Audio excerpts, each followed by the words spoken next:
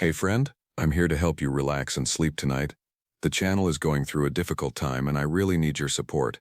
The encourage button is very important. You can find it below the video next to the like and subscribe buttons. Click it now. Every click helps this video reach new people. Your likes and comments are also very important. Even a simple word or the time you watch the video makes a big difference. Please click the encourage button. Hit like. Leave a comment. Anything at all. Your support makes a real difference and helps this video reach people who need it. Thank you so much for your time and support. The trail ahead disappeared into dense forest as I adjusted my backpack straps. 3 days of solitude in the Cascade Wilderness. Exactly what I needed after months of grinding office work.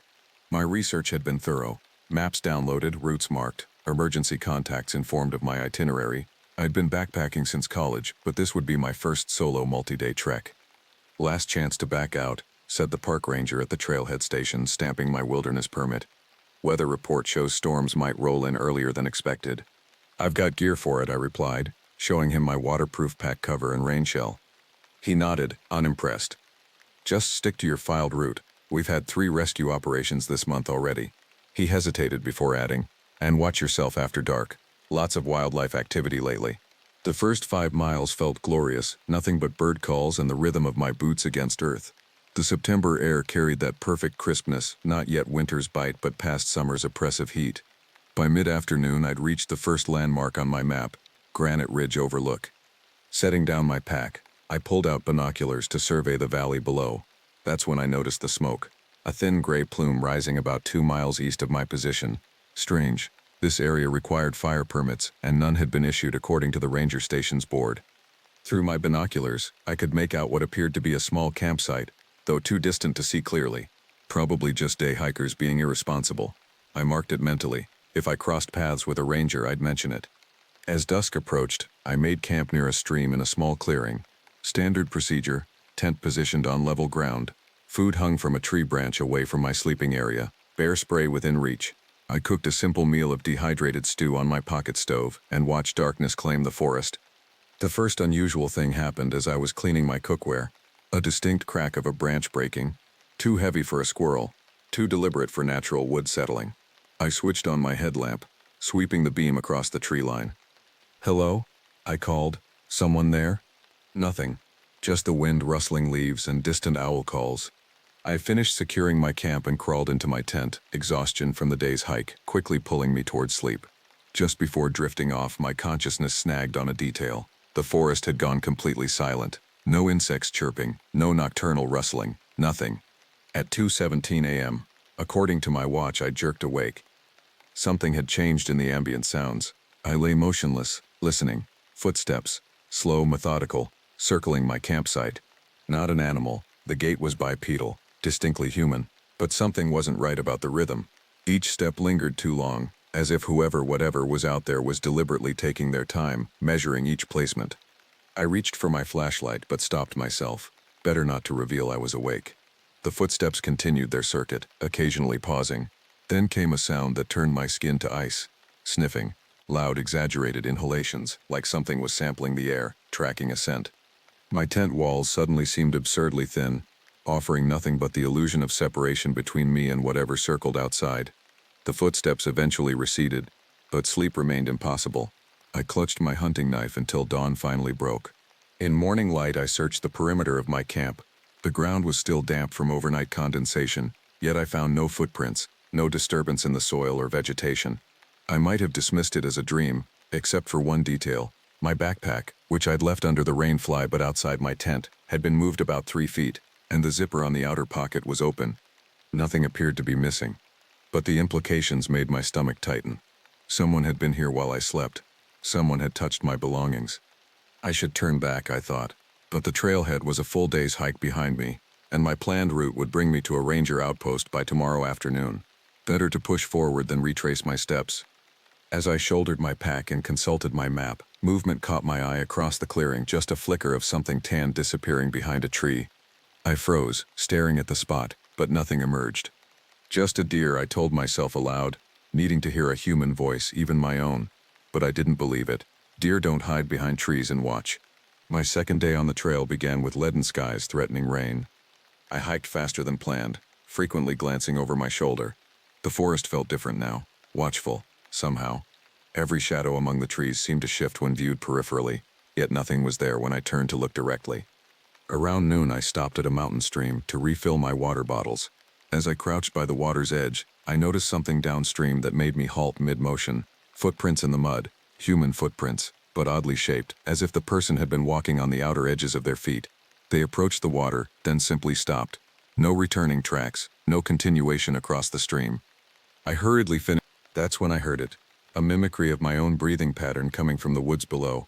Inhale, exhale, at exactly my rhythm but slightly delayed, like an echo. Except there shouldn't be any echo here, among the sound-absorbing trees. "Who's there?" I called out, my voice embarrassingly unsteady. The breathing stopped immediately. Then, more disturbing than the mimicry, came a response I wasn't prepared for, my own voice, distorted and hollow, asking, "Who's there?" I nearly lost my footing scrambling up the trail. Logic told me it was another hiker playing tricks, but a deeper instinct screamed otherwise. I hiked without rest for the next 3 hours, pushing my pace until my legs burned. Late afternoon brought the promised rain. First as scattered drops, then a steady downpour that forced me to make camp earlier than planned. I found a sheltered spot beneath a rocky overhang and set up my tent with fumbling, rain-slick fingers. Inside my tent, I crossed off another day on my map. The ranger outpost should be just 4 miles ahead. I could reach it before noon tomorrow if the weather cleared. I ate a cold dinner, not wanting to exit my tent to cook. As darkness fell, the rain intensified, drumming against my tent fly. I was grateful for the noise. It would mask any sounds of approach. Less comforting was the realization that it would also drown out any warning I might otherwise hear. I placed my knife and flashlight beside my sleeping bag, then dug into my pack for my emergency satellite messenger. The device showed no signal, which was unusual given the relatively open area I'd chosen. I'd try again in the morning from higher ground. Despite my exhaustion, I fought against sleep, listening to rain pounding the tent. Around midnight, the downpour suddenly lessened, and in that moment of relative quiet, I heard it scratching. Gentle at first, then more insistent. Something was running its fingers or claws down the outside of my tent. I lay paralyzed, watching as the nylon wall of my tent indented slightly with each downward stroke. The scratching moved methodically around the perimeter, testing, probing. I clutched my knife with white knuckles, my breath shallow and silent. Then came a pressure against the tent wall near my feet, something leaning against it, pressing inward. The fabric bulged with increasing weight. I kicked hard at the spot, connecting with something solid that immediately withdrew. A sound followed that I struggle even now to describe. A dry, rattling inhale followed by what might have been words but in no language I recognized. The pressure disappeared from my tent, and I heard receding footsteps. For hours I sat upright in my sleeping bag, knife in hand, listening to the rain return to its heavy cadence. When my watch showed 4 a.m., I heard a distant scream, not quite human, not quite animal, echoing from the direction I'd come from earlier that day. Dawn couldn't arrive fast enough. When first light finally seeped through the tent walls, I packed with record speed, my fingers clumsy with cold and residual fear. Outside, I found what I'd been both expecting and dreading. My tent was surrounded by footprints in the mud, circling the entire perimeter. Like the tracks by the stream, they walked on the outer edges of the feet, with toes that seemed slightly too long. More disturbing was what I found hanging from a tree branch 10 feet from my tent, my own bandana, which had been in my pack's outer pocket, now tied in an intricate knot I didn't recognize. I left it hanging there, grabbed my gear, and hit the trail at a near run. The third day dawned with fog so thick I could barely see 20 feet ahead. My planned 4-mile hike to the ranger outpost suddenly seemed much more daunting. The trail conditions had deteriorated after the night's heavy rain, with sections washed out and others transformed into slick mud channels. My satellite messenger still showed no signal, which made no sense in this terrain. I resorted to using my compass and map exclusively, carefully measuring my progress against landmarks I could barely discern through the mist. Around 10 a.m. I stopped dead in my tracks. Ahead on the trail, partially obscured by fog, stood a figure. It was roughly human-shaped, but oddly proportioned, too tall, too thin, with arms that seemed to hang below where knees should be. I blinked hard, and when I looked again, the trail was empty. "It's just the fog playing tricks," I whispered, but my pace slowed, each step now deliberate and cautious. An hour later, I realized I hadn't seen a trail marker in some time. According to my map, I should have reached a small wooden bridge crossing a ravine, but no such landmark appeared. With growing unease, I acknowledged the possibility I'd strayed from the path. I backtracked to the last point I was certain of my location, a distinctive rock formation I'd passed approximately 40 minutes earlier. It wasn't there. Nothing looked familiar. Somehow, despite following what appeared to be a clear trail, I'd ended up somewhere not represented on my map. As panic threatened to rise, I forced myself through familiar protocols. I checked my compass, identified north, and oriented my map accordingly.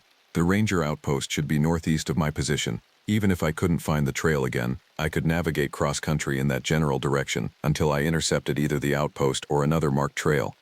The fog began to lift slightly around noon, revealing a landscape that sent a chill through me despite the day's growing warmth. I wasn't in the mixed pine forest I'd been hiking through earlier. Instead, I found myself among ancient moss-draped trees I didn't recognize from any part of the trail I'd studied. The ground was carpeted with ferns that seemed to absorb all sound, creating an unnatural silence. I checked my compass again. The needle spun lazily, settling briefly in one direction before drifting to another. I tapped it, shook it, but the result was the same. The compass was malfunctioning. With no working navigation tools, I chose to follow the slope downhill, reasoning that it would eventually lead to a stream or river that might be on my map. The going was difficult. The ground alternated between slippery stone and treacherous, root-tangled earth. By mid-afternoon, the fog had cleared entirely, but my situation hadn't improved. I'd found a stream, but it matched nothing on my map. Worse, I began to notice odd arrangements in the forest around me. Small piles of stone stacked in ways that couldn't be natural. Branches broken and arranged in geometric patterns on the ground. I passed a tree with deep gouges in its trunk, too high for a bear's claw marks, too patterned to be random damage. 5 parallel lines that curled at the ends, repeated 3 times across the trunk. As daylight began to wane, I made a desperate decision to climb to higher ground, hoping to spot the ranger outpost or at least some recognizable landmark before darkness fell. I found a rocky bluff and began to ascend. Halfway up, I heard a sound that stopped me mid-climb, a series of hollow wooden clacks like sticks being struck together rhythmically. The sound came from multiple directions at once, surrounding me. I looked back the way I'd come and saw movement among the trees, something bipedal but moving with a lurching, uneven gait, partially concealed by underbrush. I scrambled upward with renewed urgency, no longer caring about proper climbing technique or the safety of my handholds.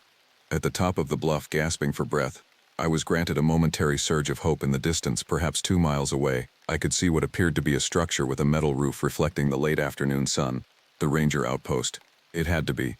But my relief evaporated as I turned to begin my descent from the opposite side of the bluff.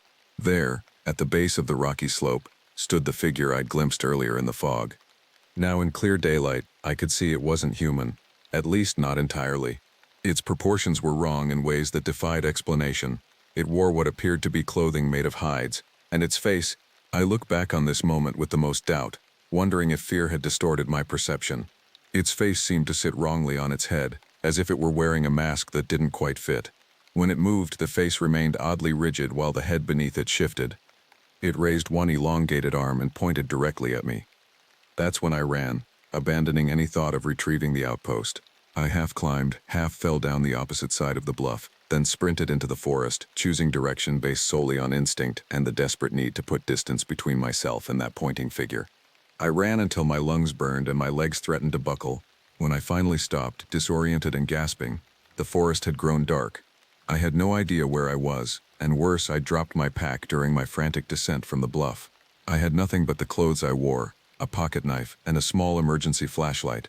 Night in the wilderness, alone and unprepared, with something hunting me. I'd never felt more vulnerable. The 4th night was a haze of terror and exhaustion. Without my gear, I was forced to keep moving despite the darkness. My small emergency flashlight cast weak illumination that seemed to make the shadows deeper rather than dispersing them. Every few minutes I would stop and listen, certain I could hear footsteps matching my pace somewhere in the darkness behind me. Around what must have been midnight, the moon emerged from behind clouds, offering slightly better visibility. I found myself in a small clearing and paused to get my bearings, though bearings had become a meaningless concept. Without my compass or map, I was navigating purely on the hope of finding anything man-made. That's when I noticed them. Arranged in a perfect circle around the clearing's edge were small figures crafted from twigs and bound with what looked like hair. Each was roughly humanoid, with disproportionately long limbs and oversized heads. I'd walked directly into the center of their arrangement without seeing them in the dark.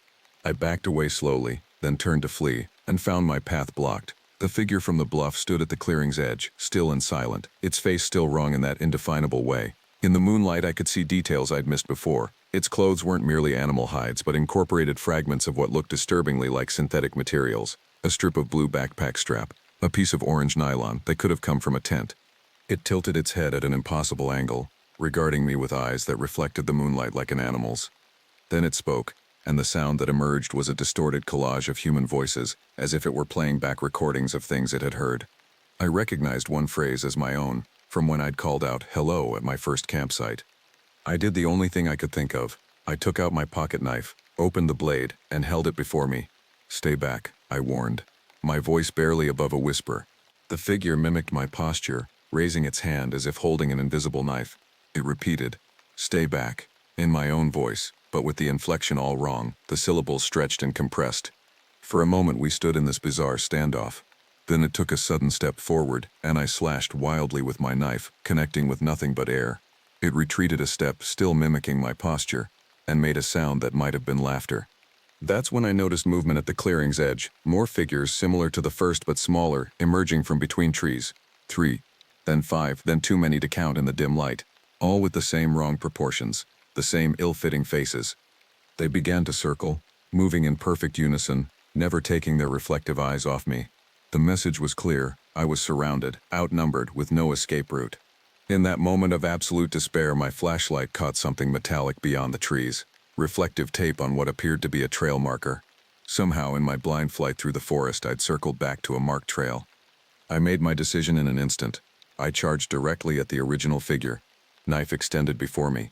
It didn't retreat as expected, but moved to intercept me with unnatural speed. As we collided, I felt a searing pain across my ribs, its own blade, which I hadn't seen until too late. The impact knocked us both to the ground. Up close, its face was worse. A patchwork that didn't move correctly with the muscles beneath. I slashed blindly, felt my knife connect with something solid, and heard a high-pitched keening sound that hurt my ears. I scrambled to my feet and ran toward the trail marker, expecting to feel hands grabbing at me from behind at any moment. Behind me, the keening sound rose in pitch until it seemed to vibrate the air itself. I reached the marker, found the actual trail beyond it, and ran as I'd never run before.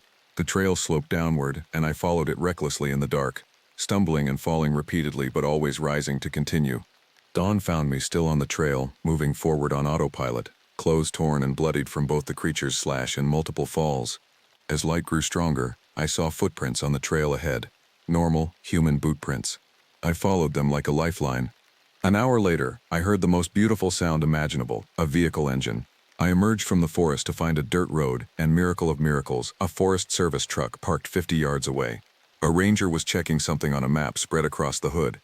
He looked up in alarm as I staggered toward him, probably a terrifying sight with my wild eyes and bloodied clothes. "Jesus," he said, hurrying toward me. "What happened to you?" I collapsed then. The adrenaline that had kept me moving finally depleted. As consciousness faded, I heard him calling for medical assistance on his radio. I woke in a hospital bed. The official report states I was found severely dehydrated with multiple lacerations, including a significant knife wound to my ribs, and suffering from exposure and exhaustion. The rangers concluded I'd become disoriented after losing my way, and my injuries were attributed to falls and possible self-infliction during a panic response. My pack was never recovered. The section of forest where I encountered the figures doesn't appear on any official trail map I've been able to find since. The ranger outpost I thought I saw from the bluff doesn't exist according to Forest Service records. I've spent months researching what happened to me. Local indigenous legends speak of skinwalkers, beings that can take human form but never quite perfectly. Skeptics suggest I encountered a group of survivalists or possibly people cooking methamphetamine in the remote wilderness who sought to scare me away. All I know for certain is what I saw and experienced. The wound across my ribs healed, leaving a scar unlike any normal knife wound. The doctors noted its unusual pattern and depth.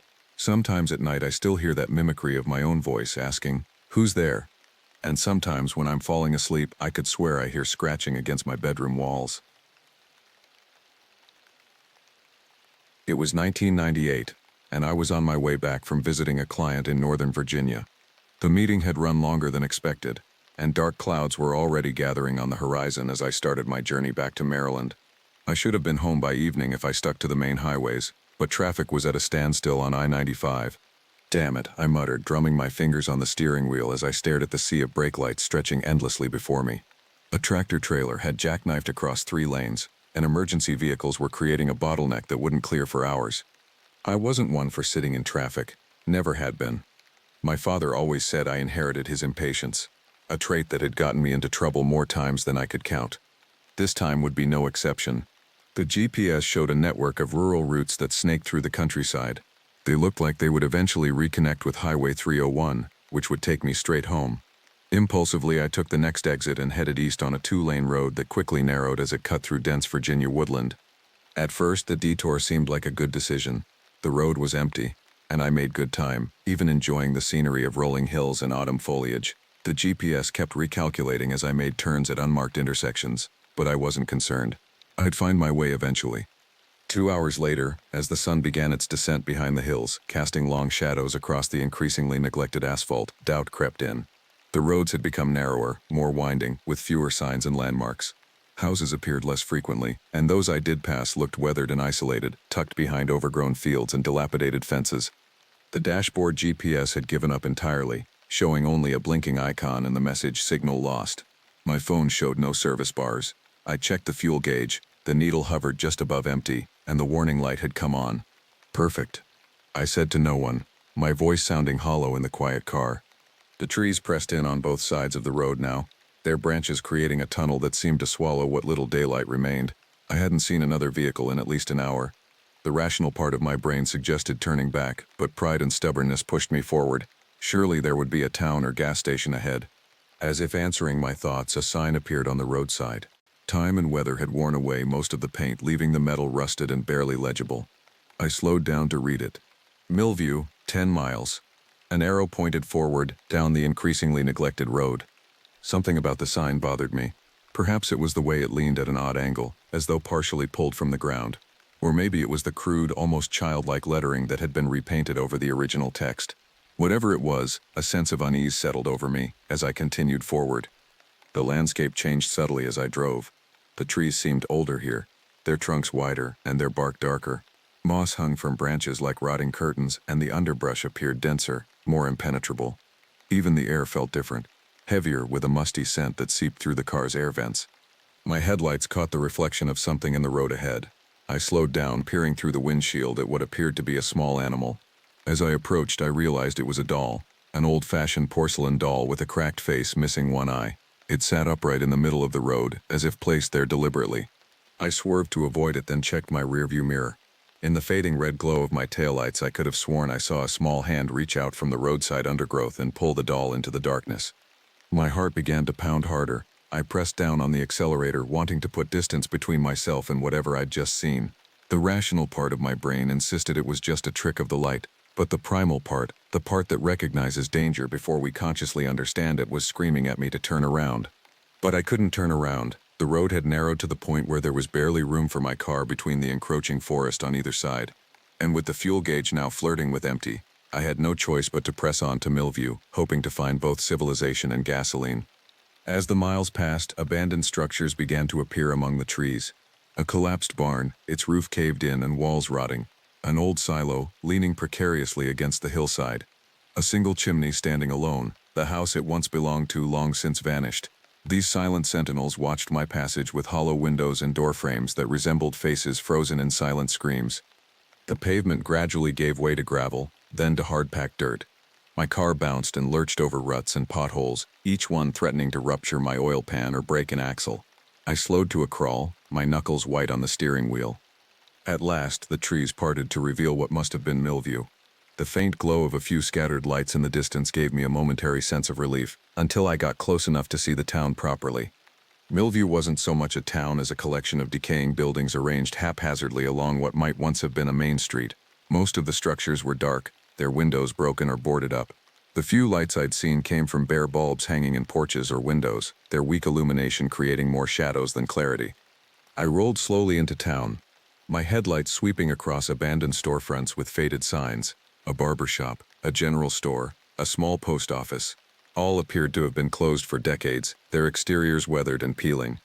At the center of town stood what must have once been a courthouse or town hall, a 2-story brick building with white columns and a small clock tower. The clock had stopped at 3:17, its face cracked and hands frozen in time. Beyond the town hall, I spotted what I'd been desperately seeking, a gas station. But as I pulled closer, my hope evaporated. The station was clearly abandoned, its pumps rusted relics from another era. The convenience store attached to it had windows broken and covered with years of grime. A faded sign reading "closed" hung crookedly in the door. I stopped my car in front of the station anyway, turning off the engine to conserve what little fuel remained. The silence was immediate and absolute. No distant traffic noise, no hum of electricity, not even the chirp of insects or call of nightbirds, just stillness, as if the town were holding its breath. I sat there for a moment trying to gather my thoughts and suppress the rising panic. This place was wrong. Every instinct told me so, but I was stranded, out of options, and the sun had completely disappeared now, leaving only a starless night sky obscured by a thin layer of clouds. In the rearview mirror, I noticed a faint light from one of the houses further down the street. It was the only sign of habitation I'd seen, and despite my misgivings, it represented my only hope for assistance. Taking a deep breath, I grabbed my wallet and phone and stepped out of the car. The air outside was denser than I expected, thick with the smell of damp earth, rotting wood, and something else, something metallic and organic that I couldn't quite identify but that made my stomach clench. I walked toward the house with the light, the dirt road crunching softly beneath my shoes. Every few steps I tried my phone again, but the no service message remained stubbornly displayed. As I approached the house, a two-story Victorian with peeling white paint and a sagging porch, I noticed movement in one of the upstairs windows. A figure briefly silhouetted against the dim light inside, before disappearing behind a tattered curtain. I paused at the bottom of the porch steps, suddenly questioning the wisdom of approaching strangers in this forgotten place. But what choice did I have? I needed help, and this house appeared to be the only inhabited building in Milview. Taking a deep breath, I climbed the creaking steps and approached the front door. I raised my hand to knock, but hesitated when I noticed something strange about the door itself. Small objects had been embedded into the wood bones, what looked like animal teeth and tiny metal trinkets. They formed a pattern that seemed almost like writing, though in no language I recognized. I swallowed hard and knocked anyway. The sound echoed unnaturally loud in the quiet night. No answer came. I knocked again, harder this time. "Hello?" I called out. "I'm sorry to bother you, but my car's almost out of gas. I need help." Still nothing. I was about to turn away when I heard it, a soft scraping sound from inside, like something heavy being dragged across a wooden floor. Then footsteps, slow and uneven, approaching the door. The door opened a few inches, revealing darkness beyond. The door creaked wider, revealing two figures standing in the dim light of the hallway. My initial relief at finding anyone, quickly turned to unease as I got a better look at them. The man stood tall but hunched, as if bearing an invisible weight on his shoulders.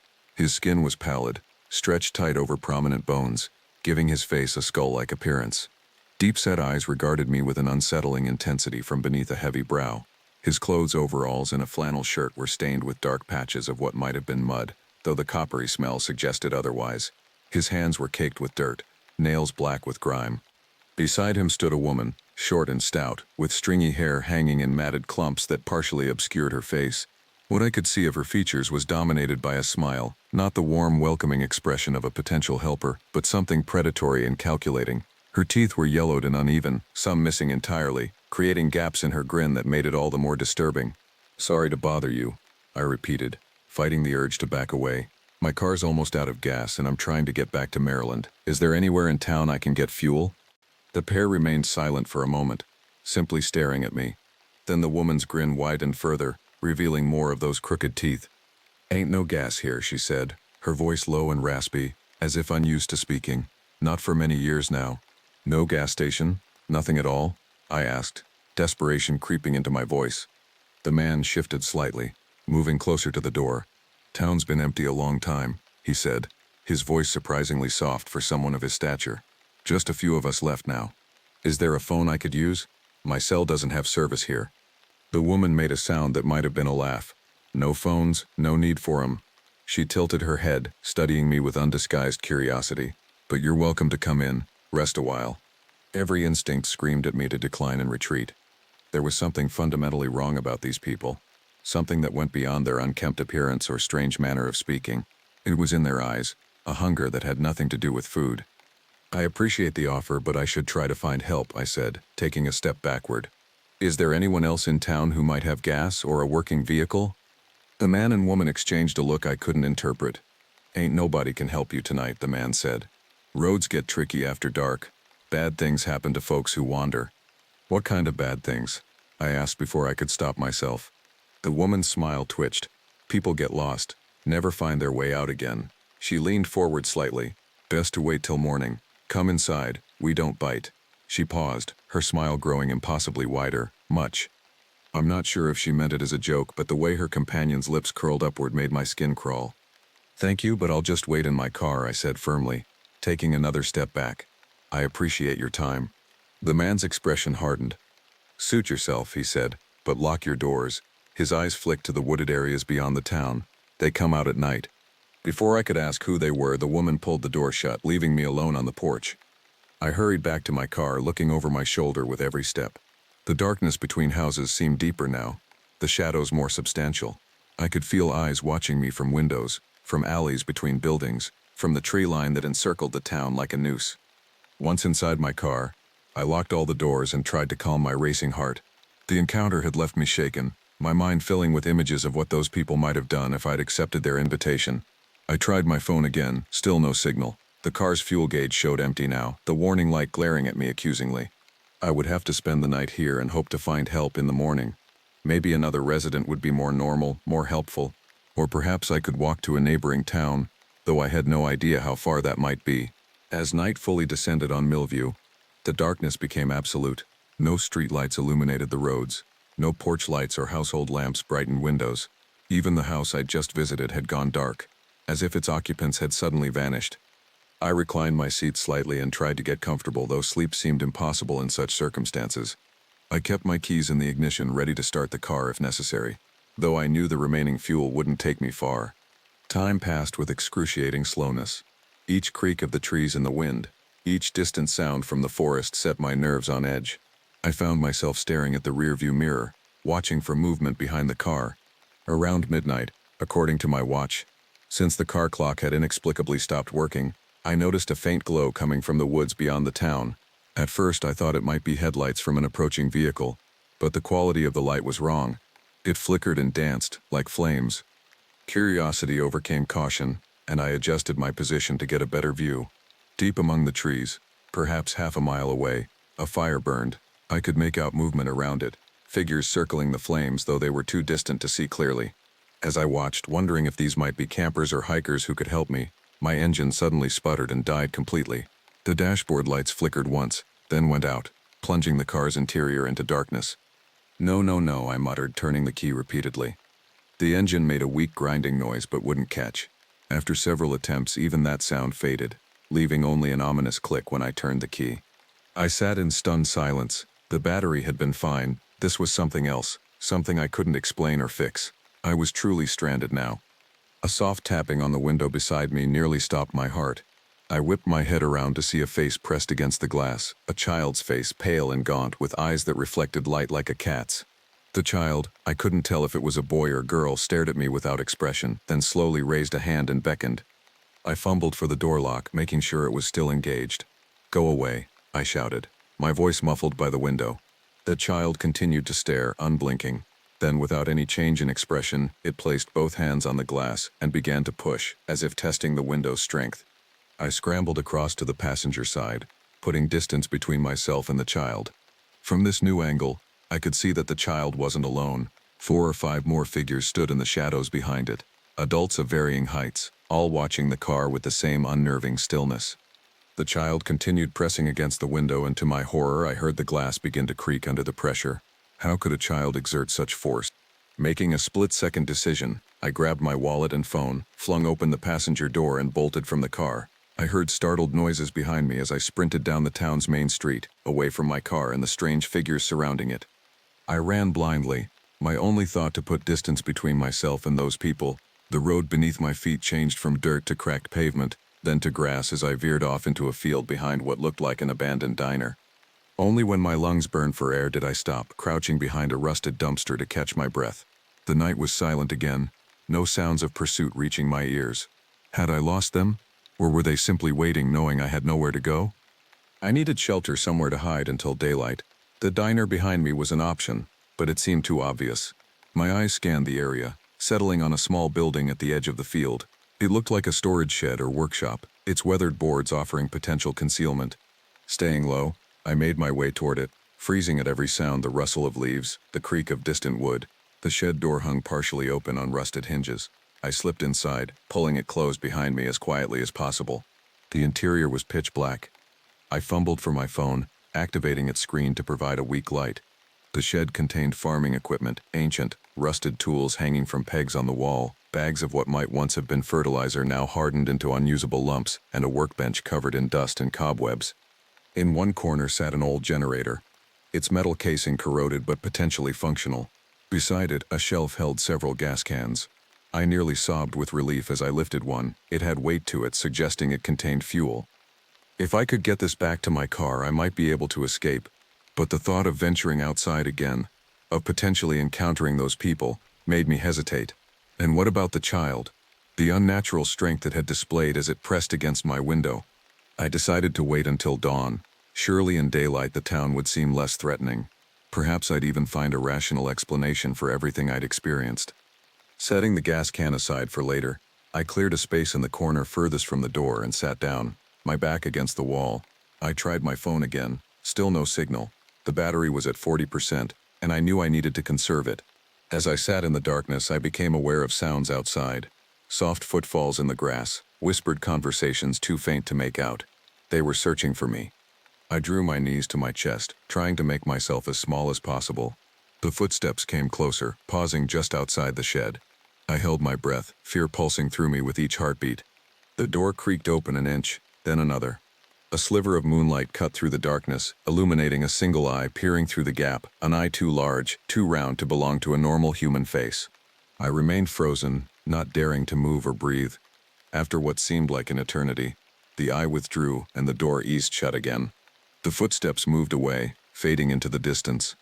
Only then did I notice the smell, a pungent metallic odor that seemed to emanate from the back of the shed. My phone's light revealed what I'd missed in my initial inspection: a trapdoor in the floor, partially covered by an old tarp. Curiosity warred with fear. What lay beneath that door? A cellar? A tunnel that might lead out of town? Or something worse? In the end, necessity made the decision for me. If those people returned in greater numbers, I'd need another escape route. Slowly, I moved toward the trapdoor, pulling aside the tarp to reveal an iron ring handle set into rough wooden planks. Bracing myself, I pulled. The door resisted, then gave way with a groan that seemed impossibly loud in the silent shed. A rush of cold, dank air rose from the opening, carrying with it that metallic smell, now stronger and mixed with the unmistakable stench of decay. My phone's light revealed a set of crude steps descending into darkness. I hesitated at the threshold, every instinct warning me against proceeding, but the sound of returning footsteps outside the shed forced my hand. With one last glance at the gas can, which I now realized I wouldn't be able to carry while navigating unknown terrain in the dark, I began my descent into the earth beneath Milview. The steps led down into absolute darkness, each wooden plank groaning under my weight. The air grew colder and damper with every step, the smell of decay intensifying until I had to breathe through my mouth to avoid gagging. My phone's weak light barely penetrated the gloom, revealing only a few feet ahead at a time. After descending about 20 steps, I reached a dirt floor. The space opened into what appeared to be a tunnel, its walls supported by timber beams, darkened with age and moisture. The ceiling was low enough that I had to stoop slightly to avoid hitting my head.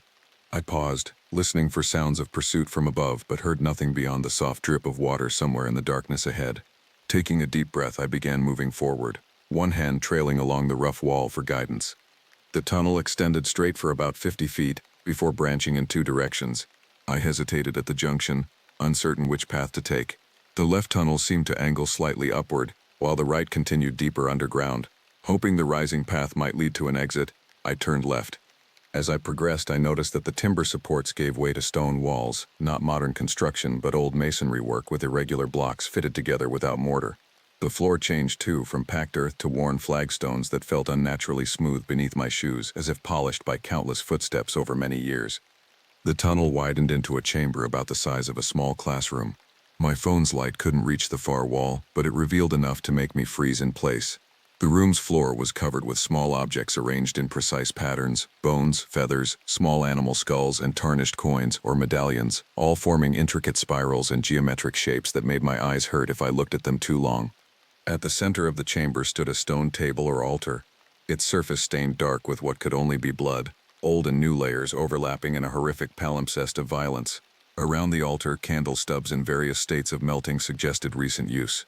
My mouth went dry as the implications sank in.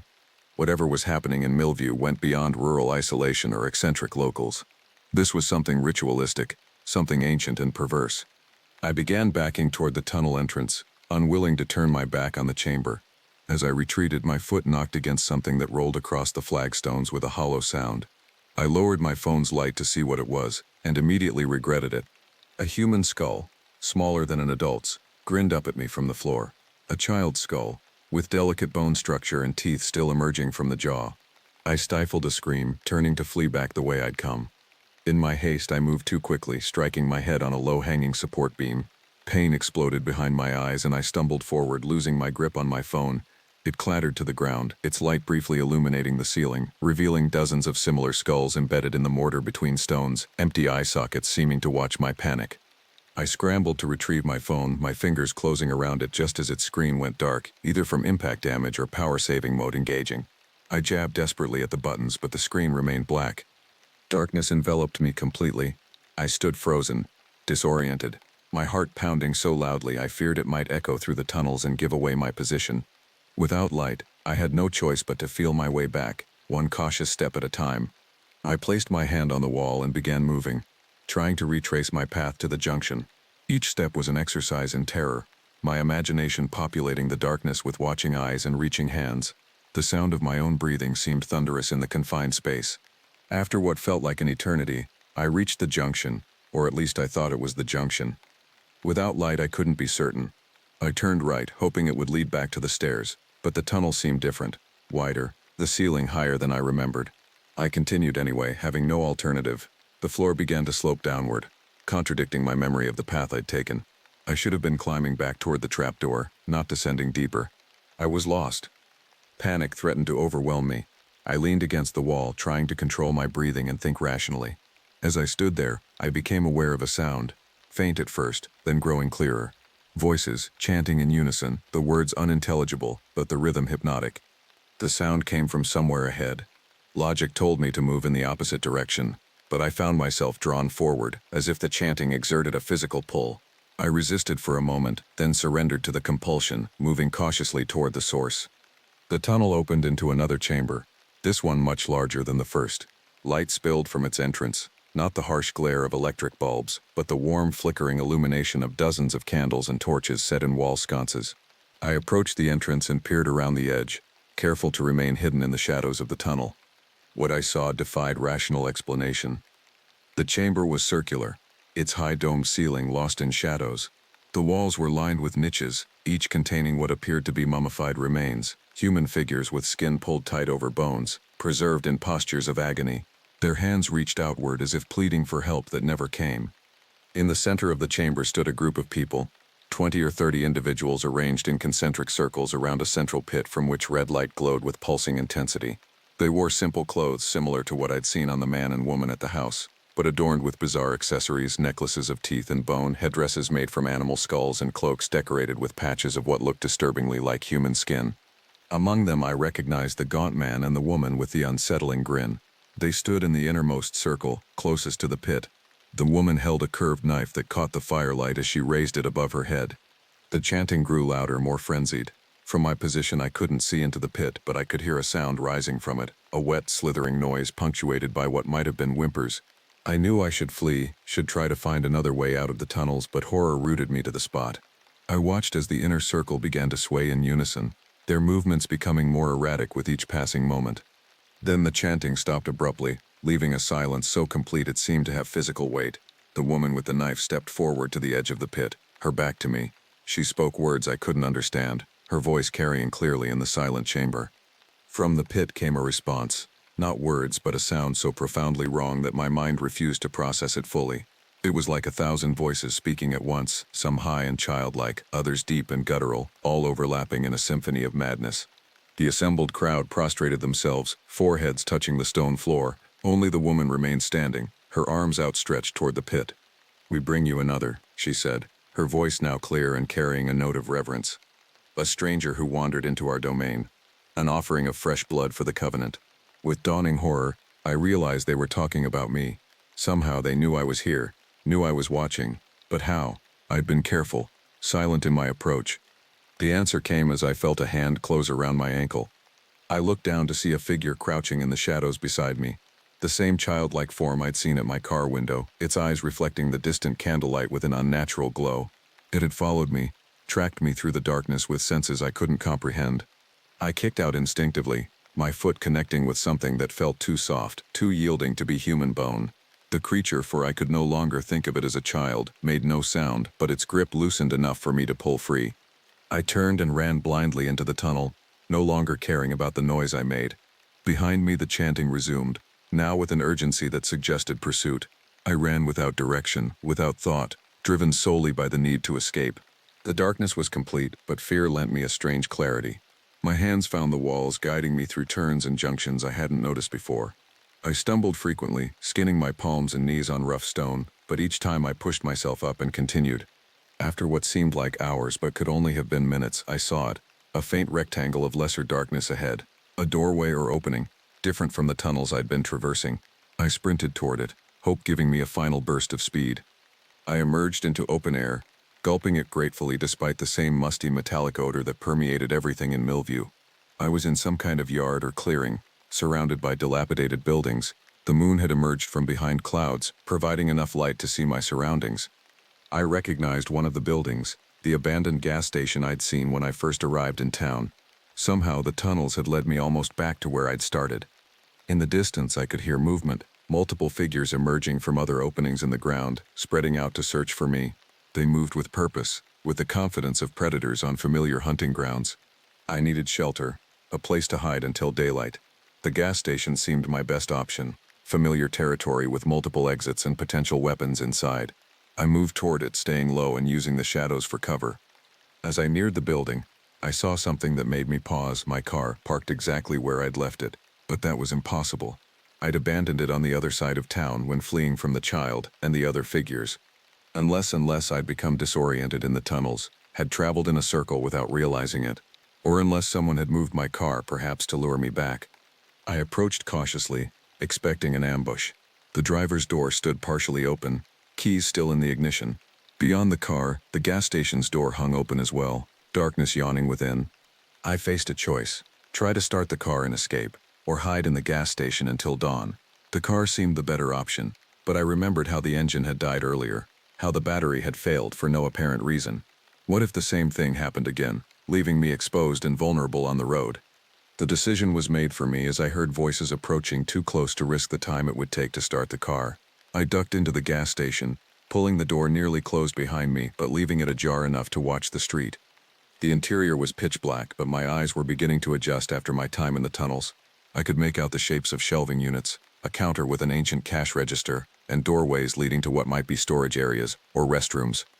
I moved behind the counter, crouching down as footsteps approached outside. Through the gap in the door I saw them, 5 or 6 figures moving slowly down the street, examining doorways and windows of each building they passed. They carried no flashlights, yet moved with certainty in the darkness as if they could see perfectly. Leading them was the gaunt man from the house, now carrying what looked like a hunting rifle. Beside him walked the woman, her knife gleaming in the moonlight. The others were armed with various implements, axes, machetes, and in one case what appeared to be a bone saw. They paused in front of the gas station and I held my breath, pressing myself against the counter to stay hidden. The offering escaped the tunnels, the woman said, her raspy voice carrying clearly in the night air. It can't have gone far. A covenant requires blood, the man replied.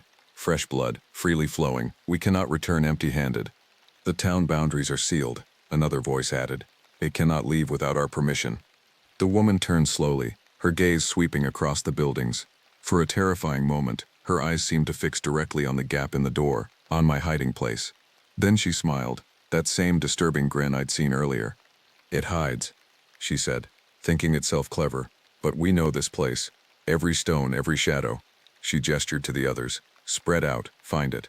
The sun rises in 3 hours, and the offering must be made before dawn. The group dispersed, moving in different directions.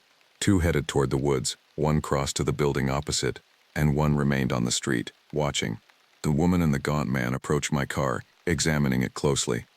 I watched as the woman ran her hand along the hood, then peered inside through the open door. She reached in and removed the keys from the ignition, slipping them into her pocket with a satisfied nod. "It will return for this," she said. "They always try to escape." The man grunted in agreement, then both moved away, heading toward the edge of town opposite from where I'd seen the fire earlier. I remained motionless behind the counter, my mind racing. They had my keys now, eliminating any chance of driving away. I was trapped in Milview, at least until I could find another way out. As I considered my options, a soft sound from behind me froze the blood in my veins, the quiet scrape of something moving in the darkness at the back of the store. I wasn't alone. I turned slowly toward the source of the sound, every muscle tense with fear. In the dim light filtering through the dirty windows, I could just make out a shape moving behind the shelves at the back of the store, something low to the ground, advancing with deliberate caution. My hand groped blindly along the counter, searching for anything that might serve as a weapon. My fingers closed around something cold and metallic. A tire iron, perhaps left behind when the station was abandoned. The shape paused, as if sensing my movement. For several heartbeats we remained frozen in mutual awareness, neither making a sound. Then it emerged from behind the shelves, and I had to stifle a gasp. It was a dog, a large emaciated hound with patchy fur and visible ribs. But as it moved closer, I realized this was no ordinary canine. Its proportions were wrong, legs too long and joints that seemed to bend in unnatural directions. Its head was hairless, skull-like, with ears that lay flat against the bone, and its eyes two milky orbs that nonetheless seemed to fix on me with terrible awareness. The creature tilted its head, studying me with those blind-looking eyes. Then, to my shock, it whined softly, not threatening but almost plaintive. I remained still, tire iron raised defensively. The dog thing made no move to attack, instead sitting back on its haunches about 10 feet away, continuing to regard me with that unsettling gaze. After several moments of this strange standoff, it did something even more unexpected. It turned its head toward the store's back wall, then back to me, repeating the gesture with clear intent. It wanted me to follow. Every rational thought warned against trusting this aberration, this thing that couldn't possibly be natural, and yet it hadn't attacked when it had the chance. It seemed to be offering help. Before I could decide, voices outside grew louder. Someone was approaching the gas station again. The dog thing's head snapped toward the sound, a low growl emanating from its throat. It looked back at me, more insistent now, again indicating the store's rear. Decision time.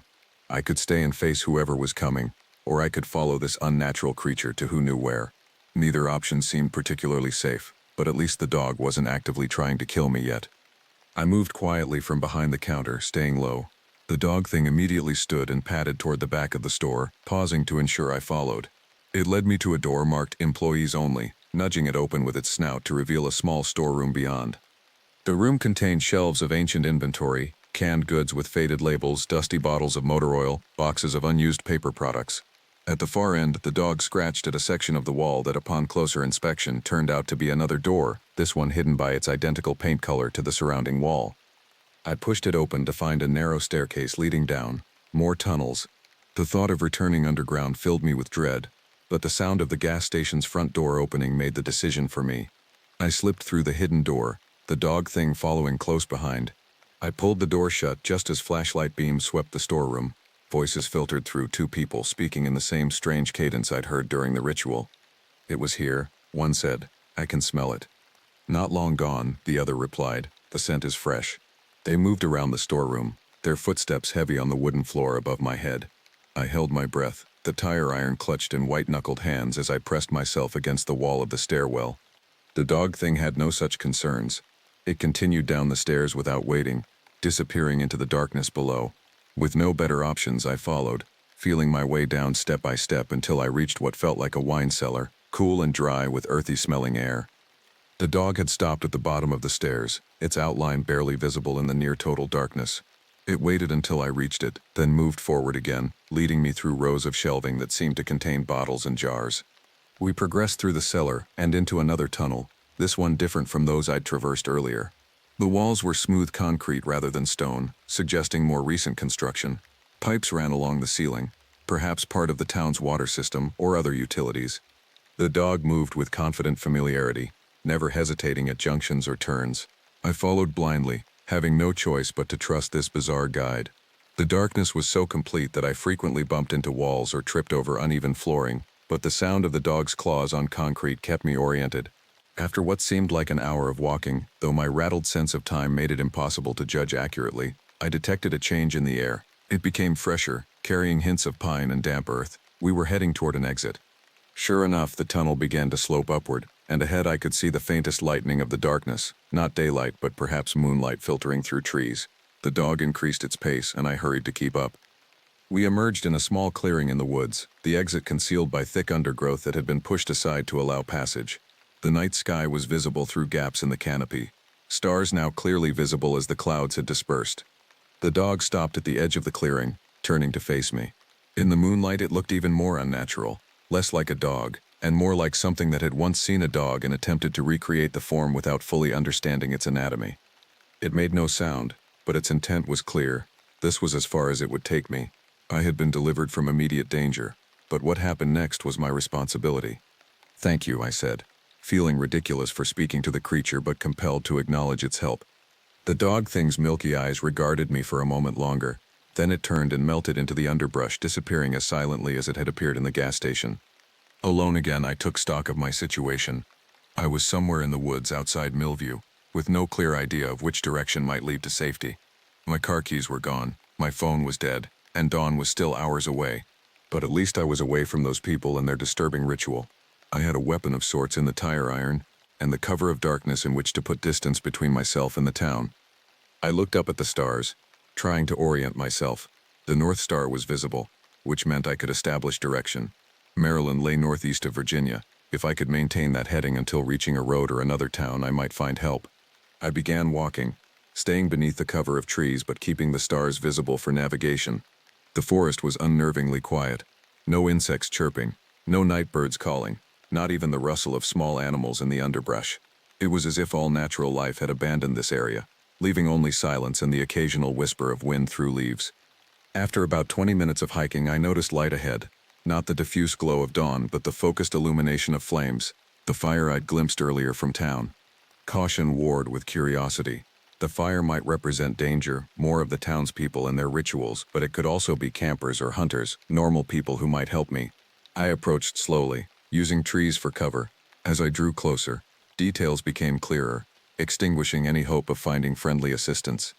In a clearing about 50 yards ahead stood a circle of rough-hewn wooden posts, each topped with an animal skull, deer, bear, and others I couldn't identify. Within this circle burned a massive bonfire, its flames reaching 15 feet into the air, casting wild shadows across the surrounding trees. Around the fire moved figures, 6 or 7 people dressed in the same makeshift ceremonial garb I'd seen in the underground chamber. They danced in a slow, shuffling circle, their movements suggesting exhaustion or trance. But what froze my blood was what hung from a thick branch extending over the fire pit bodies, at least 3 of them suspended by ropes around their ankles. From my position, I couldn't tell if they were animal carcasses or human remains, but given everything I'd seen in Milview, I feared the worst. I began to back away, moving as silently as possible. Whatever was happening here, I wanted no part of it. But as I retreated, my foot came down on a dry branch, snapping it with a crack that seemed explosively loud in the quiet forest. The dancing figures stopped abruptly, heads turning in unison toward the sound. One of them, a tall, thin man with what appeared to be a deer skull covering his head, raised a hand and pointed directly at my hiding place. "There," he shouted. "The offering flees." I didn't wait to see more. I turned and ran, crashing through underbrush and leaping over fallen logs with adrenaline-fueled desperation. Behind me came sounds of pursuit, branches breaking, voices calling to each other as they spread out to cut off possible escape routes. I had no plan beyond putting distance between myself and my pursuers.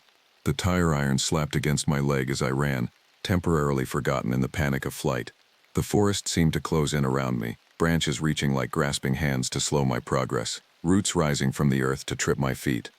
A shout from my right indicated that one of them was gaining ground, attempting to flank me. I veered left, only to hear another voice from that direction. They were surrounding me, using their knowledge of the terrain to herd me like prey. Ahead, the trees thinned, revealing what appeared to be a road or wide path. I sprinted toward it, hoping it might lead to safety.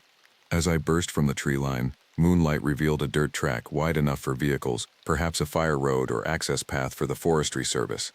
I turned right without thinking, running along the packed earth that offered easier footing than the forest floor.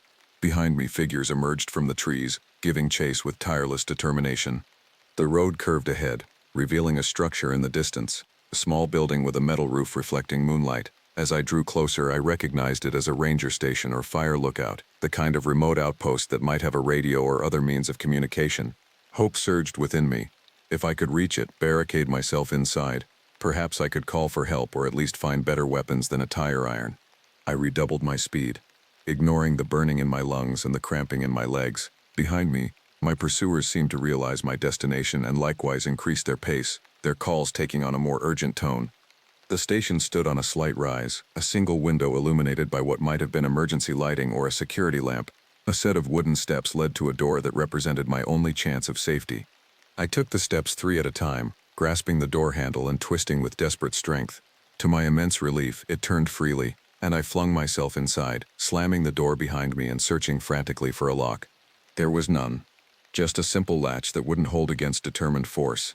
I looked around wildly for something to barricade the door and spotted a heavy desk that might serve. With strength born of fear, I dragged it across the floor and wedged it against the entrance. Only then did I take in my surroundings and the horror of my mistake. This was no ranger station. The interior walls were covered with symbols carved directly into the wood. The same spiral patterns and angular glyphs I'd seen in the underground chamber. What I'd taken for a desk was actually an altar, its surface stained dark with old blood. And I wasn't alone. Seated in a corner, nearly invisible in the shadows, was the woman with the disturbing grin, the same one who had taken my car keys, who had presided over the ritual beneath the town. She regarded me with that same predatory smile, her eyes reflecting the faint light like an animal's. "We wondered when you'd find your way here," she said, her raspy voice edged with amusement. "They always do in the end." I raised the tire iron defensively, backing toward the window, the only other exit from this nightmarish trap. "Stay away from me," I warned, trying to keep my voice steady. The woman made no move to approach. She simply sat there, watching me with unsettling intensity.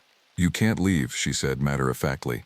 "The boundaries won't permit it, not until the covenant is satisfied." "What covenant?" I demanded, though I wasn't sure I wanted to know the answer. "What is this place?" She tilted her head, studying me as if I were a curious specimen. "Milview has always been here," she said, "long before it had that name, long before there were roads or maps or people who believed they understood the world." Her smile widened. "We keep the old ways. We remember what others have forgotten." Outside, voices grew louder as my pursuers reached the building. I heard them gathering around the door, speaking in that strange language I couldn't understand. "What do you want from me?" I asked, edging closer to the window. "Want?" She laughed, a dry sound like autumn leaves rustling. "We don't want anything from you. It's what the town wants, what it needs." She gestured toward the symbols on the walls. "The covenant must be renewed with each cycle, blood freely given, or taken by force." The door shuddered as something heavy slammed against it, the desk sliding a few inches across the floor. It wouldn't hold for long. I abandoned any pretense of bravery and turned to the window, using the tire iron to smash the glass. Cool night air rushed in as I cleared the frame of jagged shards. "You can run," the woman said behind me, her voice now impossibly close, though I hadn't heard her move. "But you'll only find your way back here. The town doesn't release what belongs to it." Another impact shook the door, the desk moving further. Through the gap I could see hands reaching in, pushing against the barricade. With no other options, I climbed through the window, dropping to the ground outside. To my surprise, none of the figures surrounding the building moved to intercept me. They watched with eerie stillness as I backed away, tire iron still clutched in my hand. "Dawn comes soon," one of them called the gaunt man I'd met at the house. "The offering must be made before the sun rises." I turned and ran once more, heading back toward the dirt road. No one followed immediately, their confidence in my inevitable return apparently absolute. The eastern sky had begun to lighten almost imperceptibly, the first hint of approaching dawn. If I could just hold out until daylight, perhaps the rules of this nightmare would change. Perhaps the covenant the woman spoke of had limitations tied to darkness. I followed the dirt road, hoping it would lead away from Milview and toward civilization. But as the sky continued to brighten, I saw with sinking heart that the road curved back toward the town, emerging from the forest at a point not far from where I'd first entered.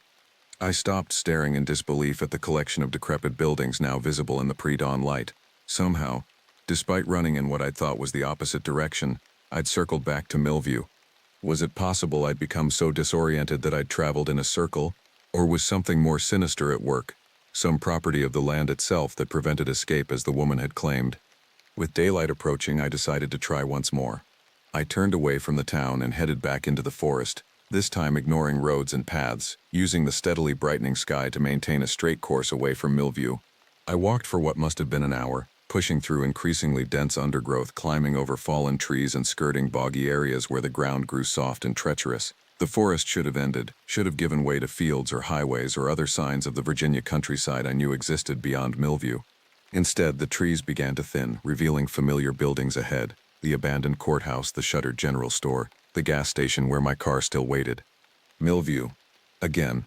I stopped, exhaustion and despair washing over me in equal measure. The woman's words echoed in my mind: the town doesn't release what belongs to it. As the first true rays of sunlight crested the eastern hills, I made my way to my car, not bothering to hide or move stealthily. The town seemed deserted now. No sign of the strange residents or their horrific rituals. The car door was still open, though the keys were gone as I'd expected. I collapsed into the driver's seat, mind racing for solutions. Could I hotwire the car? Find another vehicle? Perhaps in daylight, I could simply walk out of town along the main road, the one I'd driven in on. As I sat there contemplating my next move, I noticed something on the passenger seat that hadn't been there before: a folded piece of paper. I picked it up cautiously, unfolding it to reveal a hand-drawn map. It showed Milview at the center, surrounded by forest, with a single road leading away to the south, not the direction I'd come from originally, nor any of the ways I'd tried to leave. At the bottom of the page, written in spidery script, were the words: "The Covenant accepts substitution. Bring another, and you may leave." The implications turned my stomach. They wanted me to lure someone else to Milview, to condemn another innocent to whatever fate awaited offerings in this nightmarish place. I crumpled the paper and threw it aside. There had to be another way out, one that didn't involve becoming like them. As the sun climbed higher, bringing full daylight to Milview, I noticed movement at the edge of town, a pickup truck approaching slowly along the main road. My heart leapt. Someone from outside, someone who might help me escape. I got out of my car and stood in the middle of the road, waving my arms frantically to flag down the approaching vehicle. The pickup truck slowed as it approached, its engine rattling with age. It was an old Ford, probably from the 1970s. Its once blue paint faded to a mottled gray. The driver, a middle-aged man with graying temples and a weathered face, regarded me with undisguised concern. I must have been a sight, clothes torn and dirt-smeared, eyes wild from a night of terror, still clutching a rusty tire iron in one hand. The truck rolled to a stop about 20 feet from where I stood. The driver rolled down his window but made no move to get out. "You all right?" he called, his voice carrying the soft drawl of rural Virginia. His eyes moved from me to the abandoned buildings of Milview, then back to me, wariness evident in his expression. "No," I said, my voice cracking with exhaustion and relief at seeing another human being, a normal one, not part of whatever nightmare inhabited this town. "My car broke down and I've been stuck here all night. Can you help me? I just need a ride to the nearest town with a phone." The man frowned, his gaze again sweeping the empty street behind me. "This place has been abandoned for years," he said. "Not safe to be wandering around here. Buildings liable to collapse, among other things." "I know," I said, taking a step toward the truck. "Please, I just need to get out of here." He hesitated, then nodded slowly. "Hop in.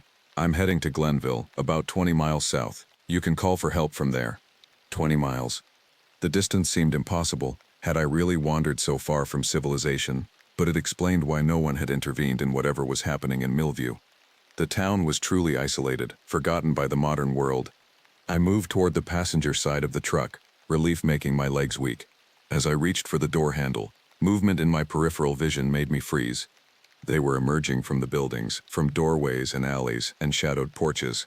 The residents of Milview, dozens of them, moving with the same unhurried purpose I'd witnessed during the night. The gaunt man, the woman with the disturbing grin, the child thing with reflective eyes, others I hadn't seen before, all bearing the same look of patient anticipation. "What the hell?" the driver muttered, noticing them too. His hand moved to the gear shift, ready to accelerate away. "Drive," I urged, yanking open the door and scrambling inside. "Now." He didn't need to be told twice. The truck lurched forward, tires spinning on the dirt road as he hit the gas. We sped through the town center, passing buildings on either side from which more figures emerged, watching our passage with unnerving calm. "What's wrong with those people?" the driver asked, knuckles white on the steering wheel as he navigated the deteriorating road. "Some kind of commune or cult?" I didn't answer immediately, focusing instead on the road ahead. We were approaching the town limits, passing the rusted sign I'd seen when I first arrived. Beyond it lay the forest, and beyond that, freedom. Something like that, I said finally. They tried to keep me here, wouldn't let me leave.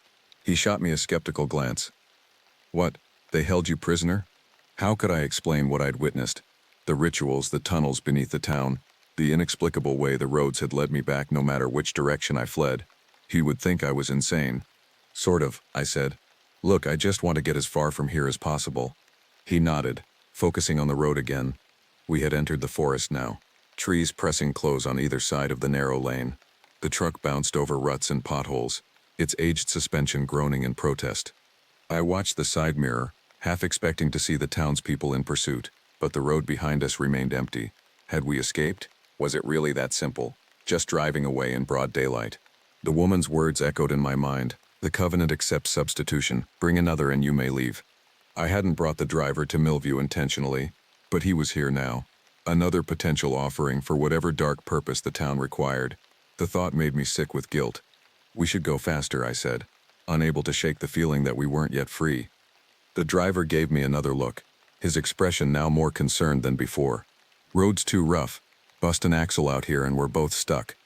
I nodded reluctantly, acknowledging the truth in his words, but with each passing minute, dread built within me. It couldn't be this easy. Nothing about Milview had been easy. We had traveled perhaps 3 miles from the town when the engine coughed, then sputtered. The driver's eyes widened as he pumped the gas pedal, trying to maintain speed. What's happening? I asked, panic rising in my throat. Don't know, he said, brow furrowed in confusion. She was running fine this morning, filled the tank before I left home. The engine coughed again, then died completely. The truck rolled forward on momentum for another 100 yards before slowing to a stop in the middle of the road. The driver tried the ignition repeatedly, but the engine wouldn't catch, just like my car the night before. We sat in silence for a moment, the only sound the tick of the cooling engine and the distant call of a crow somewhere in the forest. This isn't mechanical, I said quietly. It's them, the town. It doesn't want us to leave. The driver stared at me, his expression a mixture of disbelief and growing fear. What are you talking about? Before I could answer, movement appeared in the road ahead, figures emerging from the trees blocking our path. The residents of Milview had somehow gotten ahead of us, anticipating our route and laying an ambush. Jesus Christ, the driver breathed, reaching beneath his seat and pulling out a revolver. What the hell is going on here? I remembered my initial encounter with the gaunt man and the woman, how they had invited me inside, how every instinct had warned me against accepting. Now I understood why. Once you entered their domain, you became part of their covenant, an offering. We need to run, I said, gripping the tire iron tightly. The truck's not going to start again. We need to go on foot through the woods. The driver nodded, his face pale but determined. He checked his revolver, an old .38 special that had seen better days, and opened his door. Stay close, he said. I grew up hunting these woods. I know the area. We left the truck, moving quickly into the forest perpendicular to the road. The undergrowth was thick, making progress difficult, but the driver seemed to know what he was doing, finding game trails and natural gaps in the vegetation. Behind us I could hear movement, the townspeople pursuing, spreading out to flank us just as they had during the night. But in daylight, navigating with the help of someone who knew the terrain, we stood a better chance. We pushed deeper into the forest, maintaining a steady pace that gradually put distance between us and our pursuers. The driver led the way confidently, occasionally checking his bearings against the sun's position. There's a fire road about a mile ahead, he said quietly as we paused to catch our breath behind a fallen oak. It leads to the county highway. If we can reach that, we're in the clear. I nodded, trying to ignore the doubt gnawing at me. The woman's certainty that I couldn't escape nagged at my thoughts. What if the fire road simply led us back to Milview, like every escape route I'd tried during the night? But I had no better plan, and the driver's confidence was reassuring. He knew these woods, had hunted here for years. Surely his knowledge would prove more reliable than my panicked flight in darkness. We continued on, the sounds of pursuit growing fainter behind us. The forest began to thin slightly, the trees smaller and more widely spaced, suggesting we were approaching its edge. Almost there, the driver said, pointing ahead. See that break in the trees? That's the fire road. Hope surged within me as I caught sight of what was indeed a wide dirt track cutting through the forest. Beyond it, the land opened up into fields. Normal, cultivated farmland that represented civilization and safety. We hurried forward, less concerned now with silence than with speed. The fire road was within reach, 50 yards, then 30, then just a few steps ahead. As we burst from the tree line onto the dirt track, I felt a weight lift from my shoulders. We had done it. We had escaped Milview and its horrible inhabitants. The driver smiled, tucking his revolver into his waistband as he surveyed the open country beyond the road. "See? Told you I knew these woods. Another mile that way." He pointed north along the fire road, and we hit Route 29. "Plenty of traffic there. Someone will give us a lift." I nodded, relief making me lightheaded. "Thank you," I said. "I don't know what would have happened if you hadn't come along." His smile faded slightly, a shadow passing across his features. "What did happen back there? What were those people after?" I hesitated, unsure how much to tell him. Would he believe the truth? That Milview was somehow both abandoned and inhabited, that its residents practiced rituals involving human sacrifice, that the town itself seemed to prevent escape? "It's complicated," I began. "They're not right. They wanted me for some kind of ritual, called me an offering." The driver's eyebrows rose, but he didn't dismiss my words outright. "Cults out in these backwoods aren't unheard of," he said thoughtfully. "Isolated communities that go bad, start believing weird things. We should report them when we get to Glenville." I nodded, though I doubted any conventional authorities would be able to handle what dwelled in Milview. But that was a problem for later. For now, we needed to reach safety. We started walking along the fire road, the open sky above a welcome change from the claustrophobic forest canopy. The sun was high now, approaching midday, its warmth chasing away the lingering chill of my night in the tunnels. After about 10 minutes of walking, a sound reached us, the distant rumble of an engine. We both stopped, looking back the way we had come. Had the townspeople somehow gotten their vehicles working when ours had failed? But the sound came from ahead, from the direction of Route 29. A vehicle was approaching along the fire road, a pickup truck similar to the one we'd abandoned, though newer and in better condition. "Probably a hunter or park ranger," the driver said. "They use these roads to access the back country." We moved to the side of the road, waving as the truck approached. It slowed. The driver, a younger man with a beard and baseball cap, regarding us curiously. "You folks need help?" he called through his open window. "Car trouble," my companion explained. "Could you give us a lift to Glenville?"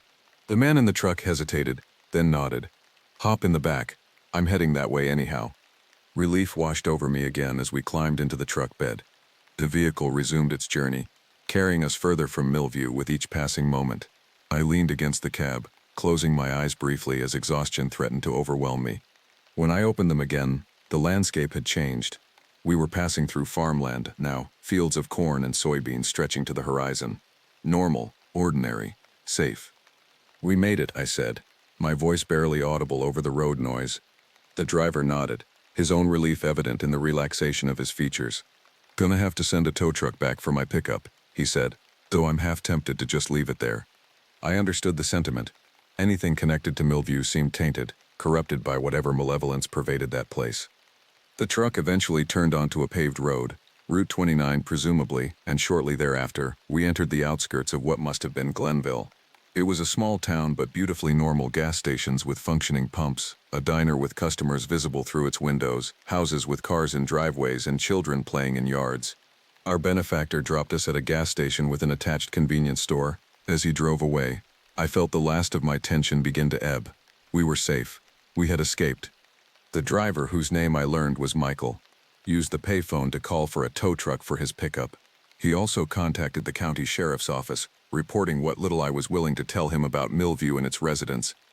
"They'll send someone to check it out," he told me after hanging up, though the deputy I spoke to didn't seem too concerned. Said Milview's been abandoned since the 70s when the paper mill closed. Official records show no residents for decades. I nodded, unsurprised. Whatever lived in Milview existed outside normal society, perhaps outside normal reality itself. Official records would never capture the truth of what happened there. Michael offered to drive me to the nearest bus station once his truck was recovered. I thanked him profusely, still feeling a nagging guilt that I had inadvertently drawn him into danger by flagging him down in Milview. While waiting for the tow truck, we sat at a picnic table outside the convenience store, drinking coffee and trying to process what had happened. Michael seemed content not to press me for details, accepting my vague explanations about a cult or commune with dangerous practices. I was midway through a sentence when I noticed something that made my blood freeze. A familiar figure walking down the street toward us. The woman with the disturbing grin, her clothes now cleaner and more modern than what she'd worn in Milview, but her face unmistakable. She shouldn't have been able to reach Glenville before us, not on foot. Yet here she was, walking casually past shops and pedestrians who seemed not to notice anything unusual about her. Our eyes met across the distance, and her grin widened. She raised a hand in what might have appeared to others as a friendly wave, but which I recognized as a reminder, a message that I wasn't as free as I believed. "What's wrong?" Michael asked, noticing my sudden tension. I tore my gaze away from the woman, who had continued walking and now disappeared around a corner. "Nothing," I lied, "just tired." But I knew then that it wasn't over. Whatever covenant bound Milview and its inhabitants hadn't released me. Perhaps it never would. The tow truck arrived an hour later, its driver reporting that they'd been unable to locate Michael's pickup at the coordinates he'd provided. The fire road existed, but there was no vehicle abandoned on it or anywhere in the vicinity. Michael was confused and frustrated, but I wasn't surprised. The truck had served its purpose, bringing another potential offering to Milview. Now it had vanished, just like all traces of normality seemed to do in that cursed place. True to his word, Michael arranged for me to reach the bus station in the next town over. Before we parted, he pressed his card into my hand. He was a contractor, his business information printed alongside his personal number. "If you ever need anything," he said, "or if those people cause you more trouble, call me." What happened out there, it wasn't right. I thanked him, knowing I would never make that call. I wouldn't risk drawing him back into Milview's orbit. He had escaped once. Tempting fate a second time would be unconscionable. The bus took me back to Maryland, to my apartment and my normal life. I reported my car stolen, collected the insurance, and tried to move on. I told no one the full story of what happened in Milview. Who would believe me? But I knew I hadn't escaped, not really. Sometimes in crowds I catch glimpses of them. The gaunt man browsing in a bookstore, the child thing watching from a playground, the woman with the grin passing me on the street. They never approach, never speak. They simply remind me of their presence, of the covenant that still binds me. And sometimes, when I'm driving unfamiliar roads, I notice signs for towns I've never heard of, exits that don't appear on any map. I drive past them now, no matter how bad the traffic, no matter how tempting the shortcut. Because I know the truth that most people never learn. Some places aren't meant to be found. Some towns don't appear on maps for a reason. And once you've entered their domain, you never truly leave, you simply extend the boundaries of your prison. Milview is waiting. It has been patient for decades, perhaps centuries. It can wait a little longer for me to fulfill my part of the covenant. But I never will. No matter how many times I see them watching me, no matter how many nightmares plague my sleep, I will never bring another innocent to that place. Some prices are too high, even for freedom. And so we remain in stalemate. Me, trying to build a life despite knowing what lurks at its edges, and them waiting for me to fulfill a bargain I never agreed to but am bound by nonetheless. The covenant remains unsatisfied. And somewhere in the forgotten backwoods of Virginia, Milview waits for its offering to return. Funny how things go, isn't it? A town this small, Elksford, West Virginia, population 2,400, never really gets much action. You'd think that being a cop here would be a cushy job. Write the occasional ticket, maybe deal with a domestic dispute, break up high school parties where the kids sneak beer into the woods. That was it. Simple stuff. Name's Michael Reynolds, I'd usually tell people. Most call me Mike, and if you're not in trouble, you probably don't know who I am. I've been with the Elksford Police Department for 12 years now. Not exactly what I'd dreamed of as a kid, but it pays the bills and keeps me close to my aging mother. The badge gets heavy sometimes, carrying the weight of everyone's expectations in a place where everybody knows your name and your business. 10:31, January 18th, 1996, Thursday afternoon. I remember the time because I'd just glanced at my watch calculating how long I had to finish lunch before my scheduled patrol. Dispatch called me in the middle of lunch.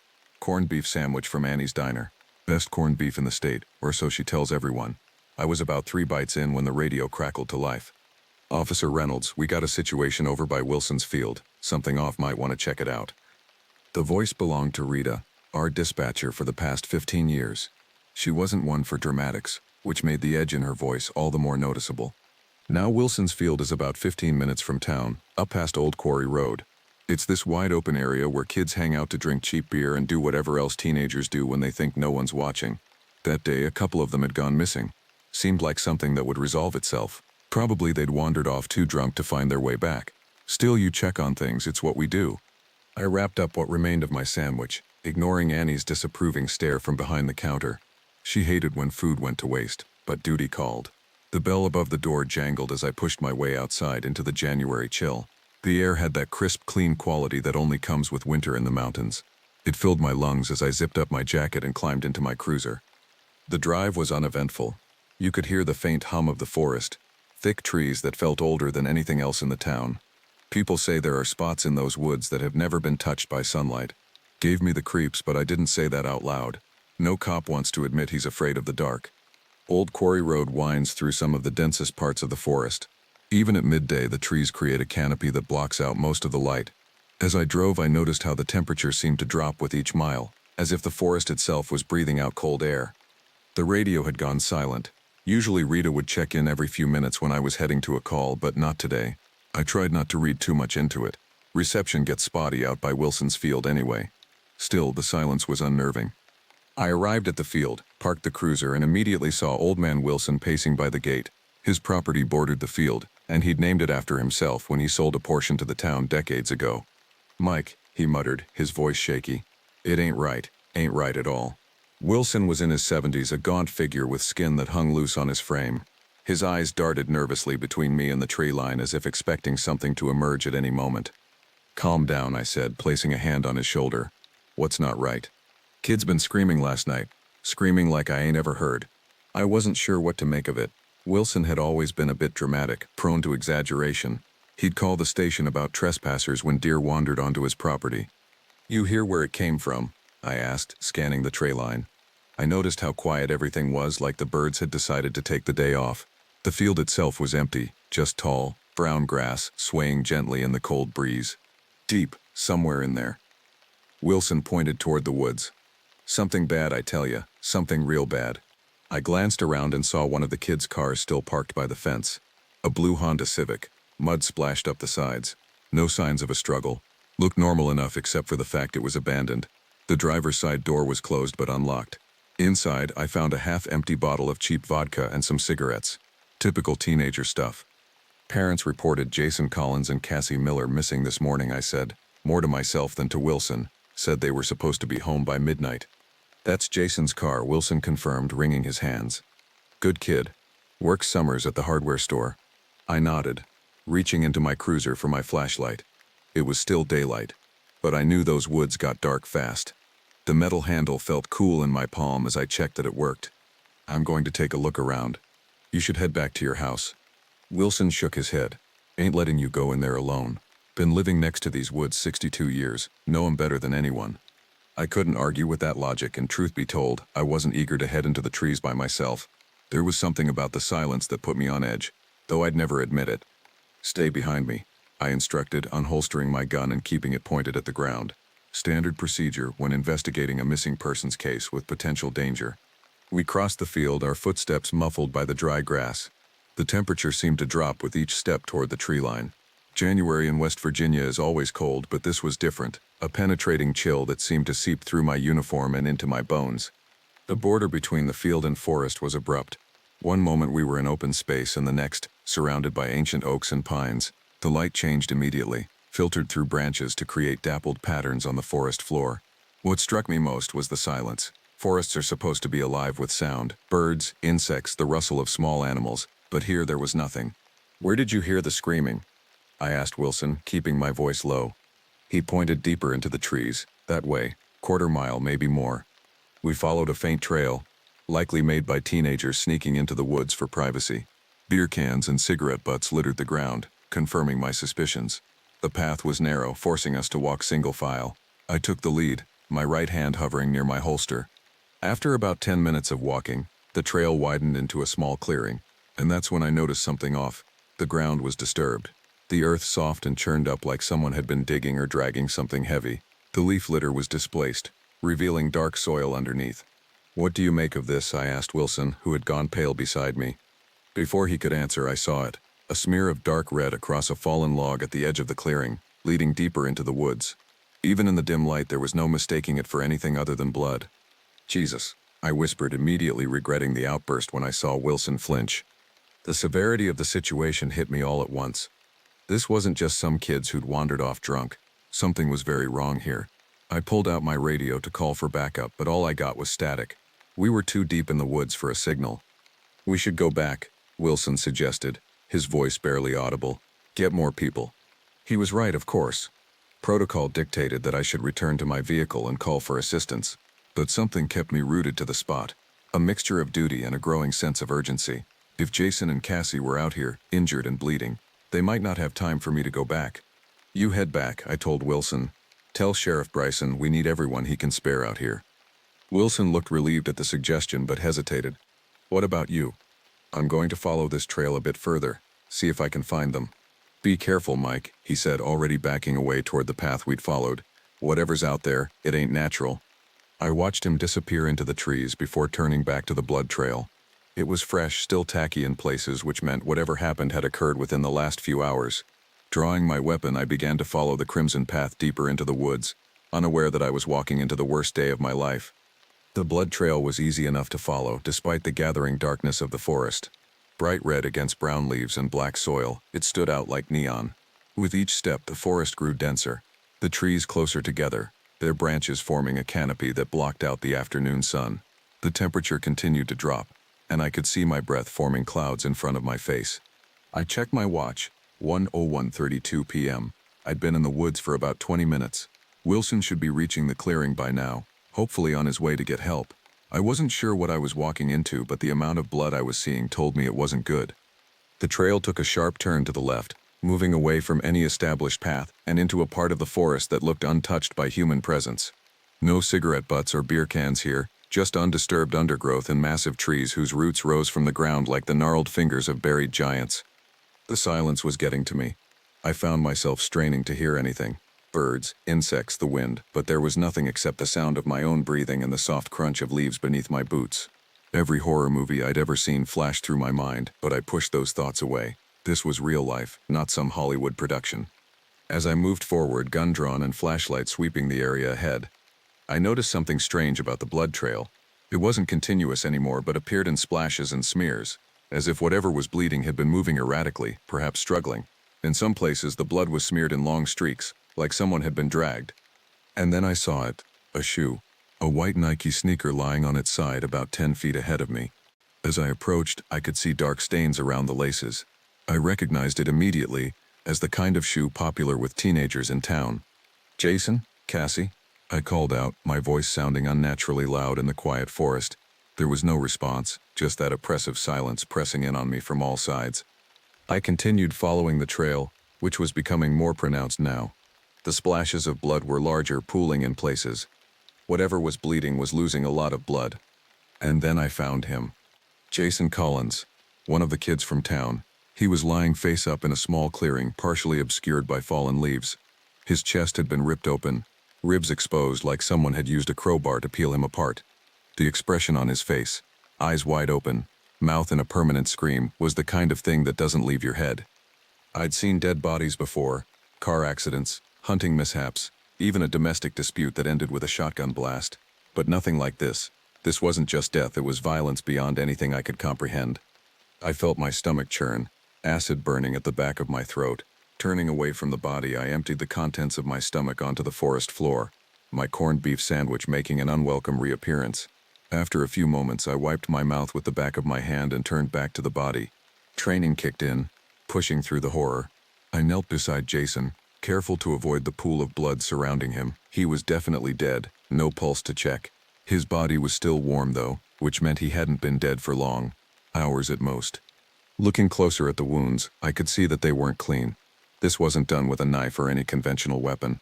The edges of the torn flesh were jagged, almost like bite marks. But what kind of animal could do this to a human chest? I stood up, scanning the area around the body. There were signs of a struggle, broken branches, disturbed earth, smeared blood, but no indication of what had caused such devastating injuries. Taking out my notebook, I jotted down some observations, my hand shaking slightly as I wrote. The cracking of a branch somewhere behind me made me spin around, gun raised, but there was nothing there, just more trees and shadows. My nerves were getting to me, making me jumpy. I needed to stay focused. I tried the radio again, desperate for backup, but still nothing, just that same empty static. I was on my own out here with a dead teenager and God knows what else lurking in the woods. Looking back at Jason's body, I noticed something I'd missed before, a trail leading away from him, not just blood this time, but broken undergrowth as if something heavy had been dragged through it. Cassie, had to be. Part of me wanted to stay with Jason's body. It felt wrong to leave him there, alone in the forest. But if Cassie was still alive, I needed to find her. With one last look at the dead teenager, I continued following the new trail. The forest was getting darker by the minute, not just because of the time of day, but because I was moving into an area where the trees grew so close together that their branches interlocked overhead, creating a natural tunnel that blocked out most of the light. I clicked on my flashlight, the beam cutting through the gloom like a knife. The trail was easier to follow now, a clear path of disturbed ground and broken vegetation, punctuated by more blood. Whatever had dragged Cassie wasn't being subtle about it. As I moved deeper into the woods, I became aware of a smell, a fetid, coppery odor that grew stronger with each step. It reminded me of the time I'd helped clean out a freezer that had lost power during a summer heat wave, filled with meat that had rotted in the heat. But this was worse, more primal. The smell led me to another clearing, smaller than the first. And there, propped against a tree trunk like a discarded doll, was Cassie Miller. She was in a worse state than Jason. It looked like something had feasted on her. Large chunks of flesh missing from her arms and legs, her abdomen torn open to expose internal organs. Her face was mercifully intact, though frozen in an expression of pure terror. I forced myself not to retch, even though it felt like bile was creeping up my throat. Cassie had been a good kid, top of her class, always polite when you saw her around town. She'd babysit for my sister's kids sometimes, and now here she was, reduced to meat. Kneeling beside her body, I noticed something odd. Unlike Jason, Cassie's wounds showed signs of deliberateness. The flesh hadn't just been ripped away, it had been removed in specific patterns, almost like someone was experimenting. The thought sent a chill down my spine. I was so focused on examining the body that I almost missed the sound, a soft, wet noise coming from somewhere behind me. Slowly I turned, my flashlight beam sweeping across the clearing until it landed on something that stopped my heart for a beat. A footprint. Not human, not any animal I recognized. It was large, about twice the size of my hand, with what looked like 3 elongated toes and deep imprints in the soft earth, suggesting considerable weight. And it was fresh, the edges still crisp. The trail of blood continued deeper into the woods. Part of me wanted to turn back, pretend I didn't see any of this, but I couldn't walk away. Not when it was my job to protect people. Not when something that could do this to 2 teenagers was still out there. I took a deep breath, trying to steady my nerves. The smell was getting stronger, making it hard to think clearly. With my gun in one hand and flashlight in the other, I continued following the trail, each step taking me further from safety and deeper into whatever nightmare was unfolding in these woods. The forest had fallen completely silent again. Not even the sound of my footsteps seemed to register in the thick, still air. It was as if the woods themselves were holding their breath, waiting to see what would happen next. And then I heard it, a sound that didn't belong in these woods, a wet, slurping noise, followed by a crunch that I immediately recognized as the sound of bones breaking. It was coming from up ahead, beyond a thick cluster of trees. I slowed my pace, moving as quietly as possible now. My heart was pounding so hard I was sure whatever was making that noise would hear it. Sweat beaded on my forehead despite the cold, trickling down into my eyes and making them sting. Carefully, I positioned myself behind a large oak tree, peering around it toward the source of the sound. What I saw in the beam of my flashlight would haunt me for the rest of my days. At first glance, I thought it was a bear. Huge, hunched over, its back rising and falling with each deep breath. The creature was partially obscured by undergrowth, but I could make out a massive form covered in what looked like gray, leathery skin. It was bent over something on the ground, something red and wet that I realized with horror must be parts of Jason or Cassie. I stood frozen, afraid that the slightest movement would alert it to my presence. The creature continued its meal, oblivious to my flashlight beam or too focused on feeding to care. I could hear the wet sounds of flesh tearing, the crack of bones being crushed between powerful jaws.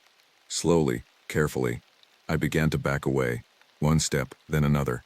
My foot landed on a dry branch, which snapped with a crack that seemed as loud as a gunshot in the silent forest. The creature stopped feeding. For a moment, nothing moved. Then, with a deliberate slowness that was somehow more terrifying than any sudden movement would have been, it turned to face me. As it turned, I knew this thing wasn't anything I'd ever seen before. It stood on 2 legs, its skin a sickly gray, stretched tight over long, twisted limbs. It had a head that vaguely resembled a deer, but without any fur, just raw, mottled flesh. Its eyes, if you could call them that, were black, reflective surfaces that caught the beam of my flashlight and sent it back distorted. Its mouth was the worst part. A wide, lipless gash filled with teeth that were too numerous and too sharp for any natural creature. Some of those teeth were stained red with fresh blood. Pieces of flesh caught between them. I froze. It moved slow at first, as if it didn't care that I was there, but then it crouched, those black eyes fixed on me like I was next on the menu. "Hey, pal." "Not today," I muttered, pointing my gun at it. My hands were shaking so badly I wasn't sure I could hit it, but I squeezed the trigger anyway. The shot echoed through the forest, impossibly loud after so much silence. The creature didn't flinch, it just kept staring, head tilted slightly as if curious about the noise. I fired again, same result. The bullets seemed to have no effect, either missing entirely due to my shaking hands or worse, hitting but causing no damage. My heart sank as the thing began moving toward me. Faster now. Its movements were jerky, almost insectile, limbs bending at angles that shouldn't be possible. Whatever this was, bullets weren't going to do the trick. I turned and ran. I know people always say running makes things worse, but trust me, standing there wasn't going to be any better. The thing was fast. Faster than any human. I could hear it behind me. Its breath loud, wet, disgusting. Trees whipped past me, as I pushed myself harder than I ever had before. The forest seemed to be working against me, branches reaching out to snag my clothing, roots rising up to trip me. I had no idea if I was heading in the right direction. All I knew was that I needed to get away from that thing. I could feel it gaining on me, the sound of its breathing getting louder. There was an intelligence in those eyes that terrified me, more than its appearance. This wasn't just some wild animal acting on instinct, it was hunting me. A branch caught me across the face, drawing blood. I stumbled but managed to keep moving. The taste of copper filled my mouth as I gasped for air, lungs burning with exertion. Through the trees ahead, I could see a faint lightning, the edge of the forest. The clearing was close. If I could just reach my cruiser. Something brushed against my back, a claw or a hand, I couldn't tell. I put on a final burst of speed, fueled by pure terror. I burst out of the tray line into Wilson's field, the sudden openness almost disorienting after the claustrophobic density of the forest. Wilson was still there by the gate, wide-eyed, too scared to move. "Get to the truck," I shouted, not slowing down. I couldn't afford to look back, to see if the creature had followed me into the open. All I knew was the raw, animal fear pushing me forward. I reached the cruiser, fumbling with the keys. My hands were slick with sweat and blood from where the branch had cut me. The metal keys kept slipping through my fingers as I tried to find the right one. Behind me, I could hear something moving through the tall grass of the field. Heavy footsteps, getting closer. Finally, the key slid into the lock. I wrenched the door open and threw myself inside, slamming it shut just as the creature reached the car. For a moment, we were face to face, separated only by the glass of the window, its claws long, curved things that looked more like black talons than anything that should exist in nature, scraped against the metal of the door with a sound that set my teeth on edge. For a split second, we locked eyes, if you could even call those things eyes. Something in that moment told me this wasn't just some wild animal. This thing was aware, it had intent. There was malice in those black reflective surfaces, a calculated hatred that no natural creature could possess. I gunned the engine, the cruiser roared to life and I floored it. The creature tried keeping pace, running alongside the vehicle for several yards, one clawed hand still scraping along the side, leaving deep gouges in the paint. But soon I was speeding down the road, leaving it behind in the dust. In my rearview mirror, I could see it standing at the edge of the field, watching me go. It made no attempt to pursue, almost as if it knew there would be another chance. The drive back to town felt like a blur. My hands wouldn't stop shaking on the steering wheel, and each breath came in short, painful gasps. The cruiser's heater was on full blast, but I couldn't stop shivering. My mind kept replaying what I'd seen. Jason's body with its chest torn open, Cassie partially devoured, the creature with its too many teeth and wrong-angled limbs. None of it made sense. Nothing like this was supposed to exist in the real world. As the first buildings of Elksford came into view, I felt a momentary sense of relief. Civilization, people, safety, but then a terrible thought struck me. What if the creature followed me back? What if it was even now making its way toward town, toward all these unsuspecting people? No, it had stayed at the edge of the field. It hadn't pursued me once I was in the car. Whatever territory it claimed, the town wasn't part of it. At least that's what I told myself. When I got back to the station, I was a mess. Sweaty, blood on my uniform, not mine, thank God. And with a wild look in my eyes that made Rita take a step back when I burst through the door. "Mike, what happened to you?" she asked, reaching for the phone. "Should I call Doc Pemberton?" I shook my head, trying to find words that would make sense. How do you explain something like this? "Get Sheriff Bryson," I managed to say, "and call the state police. We need search parties in the woods by Wilson's field. 2 dead kids out there." Rita's face paled, but she nodded and picked up the phone. I collapsed into a chair, the adrenaline that had kept me going finally starting to wear off. Every muscle in my body ached, and the cut on my face had started to throb. Sheriff Bryson emerged from his office, a cup of coffee in one hand and a look of concern on his face. "Reynolds, what the hell happened to you?" I tried to explain what I'd found, the blood trail, the bodies, the creature, but as the words came out I could see the disbelief growing in Bryson's eyes. It sounded crazy, even to me, and I'd seen it with my own eyes. "Wild animal," he said when I'd finished. "A mountain lion or something." "Mountain lions don't do that," I told him, frustration rising in my voice. "They don't tear people open and eat parts of them, and they sure as hell don't walk on two legs or have skin like that." Bryson exchanged a look with Rita, the kind of look people give when they think someone's lost their mind. "You've had a shock, Mike. Why don't you let Doc Pemberton take a look at that cut, and we'll get a search party together for those kids?" I wanted to argue, to make him understand what was out there, but exhaustion was settling over me like a heavy blanket. What good would it do anyway? No one would believe me without seeing it themselves, and I wasn't sure I wanted anyone else to have to see that thing. So I nodded, letting Rita lead me to the small first aid room at the back of the station. As she cleaned the cut on my face, I stared at the wall, seeing not the faded beige paint but those black reflective eyes staring back at me. Whatever that thing was, it was still out there in the woods, and I had a feeling this wasn't over. The next 24 hours passed in a blur of activity and disbelief. Sheriff Bryson organized a search party, 3 deputies and a handful of volunteers to go back into the woods. I wanted to go with them, to show them exactly where the bodies were, but Bryson insisted I stay behind. Said I needed rest, but I could see in his eyes that he thought I was unstable, that my story of a monster in the woods was the product of shock or worse. So I sat in the station, drinking coffee that tasted like ash in my mouth, waiting for news. Wilson had corroborated part of my story, the blood, my panic as I ran from the woods, but he hadn't seen the creature. No one had but me. The search party found the bodies exactly where I'd said they would be. Jason Collins with his chest torn open, Cassie Miller partially devoured. They brought them back in body bags, loading them into the county coroner's van with grim expressions that told me they'd seen the same horror I had. But they didn't find any monster. "Looks like a bear attack," Deputy Klein told me when they returned. "A big one, judging by the tracks." "Bear tracks?" I asked, incredulous. What I saw wasn't a bear. Klein shrugged, uncomfortable with my intensity. "Whatever it was, it's gone now. We combed those woods pretty thoroughly." I wanted to laugh. They thought they could find that thing if it didn't want to be found. They had no idea what they were dealing with. The official report listed the cause of death as animal attack, probably a bear or mountain lion. Case closed. The bodies of Todd and Jenny were prepared for burial, their families left with more questions than answers. I went home that night to an empty apartment, the events of the day playing on repeat in my mind. Sleep was out of the question. Every time I closed my eyes, I saw that creature's face, those teeth, the way it moved with such unnatural speed. I sat on my couch until dawn, my service weapon on the coffee table in front of me. Not that it would do any good if that thing decided to come for me. The bullets hadn't even slowed it down. The town held a joint funeral for Jason and Cassie 3 days later. Nearly everyone in Elksford attended.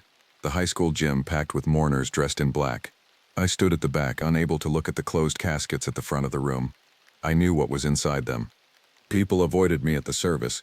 Word had gotten around about my breakdown, about my insistence that something unnatural had killed those kids. In a small town like Elksford, rumors spread faster than wildfire. After the funeral, I went back to work. What else could I do? But things had changed. The other officers treated me differently, careful, like I might snap at any moment. Sheriff Bryson kept me on desk duty, away from the public. I didn't fight it. Part of me was relieved not to have to go back into those woods. But at night, alone in my apartment, the doubts crept in. Had I really seen what I thought I saw? Could it have been shock or some kind of hallucination brought on by stress? The rational part of my mind wanted to believe that, wanted to find a logical explanation for what had happened in those woods. But then I'd remember those eyes, that intelligence, and I knew what I'd seen was real. A week after the incident, as people had taken to calling it, Sheriff Bryson called me into his office. He looked tired, the kind of bone-deep exhaustion that comes from dealing with a tragedy no one fully understands. "How are you holding up, Mike?" he asked as I took a seat across from his desk. "Fine," I lied. I hadn't had a full night's sleep since it happened, jumping at every sound, checking and rechecking the locks on my doors and windows. Bryson nodded, though we both knew it wasn't true. "Look, I've been thinking, maybe you should take some time off. Paid leave, just until things settle down a bit." It wasn't a suggestion, it was an order, dressed up to sound like concern. They wanted me gone, away from the station where my wild stories might cause problems. "And if I don't want to take leave?" I asked, though I already knew the answer. Bryson sighed, rubbing his temples. Don't make this harder than it needs to be, Mike. You've been through a trauma. No one's saying you haven't. But these stories about some kind of monster, they're not helping anyone. They're certainly not helping you. I wanted to argue, to make him understand what was out there. But what was the point? Without evidence, without someone else who had seen it. My words were just that, words. So I nodded, accepted the leave, and walked out of the station, feeling the eyes of my colleagues on my back as I went. I was on my own with this, just like I had been in those woods. The days stretched into weeks. I spent most of my time at home, researching anything that might help me understand what I'd seen. Local legends, cryptozoology, unexplained disappearances in the area, anything that might give me a clue, but there was nothing concrete, nothing that matched the creature I'd encountered. I did find one thing, though. A series of newspaper articles from 1952 about 3 hunters who went missing in the woods near Wilson's Field. Their bodies were found 2 weeks later, severely mutilated according to the reports. The case was never solved, eventually attributed to a bear attack, just like Jason and Cassie. The similarity was too much to be coincidence. Whatever that thing was, it had been in these woods for a long time. 1 month after my encounter, I received a visitor.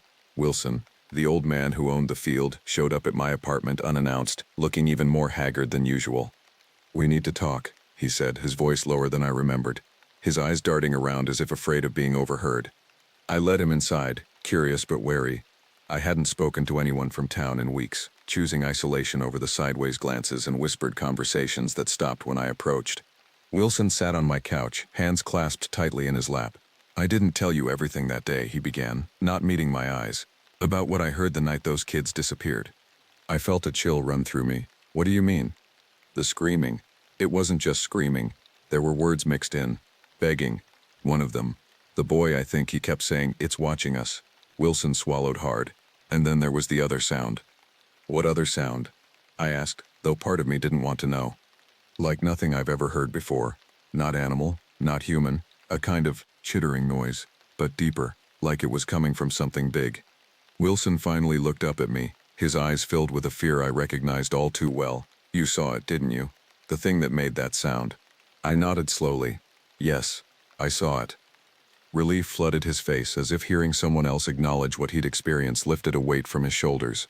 "It's happened before, you know. Every 40 or 50 years, people go missing in those woods. My grandfather used to talk about it. Said there was something living out there. Something old." "Why didn't you tell anyone else?" I asked. Wilson let out a bitter laugh. "Who would believe me? An old man talking about monsters in the woods? They'd have me committed faster than you can say senile." He paused, studying my face. "They didn't believe you either, did they?" "No," I admitted. "They think it was a bear or a mountain lion."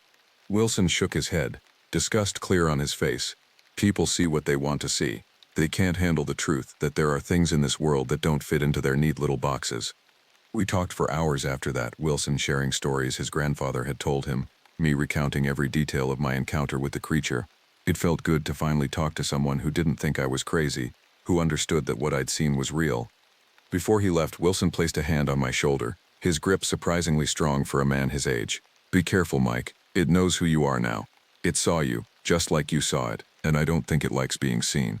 His words stayed with me long after he'd gone, echoing in my mind as I tried and failed to sleep that night. The creature had seen me, had looked into my eyes with an intelligence that no animal should possess, and now it knew me. The thought should have terrified me, but instead it lit a fire inside me. I couldn't let this go, couldn't pretend it hadn't happened like the rest of the town seemed determined to do. 2 kids were dead, torn apart by something that shouldn't exist, and no one was doing anything about it. If no one else would face the truth, then it was up to me. The next morning I started planning. I would need supplies, better weapons since my gun had proved useless, camping gear, food and water. I would go back into those woods, find that creature and document it somehow. Proof that I wasn't crazy, that the thing I'd seen was real. It was a suicide mission, part of me knew that, but what choice did I have? I couldn't live with the knowledge that something was out there, hunting in those woods, while the town went about its business, oblivious to the danger. As I made my preparations, a strange calm settled over me. For the first time since that day, I had a purpose, a direction. The fear was still there, a cold knot in the pit of my stomach, but it no longer paralyzed me. I would go back to Wilson's Field, I would find that creature, and this time, I would be ready for it. 3 months after my encounter with the creature, I returned to Wilson's Field. The winter had given way to spring, the barren trees now showing the first buds of new growth. It should have been beautiful, a reminder of life's persistence, but all I could see was a vast hunting ground for the thing that lurked in these woods. I'd chosen my time carefully, midday, when the sun was at its highest. If that thing preferred darkness, as I suspected it did, I wanted every advantage I could get. My truck was parked at the edge of the field, loaded with the supplies I'd gathered over the past weeks. Not just camping gear and food, but weapons, a shotgun, a hunting rifle, even a machete. I didn't know what would hurt this creature, but I was determined to find out. Wilson met me, as arranged, his face grim, but resolved. He'd insisted on coming with me, despite my protests. "This is my land," he'd said, "and I've been running from what's in those woods my whole life. I'm too old to keep running." We stood at the edge of the field, looking toward the tree line where I'd emerged in panic 3 months earlier. The woods seemed peaceful in the spring sunlight, birds singing, a gentle breeze rustling the new leaves. It was hard to believe that something monstrous lurked within. "You remember where you found the bodies?" Wilson asked, adjusting the straps of his backpack. I nodded. The locations were seared into my memory. About a mile in, maybe a little more. There's a clearing where I found Jason, then another small one further on where Cassie was. And the creature? Beyond that, deeper in the woods where the trees get real thick. Wilson took a deep breath, squaring his shoulders. Well, no sense in putting it off. We set off across the field, each step taking us closer to the darkness beneath the trees. I couldn't help but remember my frantic escape, running for my life with that thing close behind me. Now I was willingly going back. The temperature dropped as we entered the forest, just as it had before. The birdsong faded, replaced by that unnatural silence that had so unnerved me on my first visit. Wilson noticed it too, his head turning as if searching for sounds that should have been there. "It's too quiet," he whispered. I nodded, keeping my shotgun ready. It was like this last time, like the whole forest is holding its breath. We followed the same faint trail I'd taken before, now partially overgrown with spring vegetation. The undergrowth was thicker than it had been in winter, making progress slower. Every few yards I would stop and listen, trying to detect any sound that might indicate we weren't alone. After about 20 minutes of walking, we reached the first clearing. There was no sign now of what had happened here. No blood, no disturbed earth. Nature had reclaimed the space, erasing the violence that had occurred. "This is where I found Jason," I said, my voice hushed despite the lack of immediate danger. "He was right there by that fallen log." Wilson nodded, his eyes scanning the ground as if expecting to find evidence that had been missed. "And the girl was further in?" "Yeah.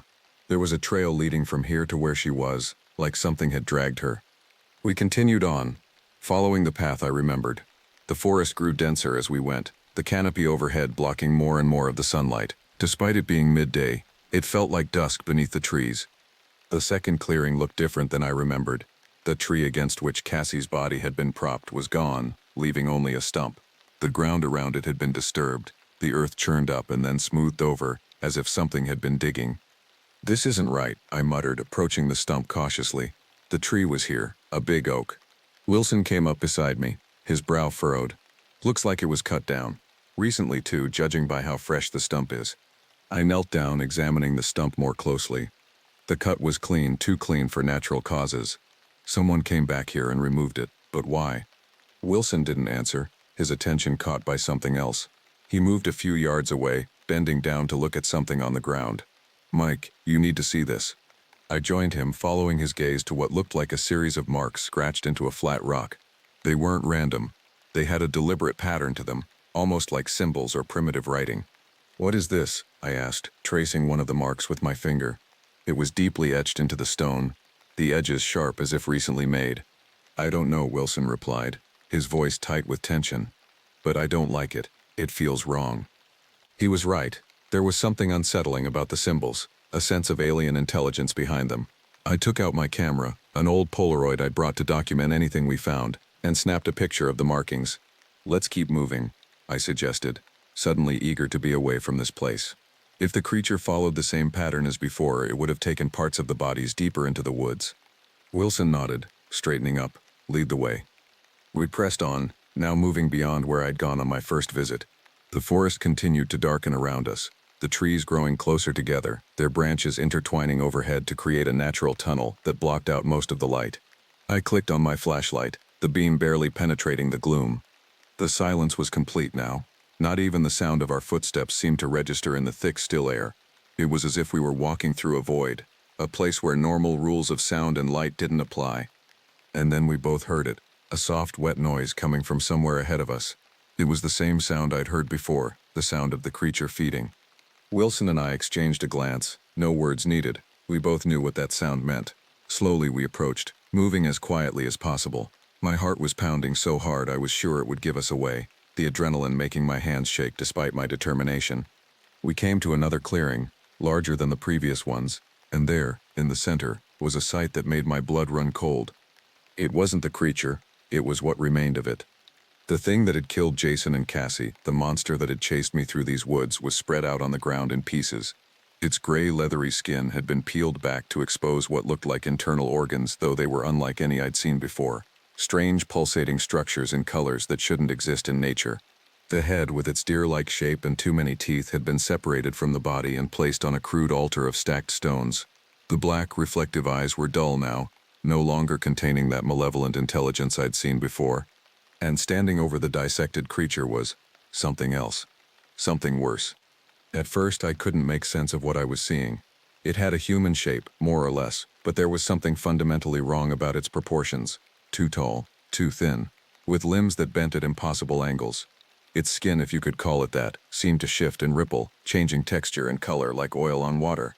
It was holding something in what I assumed were its hands, a long curved implement that gleamed wetly in the dim light. It was using this tool to methodically cut into the dead creature's body, removing pieces and placing them in neat rows on the ground beside it. Wilson made a small noise beside me, a barely audible gasp of horror, but in the unnatural silence of the forest, it might as well have been a shout. The thing stopped its work. Slowly, with a deliberateness that sent ice through my veins, it turned toward us. I couldn't see its face if it had one. Where a face should have been was just a smooth blank surface reflecting the beam of my flashlight. But somehow I knew it was looking at us, aware of our presence. For a moment nothing moved. Then, the thing began to change. Its form rippled and shifted, the blank space where its face should have been beginning to develop features, eyes, a nose, a mouth that looked almost human, almost but not quite like a child's crude attempt to draw a person. It took a step toward us, the movement too fluid, too smooth to be natural. The implement it held, dripped with dark fluid that sizzled when it hit the ground. "Run," Wilson whispered, his voice barely audible. "For God's sake, run." But I couldn't move. I was frozen in place, transfixed by the horror in front of me. This wasn't what I'd expected to find. The creature I'd encountered, as terrifying as it had been, was just a predator, an animal. But this was something else entirely, something that shouldn't exist in any rational universe. The thing took another step toward us, and suddenly I could move again. I raised my shotgun, aiming at what passed for its chest, and pulled the trigger. The blast shattered the silence, the sound impossibly loud in the quiet forest. The creature staggered back, a hole appearing in its shifting form. But instead of blood or gore, the wound seemed to close almost immediately, the shifting surface of its body simply flowing back together. "It doesn't hurt it," I shouted to Wilson, already turning to run. "Nothing hurts it." We fled, crashing through the undergrowth with no attempt at stealth. Now, behind us I could hear movement, not the sound of footsteps, but something like liquid flowing rapidly over solid ground. The forest seemed to close in around us, branches reaching out to snag our clothing, roots rising up to trip us. It was as if the woods themselves were working with the creature, trying to slow our escape. I glanced back once and immediately wished I hadn't. The thing was gaining on us, its form changing as it moved, becoming more streamlined, more predatory. The almost human face it had formed was gone, replaced by something that resembled a gaping maw filled with teeth that constantly shifted and rearranged themselves. Wilson stumbled beside me, his foot caught in a tangle of roots. I grabbed his arm, hauling him up, but the delay cost us precious seconds. The creature was closer now, close enough that I could feel a cold emanating from it, a chill that went beyond physical temperature. "We're not going to make it," Wilson gasped, his breath coming in ragged pants. "It's too fast."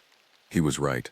At the rate the thing was gaining on us, it would catch us long before we reached the edge of the forest. But I refused to give up, refused to die in these dark woods, like Jason and Cassie. "The camera," I said suddenly, an idea forming. "The flash." I fumbled in my pocket for the Polaroid, nearly dropping it in my haste. The creature was mere yards behind us now, its form rippling with anticipation. Turning, I raised the camera and pressed the shutter button. The flash fired, a sudden burst of bright light in the gloom of the forest. The effect on the creature was immediate and dramatic. It recoiled from the light with a noise that defied description, not a scream or a roar, but something between a high-pitched whine and the sound of radio static. Its form seemed to destabilize, the shifting surface becoming more erratic, less controlled. "It doesn't like light," I shouted to Wilson. "Keep running. We need to get to the clearing."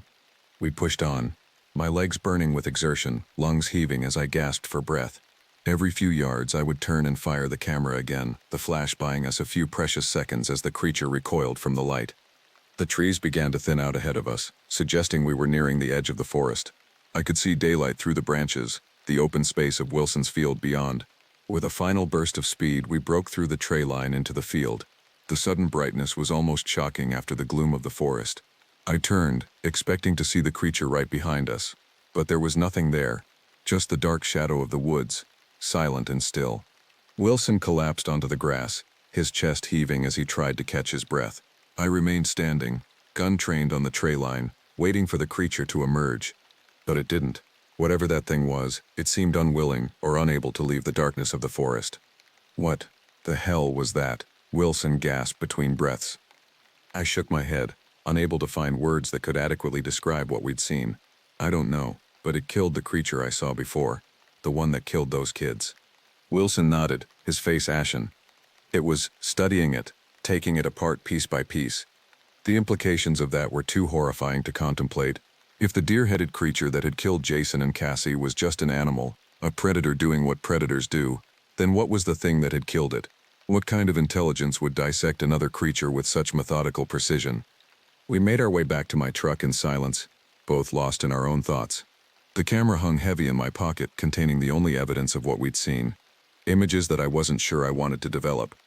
As we drove away from Wilson's field, I couldn't shake the feeling that we had glimpsed something we weren't meant to see.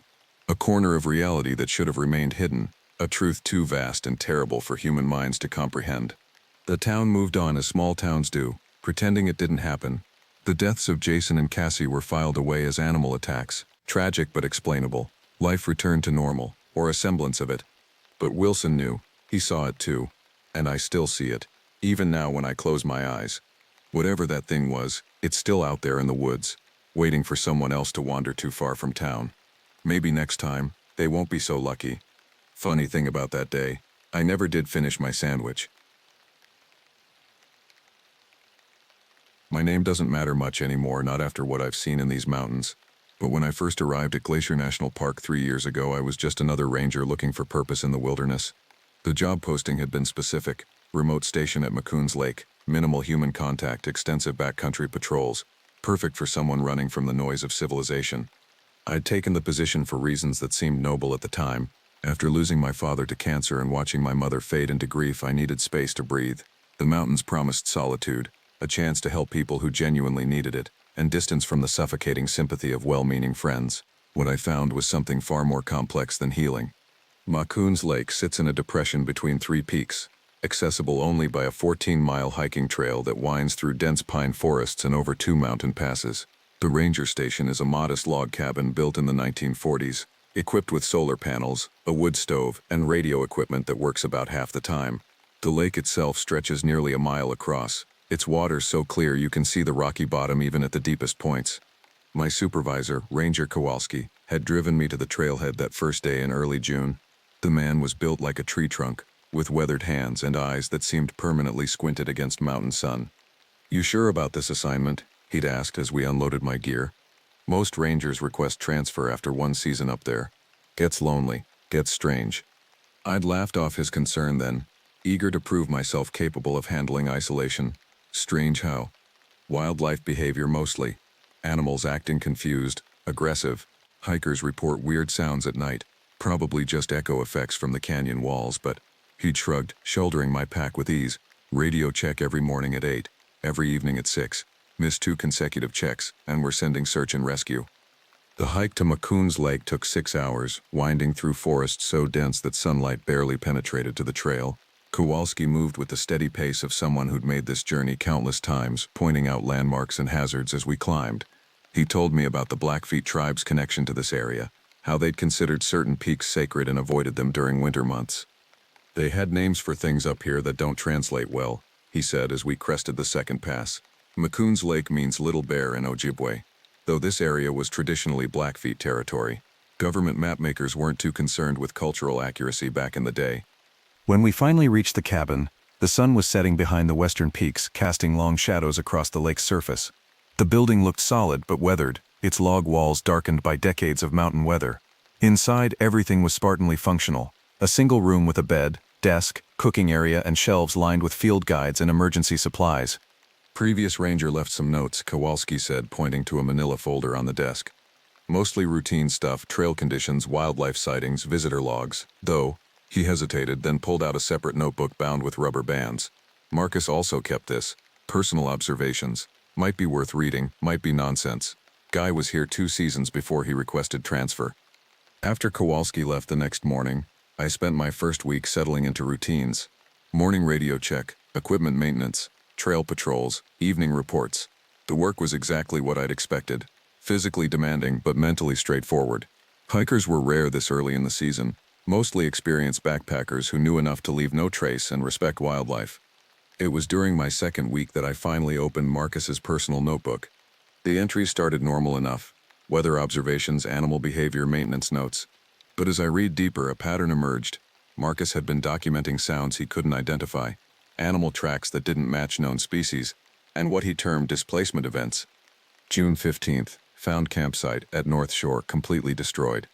Tent shredded, gear scattered over 100-yard radius, no bear sign, no claw marks, almost like something picked up the entire site and shook it. Campers reported hearing voices calling their names from across the lake around midnight, searched area thoroughly, no other people within 10 miles. July 3rd, heard screaming from the eastern ridge around 2 a.m. Sounded human, desperate, radio check with base, no missing persons reported. Hiked to sound source at first light, found nothing. No footprints, no signs of struggle, forest was completely silent. Even birds had stopped singing. July 20th, something's wrong with the deer. Saw a doe drinking at the lake this morning.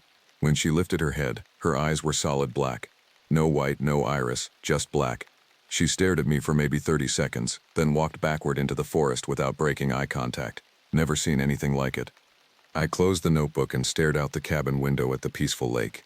Afternoon sun turned its surface into a sheet of gold, and somewhere across the water a loon called in long, haunting notes. Marcus's observations seemed like the paranoid ramblings of someone who'd spent too much time alone, but something about the detail in his writing made me uncomfortable. That night, I made my evening radio check as usual. Macoon station to base. All clear here. Weather holding steady, no visitors today. Copy, Macoons, how are you settling in up there? Good so far, peaceful.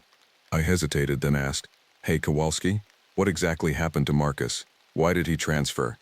Static filled the silence for several seconds. When Kowalski's voice came back, it sounded careful. Marcus was a good ranger, reliable, experienced, but he started making reports that were difficult to verify. Command thought a change of scenery might be beneficial. What kind of reports? Nothing that needs to worry you. Just focus on your job, keep your head clear, and remember that isolation can play tricks on perception. Radio check tomorrow at 8. Stay safe. The transmission ended, leaving me alone with the growing darkness outside. I built up the fire and heated a can of soup for dinner, trying to ignore the way Marcus's notebook seemed to pull at my attention from where I'd left it on the desk. Later, lying in the narrow bunk bed, I listened to the night sounds of the forest. Wind through pine needles, the distant call of an owl, the soft lapping of lake water against the shore.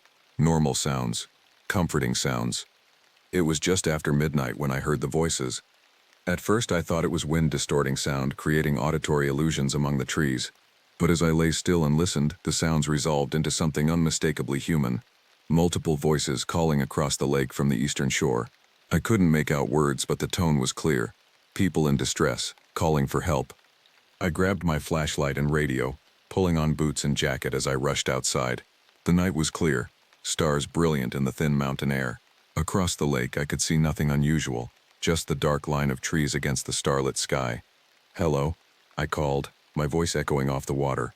Anyone need assistance? The voices stopped instantly, as if cut off by a switch. The sudden silence was more unsettling than the original sounds. I stood there for 20 minutes, calling out and listening, but heard nothing except my own pulse drumming in my ears. When I finally went back inside, I noticed something that made my skin crawl. In the dust outside the cabin door, there were footprints. Not mine. These were larger, barefoot, with unnaturally long toes that ended in what looked like claw marks. I spent the rest of the night sitting by the window with my flashlight and radio, watching the lake and listening to silence that felt heavy with waiting presence. As dawn broke over the eastern peaks, the normal sounds of the forest gradually returned, but I couldn't shake the feeling that something had fundamentally changed. When I made my morning radio check, I decided not to mention the voices. Not yet. Maybe Marcus had been right to document everything, but I needed to be sure before I started sounding like another ranger losing his grip on reality. I opened his notebook again and began reading more carefully, paying attention to dates and patterns. What I found made my blood run cold.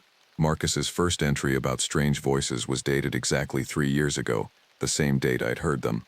As I read further, I realized that everything Marcus had documented followed a cycle, repeating with seasonal regularity. The voices always came first, in mid-June. Then the animal behavior started changing. By late summer, people began disappearing. And according to his final entries, the worst was yet to come. 3 days passed after I heard the voices, and I almost convinced myself it had been a product of altitude adjustment and isolation anxiety. Almost.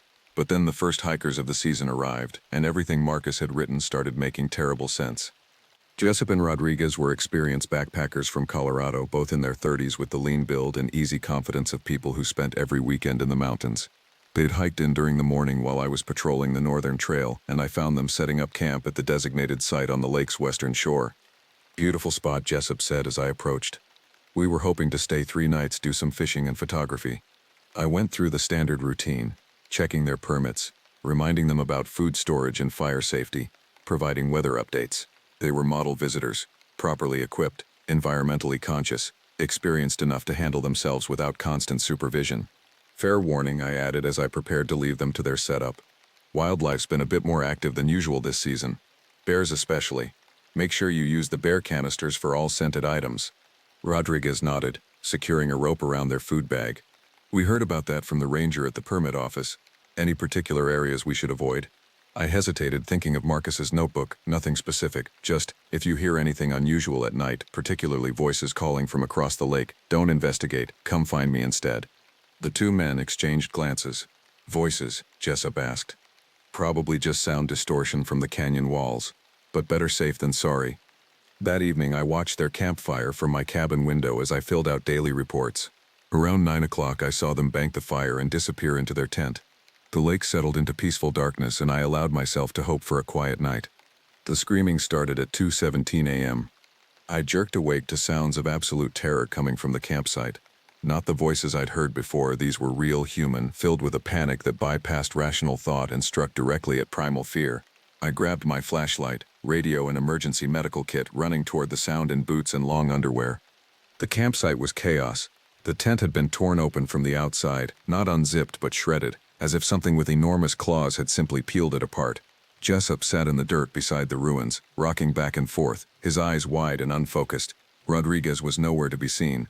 "Where's your partner?" I asked, dropping to one knee beside Jessup. He looked at me without recognition, his mouth opening and closing like a fish pulled from water. "The thing," he whispered finally. "The thing that looked like him." "What thing? Where's Rodriguez?" "It came to the tent," Jessup said, his voice barely audible. "Sounded exactly like Miguel. Said his name, said he was hurt, needed help. But when I opened the tent, he stopped, shaking his head violently. That wasn't Miguel. Miguel was right next to me, asleep, but the thing outside had his voice perfectly." My radio crackled to life. "Help, please help." The voice was Rodriguez's, coming from somewhere on the eastern shore. "Something's wrong, can't move my legs." I keyed the radio. "Miguel, this is Ranger Station. What's your location?" "By the big pine, the one that looks like a cross. Please hurry." Jessup grabbed my arm with surprising strength. "Don't," he said. "That's not him. Miguel doesn't know about any cross tree. We've never been on the eastern shore." The radio crackled again. "Why won't you help me? I'm hurt. I'm bleeding." The voice was perfect. Same accent, same speech patterns, same tone of distress. But Jessup was right. How could Rodriguez be on the eastern shore when they'd only arrived that morning and set up camp here? "Miguel," I said into the radio, "if this is really you, tell me the color of your backpack." Silence stretched for long seconds. Then blue, no, green. "Please, why are you playing games? I need help." Rodriguez's pack was bright orange. I'd seen it myself during permit check. "Stay here," I told Jessup. Don't leave this spot. Don't respond to any voices. Don't follow any sounds. I'm going to search for your friend." I spent the next 4 hours systematically searching every inch of accessible shoreline with my high-powered flashlight. No sign of Rodriguez, no footprints, no indication he'd ever left the campsite. But the radio continued to crackle with his voice, always from a different location, always just out of reach. "Over here, by the fallen log. I'm getting cold. Please find me. Something's watching me. Please hurry." As dawn broke, the radio finally fell silent. I found Jessup exactly where I'd left him. Still rocking, still staring at nothing. When I asked him to describe exactly what had happened, his story never varied. They'd been asleep around midnight when sounds started coming from outside the tent. Rodriguez's voice, but muffled, distant, calling for help. Jessup had assumed his friend had gotten up to relieve himself and somehow gotten into trouble. But when he'd reached over to wake Rodriguez, the man was still in his sleeping bag, deep asleep. That's when the tent had been shredded open from outside. "I saw it," Jessup whispered. "Just for a second. In the starlight. It looked exactly like Miguel, but wrong somehow. Too tall, too thin, and its eyes," he shuddered. "Its eyes were completely black." I radioed for emergency evacuation, and Kowalski arrived with a search team by noon. They found no trace of Rodriguez despite an exhaustive search that covered every possible route he could have taken. His gear remained at the campsite, clothing, personal items, even his wallet and identification. It was as if he'd simply vanished from inside a shredded tent. During the official investigation, Jessup was questioned extensively about his story. The search and rescue team was professional but skeptical, clearly suspecting that trauma had distorted his memory of events. The official report concluded that Rodriguez had likely suffered some kind of psychological break, wandering off into the wilderness in a confused state. But I'd heard the radio transmissions myself. I'd heard Rodriguez's voice coming from impossible locations throughout the night, and when I examined the torn tent more carefully, I found something the investigators had missed. The fabric hadn't been cut or clawed from outside. It had been pushed outward from within, as if something had forced its way out of the tent rather than into it. That night, after the search team had departed and Jessup had been evacuated for psychological evaluation, I sat in my cabin reading Marcus's notebook with new understanding. His description of a similar incident was dated exactly 3 years earlier. Campers reported their companion missing after hearing his voice calling from multiple locations simultaneously. Tent destroyed, no sign of struggle or exit route. Missing person never found. Beginning to suspect we're dealing with something that can mimic human speech patterns perfectly. I turned the page and found a hand-drawn map of the lake area. Marcus had marked locations where unusual incidents had occurred over his 2 seasons at Macoons Lake. The eastern shore was heavily marked, particularly around an area he'd labeled the calling ground. Below the map he'd written, "Pattern suggests intelligence. Whatever this is, it's learning. Getting better at mimicking human behavior. Each incident more convincing than the last. Recommend immediate closure of area until phenomenon can be properly studied." But Marcus's recommendations had been ignored, dismissed as the paranoid fantasies of an isolated ranger. Now Rodriguez was gone. Jessup was traumatized beyond recovery, and I was alone with the growing certainty that something was hunting in these mountains. I made my evening radio check as usual, but when Kowalski asked about the day's events, I found myself editing the truth. Search concluded without locating the missing hiker. Probable self-extraction from area. Copy that. How are you holding up? I looked out the window at the peaceful lake, already planning tomorrow's patrol of the eastern shore. Fine, just doing my job. But as I signed off, I heard something that made my hands shake. In the static between our transmissions, barely audible beneath the electronic noise, was Rodriguez's voice. "Please don't leave me here. Please don't forget about me." The radio was off, but I could still hear him calling. A week passed without incident after Rodriguez disappeared, but the silence felt wrong. Not peaceful, expectant. I'd started sleeping in 2-hour shifts, waking regularly to scan the lake through night vision binoculars I'd borrowed from the emergency supply cache. During daylight hours, I hiked every trail in the area, mapping potential hiding spots and documenting anything unusual. The eastern shore became my obsession. Marcus had been right to mark it as significant. The forest there was different, older, denser, with trees that grew in strange patterns. Some pines twisted around each other in impossible spirals. Others had branches that grew downward like arthritic fingers, creating shadowy alcoves where sound seemed to die. It was during one of these patrols that I found the bones. They were scattered in a small clearing about 200 yards from the shoreline, hidden among thick undergrowth that required crawling to access. At first glance, they looked like the remains of a large deer or elk, but as I examined them more carefully, the proportions seemed wrong. The rib cage was too narrow, the leg bones too long and delicate. I photographed everything before disturbing the site, then carefully collected several bones for closer examination back at the cabin. What I found made me question everything I thought I knew about anatomy.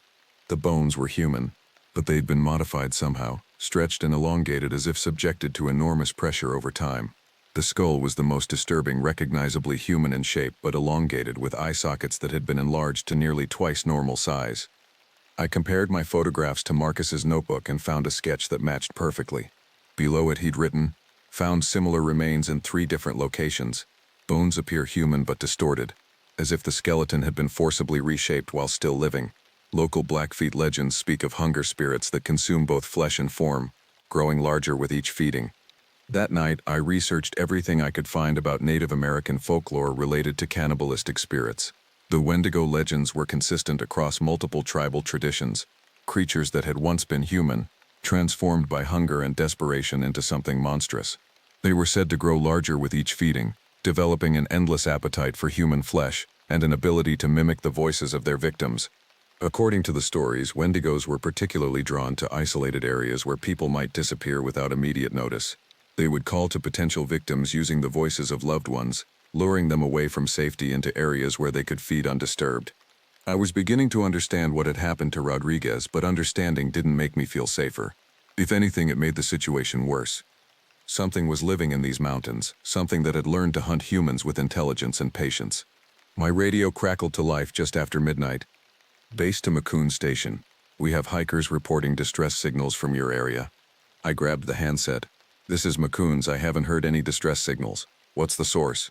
"Cell phone emergency beacon. Activated about 20 minutes ago. GPS coordinates place them on the eastern shore of your lake. Single hiker, no additional information." "Copy. I'll investigate immediately." But as I prepared to leave the cabin, I heard it again. Rodriguez's voice, faint but unmistakable, coming from the direction of the eastern shore. "Found someone. There's another person here. Needs medical attention." I stood in the doorway, flashlight in hand, torn between duty and self-preservation. Everything I'd learned screamed that this was a trap, but if there really was an injured hiker out there. My radio crackled again. This time it was a different voice. Elderly female, speaking in broken transmission. "Help, fell from trail, can't feel my legs, please." Then Rodriguez again. "I can see her. She's badly hurt, bringing her toward the ranger station." I made a decision that probably saved my life. Instead of heading toward the voices, I climbed to the cabin's roof using the maintenance ladder and scanned the eastern shore with night vision binoculars. What I saw defied rational explanation. 2 figures were moving through the forest, but they weren't walking. They were gliding, their feet never quite touching the ground. Even more disturbing, they flickered occasionally like poor television reception, revealing glimpses of something else underneath the human appearance.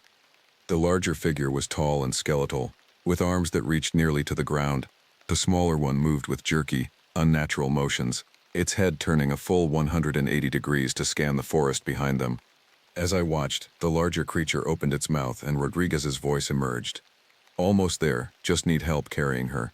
But the mouth movements didn't match the words, and the sound seemed to come from multiple directions at once, as if the forest itself was speaking. I climbed down from the roof and immediately radioed base.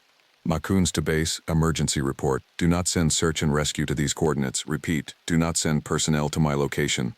"Copy, Macoun's. Explain your status." I hesitated, knowing how insane this would sound. "The distress signals are false. Unknown source mimicking human voices. Area is not safe for personnel." "Negative, Macoun's. We have confirmed GPS coordinates for emergency beacon activation. Search and rescue is already en route." "You have to call them back," I said, my voice rising. "Whatever's out there, it's not human. It's using people's voices to attract victims." Static filled the silence for several seconds. When Kowalski's voice came back, it was careful, professional. "Macoun Station, you sound distressed. Are you injured? Do you need medical evacuation?" They thought I was having a breakdown, just like Marcus. "Listen to me," I said urgently. "Check your records. 3 years ago, a hiker named Rodriguez went missing from this exact location. Tonight, something is using his voice to call for help. It's a trap. Ranger, I need you to remain calm and stay at your station. Help is coming." But I could see lights moving through the forest now, the search and rescue team hiking in along the main trail. They would arrive at the lake within the hour, just as the voices were intensifying. I made a decision that haunted me then and haunts me still. I locked myself in the cabin, turned off my radio, and waited. For the next 3 hours, I listened to sounds that will forever echo in my nightmares. The search team arrived around 2 a.m., and I could hear them calling out as they established base camp at the designated site. Professional voices, calm and efficient, setting up equipment and planning their search pattern. Then the mimicking started. One by one, the creature began using their voices. First Rodriguez again, calling from across the lake. Then what sounded like team leader giving orders from impossible locations. Then other voices, some I recognized from the radio traffic, others completely unfamiliar. But the worst part was hearing the real voices gradually fade away, replaced entirely by the creature's imitations. By dawn, the only sounds coming from the search camp were perfect reproductions of human speech, but with no human speakers present. When I finally emerged from the cabin at sunrise, the search team's equipment was scattered around their campsite like toys dropped by a careless child. Sleeping bags torn open, radios smashed, medical supplies scattered in a wide circle around their cold fire pit. 5 people had vanished without a trace.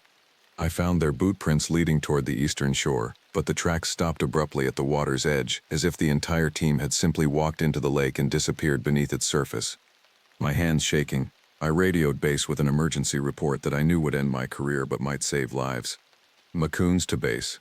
Search and rescue team is missing. Repeat, 5 personnel missing, presumed dead. Recommend immediate closure of this area and full investigation.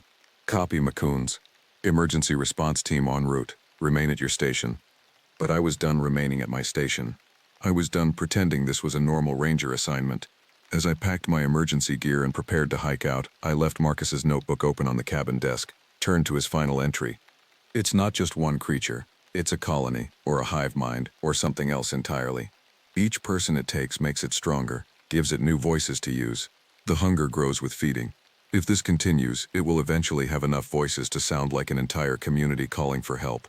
No one will be safe within 100 miles. Below that in different ink he'd written, recommend nuclear sterilization of entire area. Only way to ensure containment. I looked out the window one last time at the beautiful, peaceful lake that had become a feeding ground for something ancient and evil. Somewhere beneath that crystal clear water, or in the twisted forests of the eastern shore, Rodriguez and 5 search and rescue personnel were either dead or transformed into something worse than dead. As I shouldered my pack and started toward the trailhead, I heard them calling after me in perfect unison, 8 voices speaking as one. Don't leave us here, please don't abandon us, we're still human, but I knew better now. Whatever was calling from Macoons Lake, it wasn't human anymore, and I was running out of time before it got hungry enough to follow me down the mountain. I made it 6 miles down the trail before I heard the voices following me. At first they were distant, barely audible echoes coming from the direction of the lake. Rodriguez calling my name. Members of the search and rescue team asking for assistance. Even what sounded like Kowalski requesting a status report. I picked up my pace, hoping that distance would provide safety, but the voices grew closer with each mile. By the time I reached the halfway point where the trail crossed Beaver Creek, I could hear them clearly. 8 distinct voices, all calling my name in perfect harmony. But there were no footsteps, no sounds of pursuit through the underbrush. Just the voices, getting closer. I stopped at the creek to refill my water bottles and assess my situation. The trail ahead led down into dense forest before eventually reaching the main road 12 miles away. Behind me, the voices continued their chorus, but something had changed. They weren't just calling my name anymore. They were having conversations. He's moving faster than expected, said Rodriguez's voice. No matter, replied someone from the search team. He'll tire eventually. Should we circle around, cut him off at the road? Patience. Let him exhaust himself first. The casual tone was more terrifying than any scream could have been. Whatever was pursuing me had developed enough intelligence to plan, strategize, coordinate. This wasn't a mindless predator. It was a hunting party. I consulted my map and made a desperate decision. Instead of continuing on the main trail, I would cut east through unmarked wilderness, aiming for a Forest Service road that might have cell phone coverage. It would add miles to my escape route and take me through some of the roughest terrain in the park, but it would also keep me away from the predictable path that the creature expected me to follow. The next 4 hours were a nightmare of dense undergrowth, steep ravines, and deadfall timber. I pushed through thickets that tore at my clothing and scrambled over rocky slopes that threatened to send me tumbling into hidden crevices. But the voices didn't follow. As the sun reached its zenith, I found myself on a ridge overlooking a valley I'd never seen before. According to my compass, I was heading in the right direction, but the landscape didn't match any topographical map I'd studied. The valley below was filled with trees that had been stripped of bark and leaves, creating a forest of white skeletal remains that stretched for miles. I descended into this dead zone with growing unease. The trees hadn't been killed by fire or disease, they'd been systematically drained of life, their bark peeled away in perfect spirals that exposed pale wood underneath. As I walked among them, I noticed that many of the trunk spirals contained symbols carved into the wood, crude pictographs that resembled human figures being consumed by larger angular shapes. It was a feeding ground, a place where the creature had brought its victims over decades, maybe centuries, slowly draining them of life and adding their voices to its collection. At the center of the dead forest, I found what remained of the missing. They were arranged in a perfect circle around a massive pine tree that had somehow retained its bark and needles, but they weren't quite human anymore. Each figure had been stretched and distorted like the bones I'd found earlier, but these were still partially alive. Their eyes tracked my movement, and their mouths opened and closed in silent screams. Rodriguez was among them, his body elongated to nearly 8 feet in height, his arms extending far past where they should have ended. When he saw me, his mouth moved, and his own voice emerged. "Run, it's coming. Run now." But the voice came from behind me, not from his distorted mouth. I turned to find myself facing something that had once been human but had grown far beyond human limitations. It stood nearly 10 feet tall, its limbs stretched like taffy, its torso impossibly narrow. Its head was elongated with eye sockets that had expanded to accommodate organs the size of tennis balls. And its mouth was filled with teeth that looked like they'd been carved from yellowed bone. When it spoke, all 8 voices emerged simultaneously. "Welcome to our feeding ground. You've been an excellent guide." I realized then that it hadn't been pursuing me at all. It had been hurting me, using the voices to drive me away from the main trail and toward this hidden valley. Every decision I'd made, every route I'd chosen to avoid the voices had been anticipated and encouraged. "Your predecessor left us very hungry," the creature continued, its black eyes never blinking. "But you've brought us something better, fear mixed with understanding. That combination produces the most nourishing sustenance." I backed away slowly, but the circle of partially consumed humans blocked every escape route. They weren't restraining me physically, they were simply there, a living barrier of what I would become if I couldn't escape. "The process isn't immediate," the creature explained, moving closer with fluid, boneless steps. "First we drain the warmth from your bones, then we stretch your frame to accommodate more life essence. Finally, we hollow out your vocal cords to create perfect resonance chambers. You'll retain consciousness throughout. It's necessary for the voices to maintain their authenticity." That's when I noticed something crucial. The creature cast no shadow despite the bright afternoon sun. But more importantly, it seemed to struggle with direct sunlight, its form flickering like a heat mirage whenever sunbeams penetrated the forest canopy. I pulled out my emergency mirror, a small piece of reflective metal designed for signaling rescue aircraft, and angled it to catch the sun. When the reflected beam hit the creature directly, it recoiled with a sound like steam escaping from a kettle. "Light burns," whispered Rodriguez's real voice, barely audible. "Direct sunlight, it can't maintain form." The creature recovered quickly, but I'd seen its weakness. I backed toward the largest gap in the forest canopy, keeping the mirror positioned to reflect as much sunlight as possible. The beam wasn't strong enough to seriously harm it, but it was causing obvious discomfort. "Clever," the creature said, its 8-voice harmony wavering slightly. "But sunset comes in 3 hours. You cannot maintain this defense indefinitely." It was right. My arm was already aching from holding the mirror at the correct angle, and the sun was slowly moving west. Soon there would be insufficient light to maintain even this minimal protection. But I'd bought myself time to think, and thinking revealed another option. The dead trees around us were dry as tinder after decades without moisture. If I could start a forest fire, the light and heat might be enough to drive the creature back long enough for me to escape. I pulled out my emergency flare gun, standard equipment for signaling rescue helicopters, and aimed it at the driest cluster of trees. The flare struck the bark and immediately ignited the desiccated wood. Within seconds, flames were racing up the trunk and spreading to neighboring trees. The effect on the creature was immediate and dramatic. It shrieked with all 8 voices simultaneously, a sound that seemed to come from every direction at once. As the fire spread and intensified, its elongated form began to waver and distort, like a reflection in troubled water. The partially consumed humans in the circle suddenly lurched to life, their distorted forms struggling to move away from the growing flames. Rodriguez managed to articulate words through his malformed mouth. "Go. While it's weakened, fire won't hold it long." I ran. Behind me, the dead forest was becoming an inferno, and the creature's screams were fading beneath the roar of flames, but I could already hear it recovering, adapting, learning from this setback. By the time the fire burned itself out, it would be stronger and more cautious. I had maybe an hour's head start before it began hunting me again, and this time, it would be angry. I reached the Forest Service road just as the sun touched the western peaks, painting the sky in shades of red that reminded me uncomfortably of the fire I'd left burning behind me. My emergency flare had worked better than expected. Smoke was rising from the valley in a thick column that would be visible for miles, but I took no comfort from the sight. If anything, it served as a beacon marking my location for anything that might be following. The road was unpaved gravel, barely wide enough for a single vehicle, but it represented civilization in a way that hiking trails never could. I pulled out my cell phone and found one bar of signal, enough to send a text message if I was careful with the wording. I composed the most important message of my life. Emergency. Coons Lake Station compromised. Multiple personnel missing. Do not send search teams. Area requires full evacuation and military sterilization. Creature using human voices to attract victims. This is not a psychological break. Evidence in cabin on desk. Recommend immediate contact with tribal authorities familiar with Wendigo protocols. The message failed to send. I climbed to higher ground, tried again, watched the spinning indicator cycle through failed attempts. One bar wasn't enough for data transmission. As darkness settled over the mountains, I found myself facing an impossible choice.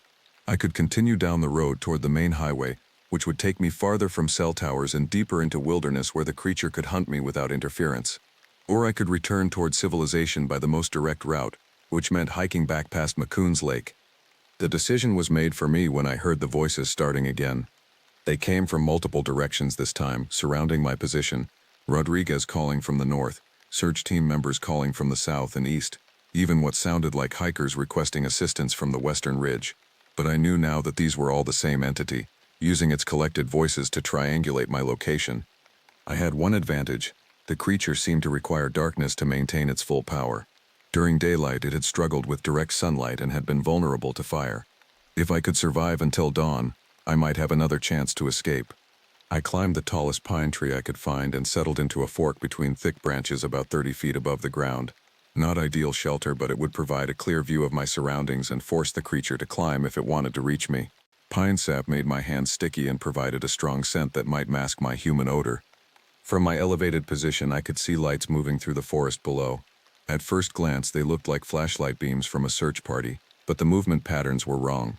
The lights moved too smoothly, never wavering or pausing, never showing the irregular sweep that comes from human handlers, and they were too bright, powerful enough to illuminate treetops from ground level.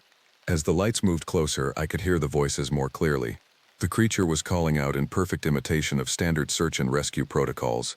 Grid pattern Alpha, Section 7 clear, moving to Section 8. Roger that. Section 12 shows possible heat signature, converging on coordinates. This is Team Leader, all units report status. If I hadn't known better, I would have climbed down immediately to make contact with what sounded like professional rescue personnel. The imitation was flawless, complete with radio static and official terminology. But I could see what was really moving through the forest below. The lights weren't attached to human figures, they were emanating directly from the creature's enlarged eye sockets like biological searchlights scanning for prey. And there wasn't just one entity. The fire had somehow split it into multiple fragments, each carrying different voices from its collection. One fragment passed directly below my tree, and I got my first clear look at what the creature had become. The fire damage was extensive. Portions of its elongated body were charred and still smoking, giving off the stench of burned meat. But it was healing, regenerating damaged tissue with visible speed. More disturbing, it seemed to be growing larger, as if the trauma had triggered some kind of evolutionary adaptation. I remained motionless in the tree for hours, watching the lights move in systematic search patterns through the forest below. The voices continued their professional chatter, but occasionally I caught glimpses of the creature's true nature when it thought itself unobserved. Around midnight, two of the fragments met in a clearing directly below me and began what I can only describe as feeding on each other. The larger fragment opened its mouth impossibly wide and began consuming portions of the smaller one, absorbing both mass and voices. When the process was complete, only one creature remained, but it was significantly larger and now spoke with additional voices I hadn't heard before, older voices, speaking languages I couldn't identify. The creature had been collecting victims for far longer than I'd imagined. Decades, maybe centuries of accumulated human remains, all absorbed into a single entity that grew stronger with each feeding. It was during this realization that I made my final mistake of the night. A pine cone fell from my branch, rustling through needles before hitting the ground with a soft impact. In the daytime, it would have been unnoticeable among the normal sounds of the forest, but in the complete silence that surrounded the creature's presence, it might as well have been a gunshot. The searching lights immediately converged on my position. The creature looked up, its enlarged eyes focusing on my hiding spot with predatory intensity. "Found you," it said with Rodriguez's voice. "Time to come down and join the collection." I had nowhere to run. Climbing higher would only delay the inevitable, and jumping from this height would likely cripple me. But as the creature began ascending the tree with spider-like agility, its clawed hands finding purchase in the bark, I remembered something Marcus had written in his notebook. Wendigos are creatures of hunger, but hunger implies emptiness. They can be satiated temporarily, if offered something they value more than immediate feeding. I pulled out my cell phone and activated the video recording function. "My name is," I began, then stopped. If the creature could perfectly imitate voices, it would soon be able to use my identity to lure other victims. Instead, I said, "I am the ranger stationed at Macoons Lake. This recording documents evidence of a Wendigo infestation in Glacier National Park." The creature paused in its climb, its black eyes focusing on the phone's glowing screen with something like fascination. 8 people have been consumed over the past week," I continued. "The entity demonstrates ability to perfectly mimic human voices and uses them to lure victims to isolated areas. It appears vulnerable to direct sunlight and fire but regenerates rapidly and grows stronger with each feeding." "Stop," the creature said, but it was using its own voice now, a sound like wind through hollow bones. "Do not preserve this information. The infestation must be contained through military sterilization of the entire area. Recommend evacuation radius of 50 miles minimum. The creature has demonstrated strategic intelligence and learning capability. It will adapt and grow until it becomes an extinction-level threat." The creature lunged upward with desperate speed, but I was already moving. I hurled the phone as far as I could into the darkness, hoping it would land somewhere the recording might eventually be found. Then I jumped. 30 feet is normally a killing fall, but I aimed for a thick cluster of pine branches that broke my descent in stages. I hit the ground hard, my left ankle twisting with an audible crack, but I was alive and mobile.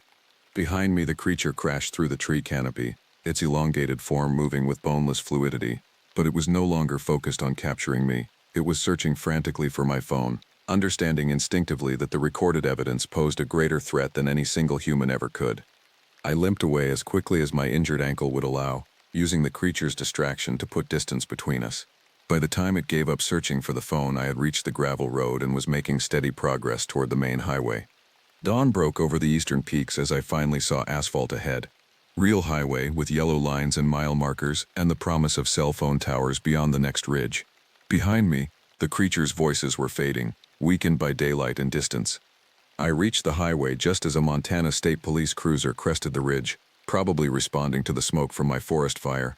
I flagged down the officer and began explaining my situation, knowing how insane it would sound but hoping that some part of my story might be believed. The evacuation began 3 days later, after investigators found the abandoned search and rescue equipment and confirmed that 8 people had vanished without explanation. The official report attributed the disappearances to unusual predator activity and recommended temporary closure of the area pending further study.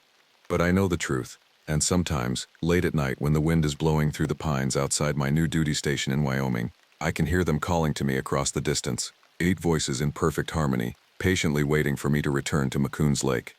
Rodriguez is still out there. The search team is still out there. And the thing that wears their voices is still growing, still learning, still hungry for the next group of hikers who venture too far into the wilderness. I've submitted my report through every official channel I can find, but it's been classified and buried beneath layers of bureaucracy. The park remains officially closed, but I know that won't stop everyone. Experienced hikers, thrill seekers, paranormal investigators, someone will eventually find their way to that lake. And when they do, the creature will be waiting with familiar voices, calling out for help in the darkness, patient as winter, hungry as the mountains themselves. This is my testimony, my warning, my final attempt to prevent others from suffering the fate I witnessed at Macoons Lake. If you're reading this, please believe me, there are things in the wilderness that should never be disturbed, hungers that should never be fed. Stay away from the lake. Stay away from the voices in the dark. Some places are meant to remain empty. I took the job at Glacier National Park for the same reason most people run toward isolation. I was running from something else. The divorce papers had been signed in March. My daughter had stopped returning my calls by April, And by May I'd realized that the apartment in Helena felt less like a home and more like a waiting room for a life I'd already lost. When the position opened up at Echo Ridge Station, deep in the backcountry of Glacier's northwestern quadrant, I didn't hesitate. The posting warned about extended periods alone, limited radio contact, and the kind of wilderness that could swallow a person whole. It sounded perfect. My name is Marcus Webb, 43 years old, and I'd spent 15 years as a city cop before the burnout got too heavy to carry. The ranger service felt like a second chance at something simpler. Just me, the forest, and the occasional lost hiker to guide back to civilization. No politics, no paperwork mountains, no watching the worst of humanity play out on loop. The helicopter dropped me at Echo Ridge on a Tuesday morning in late June. The pilot, a weathered woman named Jules who'd been flying these mountains for 20 years, didn't waste words. "Radio check every morning at Odra Hatcher 700, she said as I unloaded my gear. "Missed 2 in a row and we come looking. Storm's rolling in tomorrow, so you'll be socked in for maybe 4 or 5 days." I nodded, watching her scan the tree line with an expression I couldn't quite read. "Something wrong?" "Last ranger quit after 6 weeks, she said. "Before that, the position stayed empty for 8 months. Nobody wants Echo Ridge anymore." "Why is that?" Jules shrugged, but her eyes stayed on the forest. "You'll figure it out. Keep your radio close." The helicopter's rotors drowned out any chance for follow-up questions, and then she was gone, the sound fading into the vast silence of the mountains. Echo Ridge Station sat in a clearing maybe 200 yards across, surrounded by lodgepole pine and Douglas fir that seemed to lean inward like they were trying to reclaim the space. The cabin itself was regulation Forest Service construction, log walls, metal roof, a small covered porch facing east toward the lake. Echo Lake stretched out about a quarter-mile away, its surface like dark glass reflecting the peaks above. Everything was exactly as the orientation materials had described, but somehow colder, more remote than I'd imagined. Inside, the cabin was Spartan but functional. A wood stove, a desk with the radio equipment, a narrow bed, shelves stocked with supplies that should last me through the summer season. Someone had left a logbook on the desk, its pages filled with the mundane observations of rangers past, weather patterns, wildlife sightings, maintenance notes. I flipped to the last entry, dated 3 months earlier. March 15th. Found tracks near the lake. Wrong shape, wrong size. Couldn't identify the species. Counted 23 sets leading into the water. None coming out. No signature. The pages after that were blank. I spent the first day settling in, checking the solar panels, testing the water filtration system, familiarizing myself with the trails marked on the topographic maps tacked to the cabin wall. The closest maintained trail was 5 miles east, where it connected to the main park network. Everything west, north, and south was backcountry, thousands of acres where the only paths were game trails and the occasional route marked by old cairns. The silence was the first thing that got to me. I'd expected quiet, but this was different. No birds, no insects, just the whisper of wind through the pines and the occasional creak of the cabin settling. I told myself it was just the altitude, the lateness of the season for bird migration, but when I walked down to the lake that evening, the absence of sound felt deliberate, like the forest was holding its breath. The lake bothered me too, though I couldn't say why at first. The water was clear enough near the shore that I could see the rocks on the bottom, but it turned black about 10 feet out, dropping into depths the map said reached over 300 feet. No fish rising, no insects skating the surface, nothing. I was standing there watching the last light fade from the peaks when I heard a sound like someone choking, gasping for air. It came from across the lake, maybe half a mile away, echoing off the water. Then it came again, closer, and I realized it wasn't choking. It was laughter. High-pitched, almost childlike, but wrong somehow. The intervals were off, too long between bursts, too mechanical. I stood there for 10 minutes, listening, but the sound didn't repeat. When I finally walked back to the cabin, I kept turning around, certain I'd see something at the tree line, but there was only darkness, and the first stars breaking through. That night, I lay in bed listening to the wind.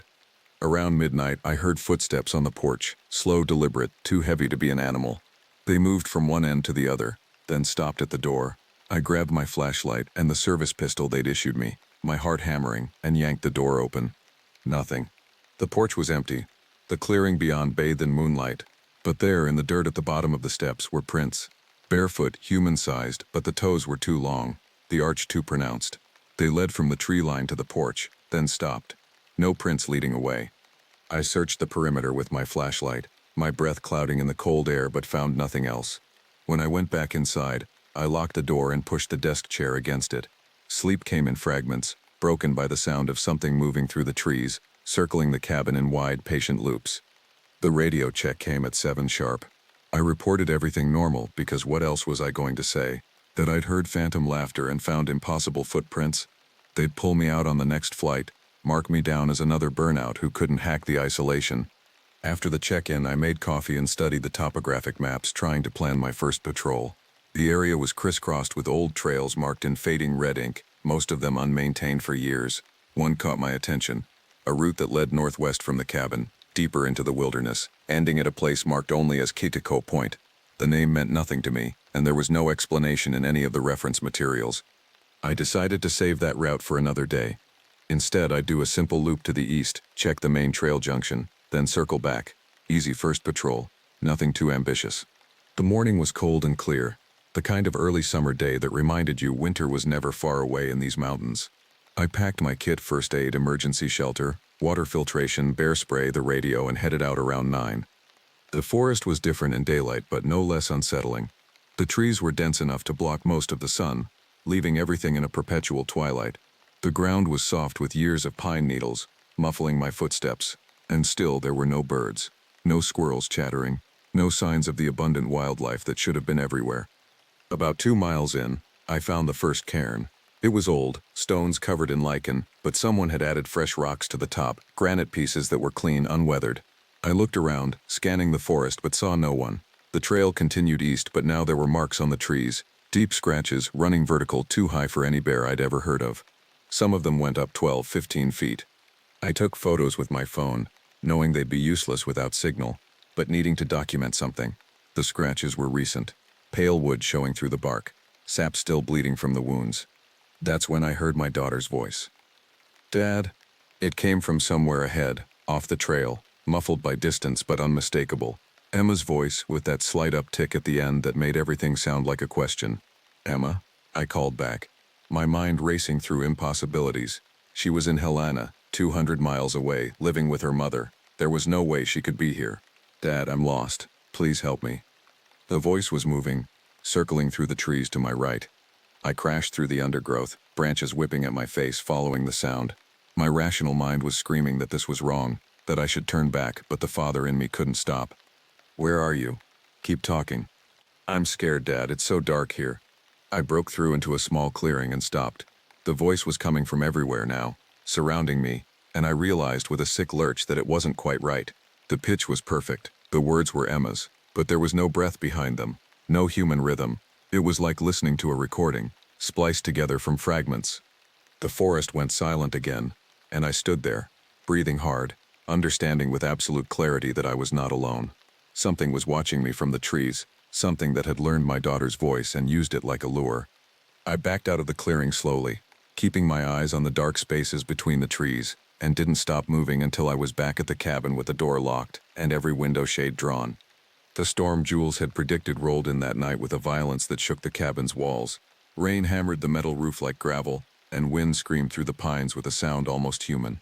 I sat at the desk, trying to make sense of what had happened on the trail, but every rational explanation fell apart under scrutiny. Someone playing a prank? Impossible. The voice had moved through dense forest faster than any human could run. An animal?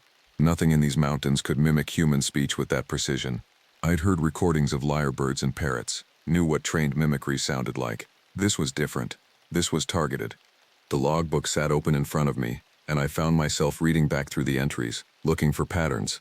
The previous ranger, a man named Rodriguez, based on the handwriting, had made increasingly strange observations over his 6-week tenure. June 3rd. Hiker reported seeing a child near the North Ridge.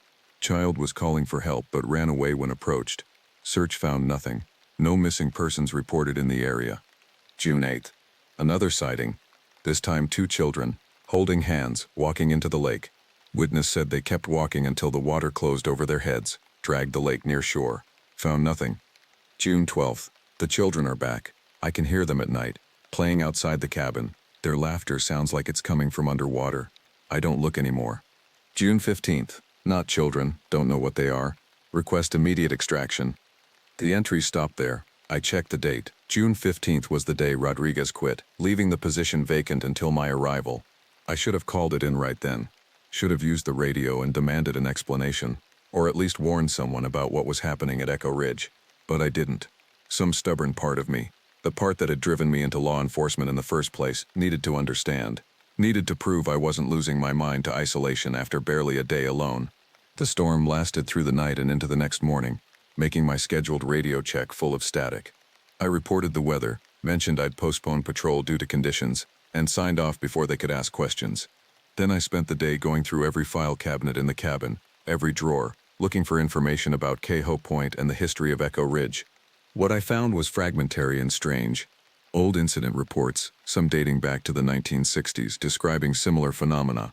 Voices in the forest calling for help, figures seen walking into the lake, rangers reporting a feeling of being watched, of being hunted. But no official investigation, no scientific study, just a pattern of rangers cycling through the station, most lasting less than a season, and long periods where the position stayed empty. Buried in the back of one drawer, I found a photocopy of a page from what looked like an anthropology journal. The article was titled Kayako, the Hollow Folk of the Blackfeet Nation, and it described a legend from the indigenous people who'd lived in this region for thousands of years before the park was established. According to the text, Kayako were spirits of people who drowned or frozen to death in the mountains. They existed in a state between life and death, unable to move on, sustained by stealing the warmth and breath from living humans. They could mimic any sound, any voice, but they couldn't cross running water or enter a dwelling uninvited. The article noted that certain remote valleys in the glacier region had been avoided by the Blackfeet, considered cursed or haunted. Echo Ridge wasn't mentioned by name, but when I checked the maps I realized the valley we occupied had no indigenous name. Every other major geographic feature in the park had been named using Blackfeet words or translations. This place was just blank space on the oldest maps, as if people had chosen to pretend it didn't exist. The storm broke on the third day, leaving the world washed clean and silent. I did my radio check, then sat on the porch drinking coffee and watching the lake. The water was higher now, lapping at the shore with small, regular waves that seemed wrong somehow. Too rhythmic, too deliberate. That's when I saw the canoe. It was drifting in the middle of the lake, maybe 200 yards out, empty except for what looked like camping gear. No one in sight, no indication of how it had gotten there. I watched it for an hour, expecting someone to surface or swim to shore, but nothing happened. The canoe just drifted in slow circles, following currents I couldn't detect. I grabbed the binoculars and got a better look. The gear was old, the style from maybe the 1980s, an external frame pack, a sleeping bag in faded green, a paddle lying across the thwarts, and something else, something that made my hands shake as I tried to focus the lenses. There were scratches on the side of the canoe, deep gouges that ran in parallel lines like something with claws had tried to tear through the aluminum hull. The radio crackled to life, making me jump. Echo Ridge, this is dispatch. We've got a search and rescue request in your area. 2 hikers, college students, failed to check in yesterday. Last known position was near your sector. You available to assist? I grabbed the handset. This is Echo Ridge. Roger that, I can assist. Do you have a description? The dispatcher read off the details. Kaylee Morrison and Brett Hoffman, both 21, University of Montana students doing research on native plant species.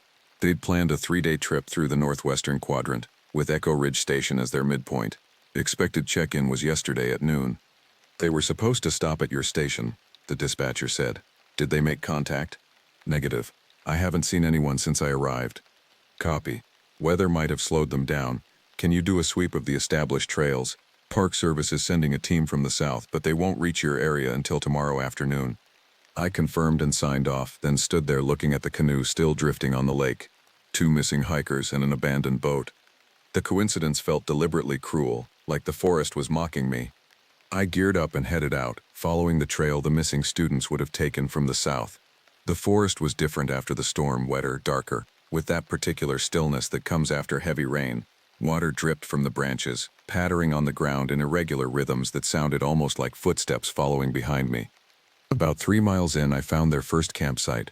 The tent was still up, staked properly, but the rainfly had been torn off and was hanging in a nearby tree. Their food bag was on the ground, ripped open, the contents scattered. Bear, I thought at first, but there were no tracks, and bears didn't scatter food, they ate it. I called out, my voice echoing through the trees. Kaylee? Brett? This is Park Service. If you can hear me, make some noise. Nothing. Just the drip of water and the whisper of wind. Their gear was still inside the tent.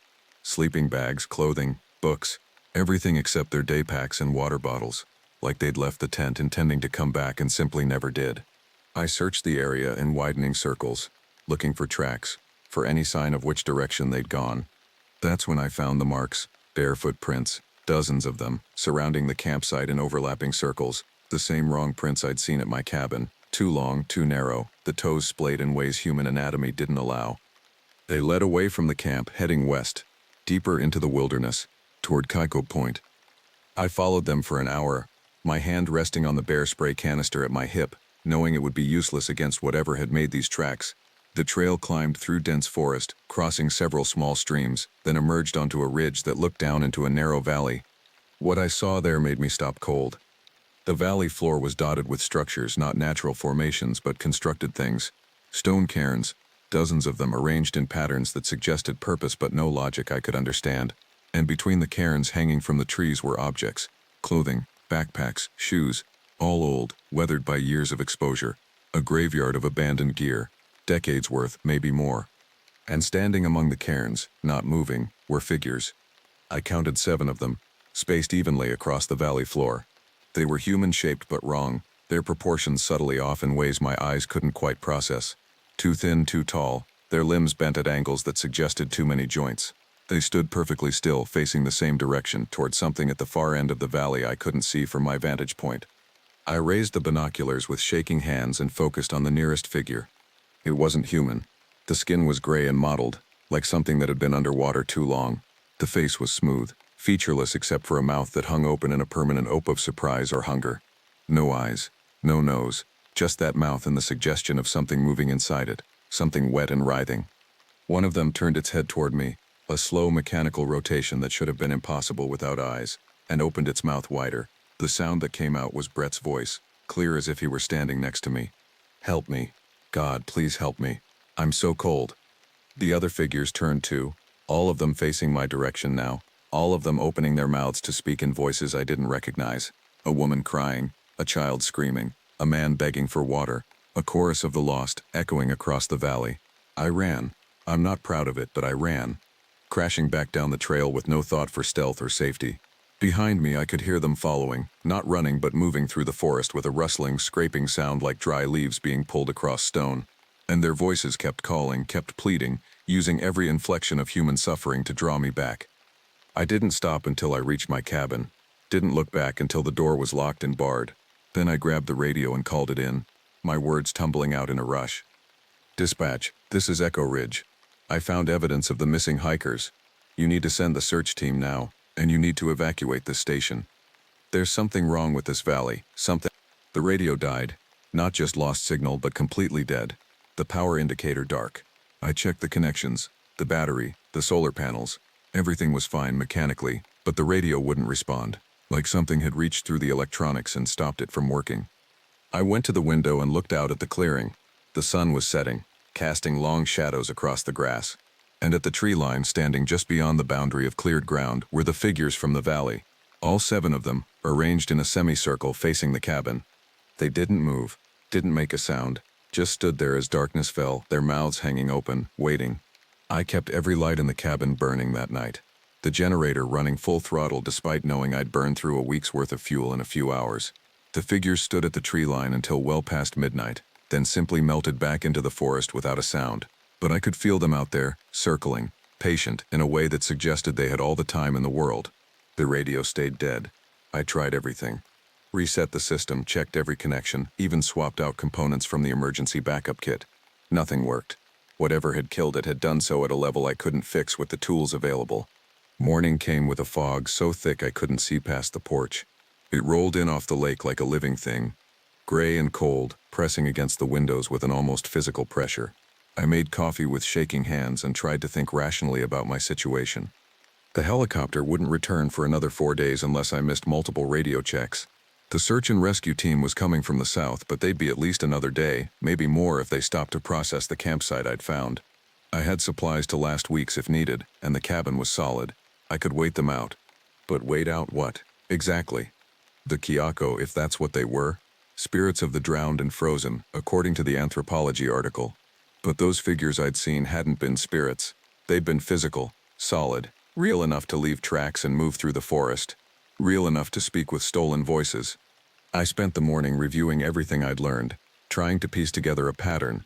The voices always came from the forest or the lake, never from open ground. The figures avoided the cabin but surrounded it, as if there were rules they had to follow. The legend said they couldn't cross running water or enter uninvited old folklore boundaries that might or might not apply to whatever these things actually were. Around noon, I heard voices again. This time, they came from the direction of the lake, multiple people calling for help. I went to the window and saw them through the thinning fog. 3 figures stumbling out of the water, soaking wet, their movements jerky and wrong. They were wearing the same clothes as in the photos Dispatch had sent me. Kaylee and Brett, and a third person I didn't recognize. "Please," Kaylee's voice called. "We need help. We fell in the lake. We're so cold." They moved closer, crossing the beach, approaching the cabin. I could see their faces now, or what should have been their faces, but the features were indistinct, like looking at someone through water, and their eyes were completely white, no pupil or iris. "We just need to get warm," Brett said, his voice flat and motionless. "Please let us in, just for a little while." They reached the edge of the clearing and stopped, as if hitting an invisible barrier. The 3 figures stood there, swaying slightly, water dripping from their clothes in streams that seemed to go on forever, more water than their clothes could possibly hold. "You have to invite us," the third figure said, speaking in a voice I recognized as my own. My voice playing back something I'd said, though I couldn't remember when. "That's the rule. You have to invite us inside." I stepped back from the window, my heart hammering. The legend had been right about that. At least, they couldn't enter uninvited. But how long could I hold out? How long before thirst or hunger, or simple human loneliness, made me crack that door? The fog closed in again, swallowing the figures, but I could hear them moving around the cabin, circling, their footsteps making wet sucking sounds in the dirt. And they were talking now, all of them, speaking in a babble of voices, some I recognized, some I didn't. Family members, friends, people from my past, all of them begging me to let them in. I pushed furniture against the door and windows, building barricades that I knew were more psychological than practical. Then I sat at the desk with my service weapon and waited. The day dragged on. The fog never lifted. Around 3 in the afternoon, I heard the helicopter, the distinctive thrum of rotors cutting through the air. I ran to the door, ready to signal for help, but stopped with my hand on the lock. The sound was wrong. Too regular, too perfect, like a recording on loop, and it was coming from the forest, not the sky. "Marcus Webb," a voice called from outside, perfectly mimicking Jules. "We're here to extract you. Come on out." I didn't answer, didn't move, just listened as the fake helicopter sounds circled the cabin, as Jules' voice called out again and again, growing more insistent, more frustrated. When it finally stopped, the silence was worse than the noise had been. Night fell, and I must have dozed off despite my best efforts, because I jerked awake to the sound of someone knocking on the door. 3 slow knocks, then a pause, then 3 more. The pattern repeated over and over, patient and methodical. "Marcus," my ex-wife's voice said. "I know you're in there. We need to talk." I stayed silent, gripping the pistol so hard my hands ached. "It's about Emma," the voice continued. "She's sick, Marcus. Really sick. I need you to come home." Every instinct screamed at me to respond, to ask what was wrong. But I'd learned the game now. Learned that every word I spoke gave them more ammunition, more material to use against me. The knocking stopped. Footsteps moved around to the window by my bed, and something scraped against the glass. I turned to see a face pressed against the pane, Emma's face, but stretched and distorted, the mouth opening impossibly wide. "Why won't you help me, Daddy?" it asked, the voice perfect except for the slight echo like it was coming from underwater. "I'm right here. I came all this way to see you." I turned away, closed my eyes, recited every prayer and poem and song lyric I could remember, anything to keep my mind occupied, to keep from looking at that thing wearing my daughter's face. The attack came just before dawn. All of them at once, throwing themselves against the cabin walls, the door, the windows. The sound was tremendous, booming impacts that shook the structure, accompanied by a chorus of screaming voices, hundreds of them, maybe thousands, all the people who died in these mountains, crying out in rage and hunger. I huddled in the corner with my gun, knowing it would be useless, knowing that if they got in I was finished. The barricades held, but barely. Cracks appeared in the window frames, dust falling from the ceiling beams. One more assault like this, and the cabin would come apart. Then, as suddenly as it started, it stopped. Complete silence except for my ragged breathing and the hammering of my heart. I waited, counting seconds, then minutes. Nothing. No movement outside, no voices, no footsteps. I crept to the window and risked a look. The fog had lifted with the dawn, and I could see the clearing, empty. The tree line looked normal, just forest and shadows. No figures, no signs of the night's assault. But something had changed. The lake was different. The water level had dropped significantly, exposing perhaps 20 feet of rocky beach that hadn't been visible before, and scattered across that newly exposed shore were objects, hundreds of them, maybe thousands. Bones, equipment, clothing, the accumulated detritus of decades, maybe centuries, of people who'd come to Echo Ridge and never left. I grabbed the binoculars and scanned the beach more carefully. There, among the bones, I saw a backpack with Kaylee Morrison's name written on it in permanent marker, and next to it a park ranger's badge, so old the metal had turned green. They were all there, everyone who'd disappeared in this valley. The lake had kept them, and now it was showing me what happened to people who couldn't hold out, who let the Kyoko in, or ventured too deep into their territory. The radio suddenly crackled to life, making me jump. Echo Ridge, this is dispatch. You missed yesterday's check-in. Respond, please. I grabbed the handset with shaking hands. Dispatch, this is Echo Ridge. I'm here. I'm alive. Copy that, Echo Ridge. We have the search team approaching your position, ETA 1 hour. They report finding the missing hikers' equipment but no sign of the hikers themselves. Can you confirm? I looked out at the lake, at the bones scattered across the exposed beach, and made a decision. Negative on the hikers. Tell the search team to approach from the east trail only. Do not approach from the lake or west trails. There are hazards in the area. A pause. What kind of hazards? How could I explain? How could I make them understand without sounding insane? Unstable ground, I said finally. Possible sinkhole activity near the lake. I'll brief them when they arrive. I signed off and started gathering evidence. The logbook, the anthropology article, every photograph I'd taken.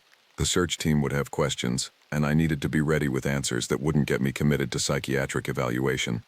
The Kyoko hadn't left. I understood that now. They'd simply retreated with the daylight, withdrawn to wherever they went when they weren't hunting. But they'd be back tonight, and the night after that, and every night, until I either left or joined the collection of bones on the beach. The question was whether the search team would believe me enough to evacuate the station, whether I could convince them that Echo Ridge needed to be abandoned permanently, marked off limits, removed from the maps the way the Blackfeet had done centuries before, or whether I'd just become another ranger who couldn't handle the isolation, another cautionary tale in the Forest Service files. I made fresh coffee and sat on the porch waiting for the search team, my gun within reach, my eyes scanning the tree line. The morning sun felt warm on my face, reassuring, but I could hear them out there in the shadows, patient and eternal, speaking to each other in borrowed voices. They could wait. They'd been waiting for a very long time. The search team arrived just after 10, 4 of them emerging from the East Trail looking tired but professional. The leader was a woman in her 50s, her ranger uniform worn and practical, her face lined with the kind of experience you can't fake. She introduced herself as Angela Reeves, 25 years with the Park Service, mostly in search and rescue. "Marcus Webb?" she asked, offering her hand. "You look like hell." I shook her hand, aware of how I must appear, unshaven, hollow-eyed, probably smelling of fear, sweat, and desperation. It's been a rough few days. The other 3 spread out, checking the perimeter with the casual efficiency of people who knew their jobs. I recognized the pattern, looking for signs of struggle, checking sightlines, assessing the situation before committing to anything. Good tactical awareness. "Your radio transmission was interesting," Angela said, studying my face. "Sinkholes near the lake? We've got geological surveys of this entire valley. No karst topology, no limestone, nothing that would support sinkhole formation.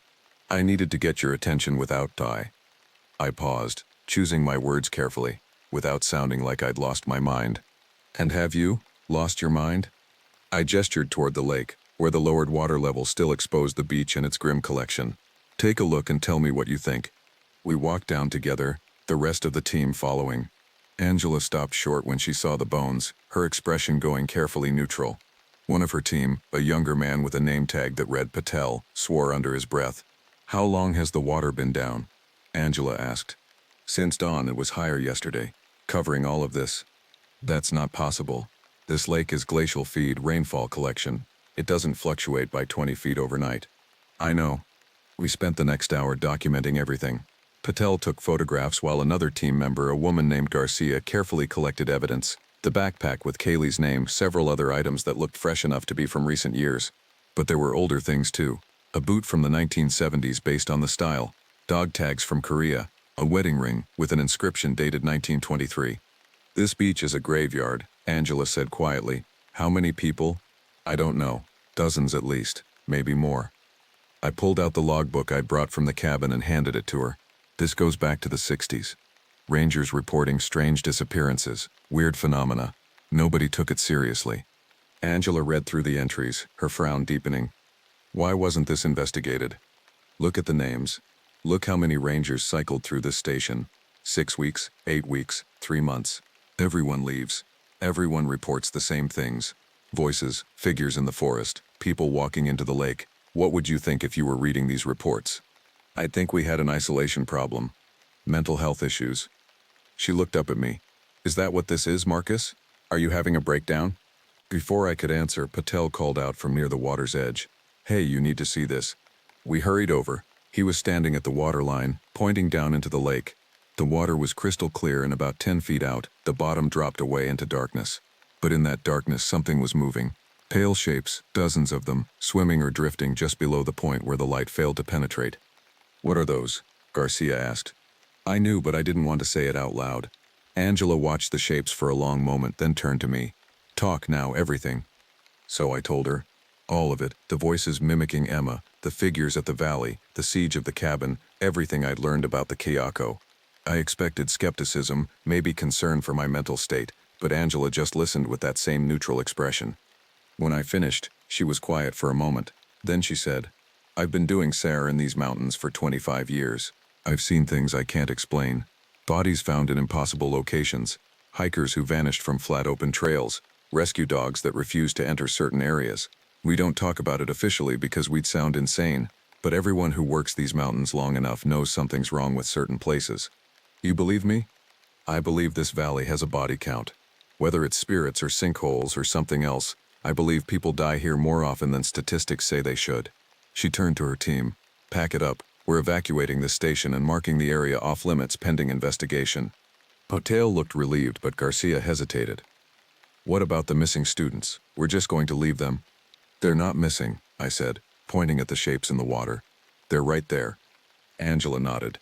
We'll send divers from the main office, a proper recovery team with the right equipment. But we're not equipped for this, and I'm not losing anyone else to this valley. She looked at me. How long until the helicopter arrives? 3 days. But we can hike out.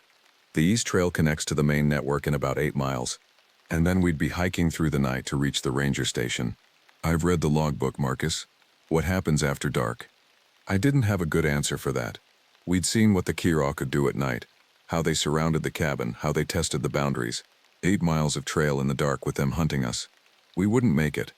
We fortify the cabin, I said. We have supplies for a week, plenty of fuel for the generator. We stick together, stay alert, and wait for extraction. Angela considered this, then nodded. All right, but we work in shifts, 2 people awake at all times, weapons ready. And if this gets worse, if we're compromised, we hike out regardless of the time. We spent the afternoon preparing. Garcia and Patel reinforced the windows with spare lumber from the storage shed while Angela and I did an inventory of supplies and weapons. We had my service pistol, 2 rifles from the emergency kit, and enough ammunition to start a small war. Not that I thought bullets would stop the Kayako, but the weight of the guns was psychologically reassuring. What do you think they are? Angela asked as we worked. Really? The article I found talked about spirits, but those things are physical. They leave tracks, they move through space. Maybe they were spirits once, but they've become something else. Something that exists between life and death. And they feed on the living. They steal voices, steal warmth. The legend says they take your breath. Maybe that's literal. They drain the life from people, leave them as empty husks to join the collection in the lake. The sun was setting when we finished our preparations. We gathered in the main room, the generator humming, every light blazing. Outside, the fog was rolling in again, thick and gray, swallowing the clearing. Here they come, Patel said, his voice tight. The figures emerged from the fog one by one, surrounding the cabin. More than last night, I counted at least 20 of them, maybe more in the fog. They stood at the tree line, motionless, their mouths hanging open. Then they started speaking. Not random voices this time, but coordinated. They were singing, all of them together, a song I didn't recognize. The melody was beautiful in a terrible way, harmonies that shouldn't work but did, creating a sound that made my chest ache with longing for something I couldn't name. Don't listen, Angela said, but her voice was dreamy, distant. Don't. Garcia was already moving toward the door, her expression blank. Patel grabbed her, pulling her back, and she fought him with surprising strength. Let me go, she said, her voice flat. I need to join them. I need to sing. It took both Patel and Angela to hold her down, to get her away from the door. I grabbed the radio and cranked up the volume, flooding the cabin with white noise and static. The singing continued outside, but at least we couldn't hear it as clearly. Garcia came back to herself gradually, blinking in confusion. What happened? They got in your head, I said. Some kind of sonic influence maybe, an infrasonic frequency mixed with the voices. That's not possible, Patel said, but he was covering his ears, his face pale. The singing went on for hours. We took turns with the radio static, keeping the volume high enough to drown out the song, but low enough that we could still communicate. Garcia had another episode around midnight, and Patel started crying at 2 in the morning, tears streaming down his face for no reason he could explain. I was on watch with Angela when the attack came. 3 in the morning, the darkest hour, when even the fog seemed to turn black. The figures rushed the cabin all at once, throwing themselves against the walls with those booming impacts I'd experienced before. But this time they had help. The fog itself seemed to press against the structure, seeping through cracks, pooling on the floor like liquid. Gas masks, Angela shouted. Everyone mask up. We pulled on the emergency respirators from the kit, and just in time. The fog was thick inside now, swirling around our legs, and where it touched exposed skin it burned like acid. Garcia's hand was blistered from contact, angry red welts rising on her palm. The assault lasted 10 minutes, 15, 20. The cabin groaned under the impacts, boards splintering, one window cracking in a spiderweb pattern. Then, as suddenly as before, it stopped. The fog withdrew like a living thing retreating, and the figures melted back into the darkness. We checked our perimeter, counted our supplies. 2 more nights like this and the cabin would come apart. We wouldn't last until the helicopter arrived. We hike out at first light, Angela said. I don't care what's out there. Staying here is suicide. I wanted to argue, but I couldn't. She was right. The cabin was a trap now, not a shelter. Our only chance was to move, to keep ahead of them, to reach the main trail network, where there would be other people, witnesses, help. We spent the remaining hours of darkness preparing for the hike. Light packs, emergency supplies only, weapons ready. Garcia's hand was wrapped and she'd taken painkillers, but she was functional. Patel had stopped crying but kept muttering under his breath, fragments of the song the Kyoko had sung. Dawn came gray and cold. We stood at the door ready to move when I heard it, helicopter rotors, real ones this time, coming from the east. I ran outside, waving my arms, and saw Jules' bird cresting the ridge 2 days early. She landed in the clearing, and I ran to the cockpit. How did you know to come? I didn't, she shouted over the rotors. Got a call from headquarters. Some researcher flagged irregularities in the water level data for Echo Lake. They wanted me to check if your monitoring equipment was faulty. She saw my expression and frowned. What happened? We're evacuating all of us right now. Jules didn't ask questions, just started going through her pre-flight checks while we loaded in. The cabin sat empty behind us, lights still blazing in the daylight, as Jules pulled up and away. I watched the clearing shrink below us, watched the lake with its exposed beach of bones, watched the forest that had nearly killed us. And I saw them, standing at the tree line, dozens of figures watching us leave. Even from this height I could see their mouths hanging open, could imagine the voices they were stealing from other victims, storing up for the next ranger who'd be foolish enough or desperate enough to accept a posting at Echo Ridge. Nobody else comes here, I told Jules. Nobody ever. She nodded. I'll make sure of it. But as we flew east towards safety and sunlight and civilization, I couldn't shake the feeling that we'd only escaped because the Kyoko had led us, that they'd fed well enough on our fear and confusion, had stolen enough of our voices to be satisfied for now, and that someday, when they were hungry again, they'd find a way to lure someone else to that cursed valley. The Hollow folk were patient. They had all the time in the world. The debriefing lasted 3 days. Angela, Garcia, Patel, and I sat in a conference room at Glacier National Park headquarters in West Glacier, telling our story to a rotating cast of officials, Park Service administrators, law enforcement rangers, and a particularly intense woman from some federal agency whose credentials I never got a clear look at. They recorded everything, took our photographs and evidence, and maintained expressions that carefully revealed nothing. On the second day, they brought in the bones.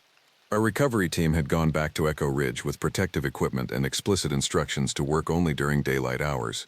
They'd cataloged over 200 individual remains on the exposed beach, some dating back more than a century based on preliminary analysis. The bodies in the lake itself, the shapes we'd seen moving in the darkness, were too deep for immediate recovery. They'd need specialized equipment and divers willing to go into water that, according to the monitors, maintained a temperature of 38 degrees even in summer. We found your missing students, the federal agent told us on the 3rd day. She pushed a folder across the table and I wished I hadn't opened it. The photographs showed bodies arranged on a shoreline, pale and waterlogged, their faces smooth and featureless like the Kayako. But these were real people, had been real people before the hollow folk took them. Cause of death? Angela asked. Drowning. But the pathologist noted something unusual. Their lungs were full of water, but there was no sign of struggle. No panic. It's like they walked into the lake and just kept walking, breathed in the water like it was air. The song, I said. It gets in your head, makes you want to join them. The agent didn't confirm or deny this. Instead, she pulled out more photographs, historical images from the park archives. We've been going through old records. Echo Ridge has a history. Before it was a ranger station, it was a backcountry campground. Before that, a homestead. And before that, the Blackfeet avoided the entire valley. They called it Kayako, I interrupted. The place of hollow folk. She nodded. The valley was marked off limits when Glacier was established in 1910, but that designation was removed in the 1950s. We're still not sure why. Someone in the Interior Department thought it was just superstition. Probably. They built the ranger station in 1962. How many people have died there? Garcia asked. Officially, 17. That's counting only confirmed deaths, bodies recovered, or witnesses to the disappearance. But based on the remains you found and the historical records, we're looking at easily 200 or more over the past century. The agent closed the folder.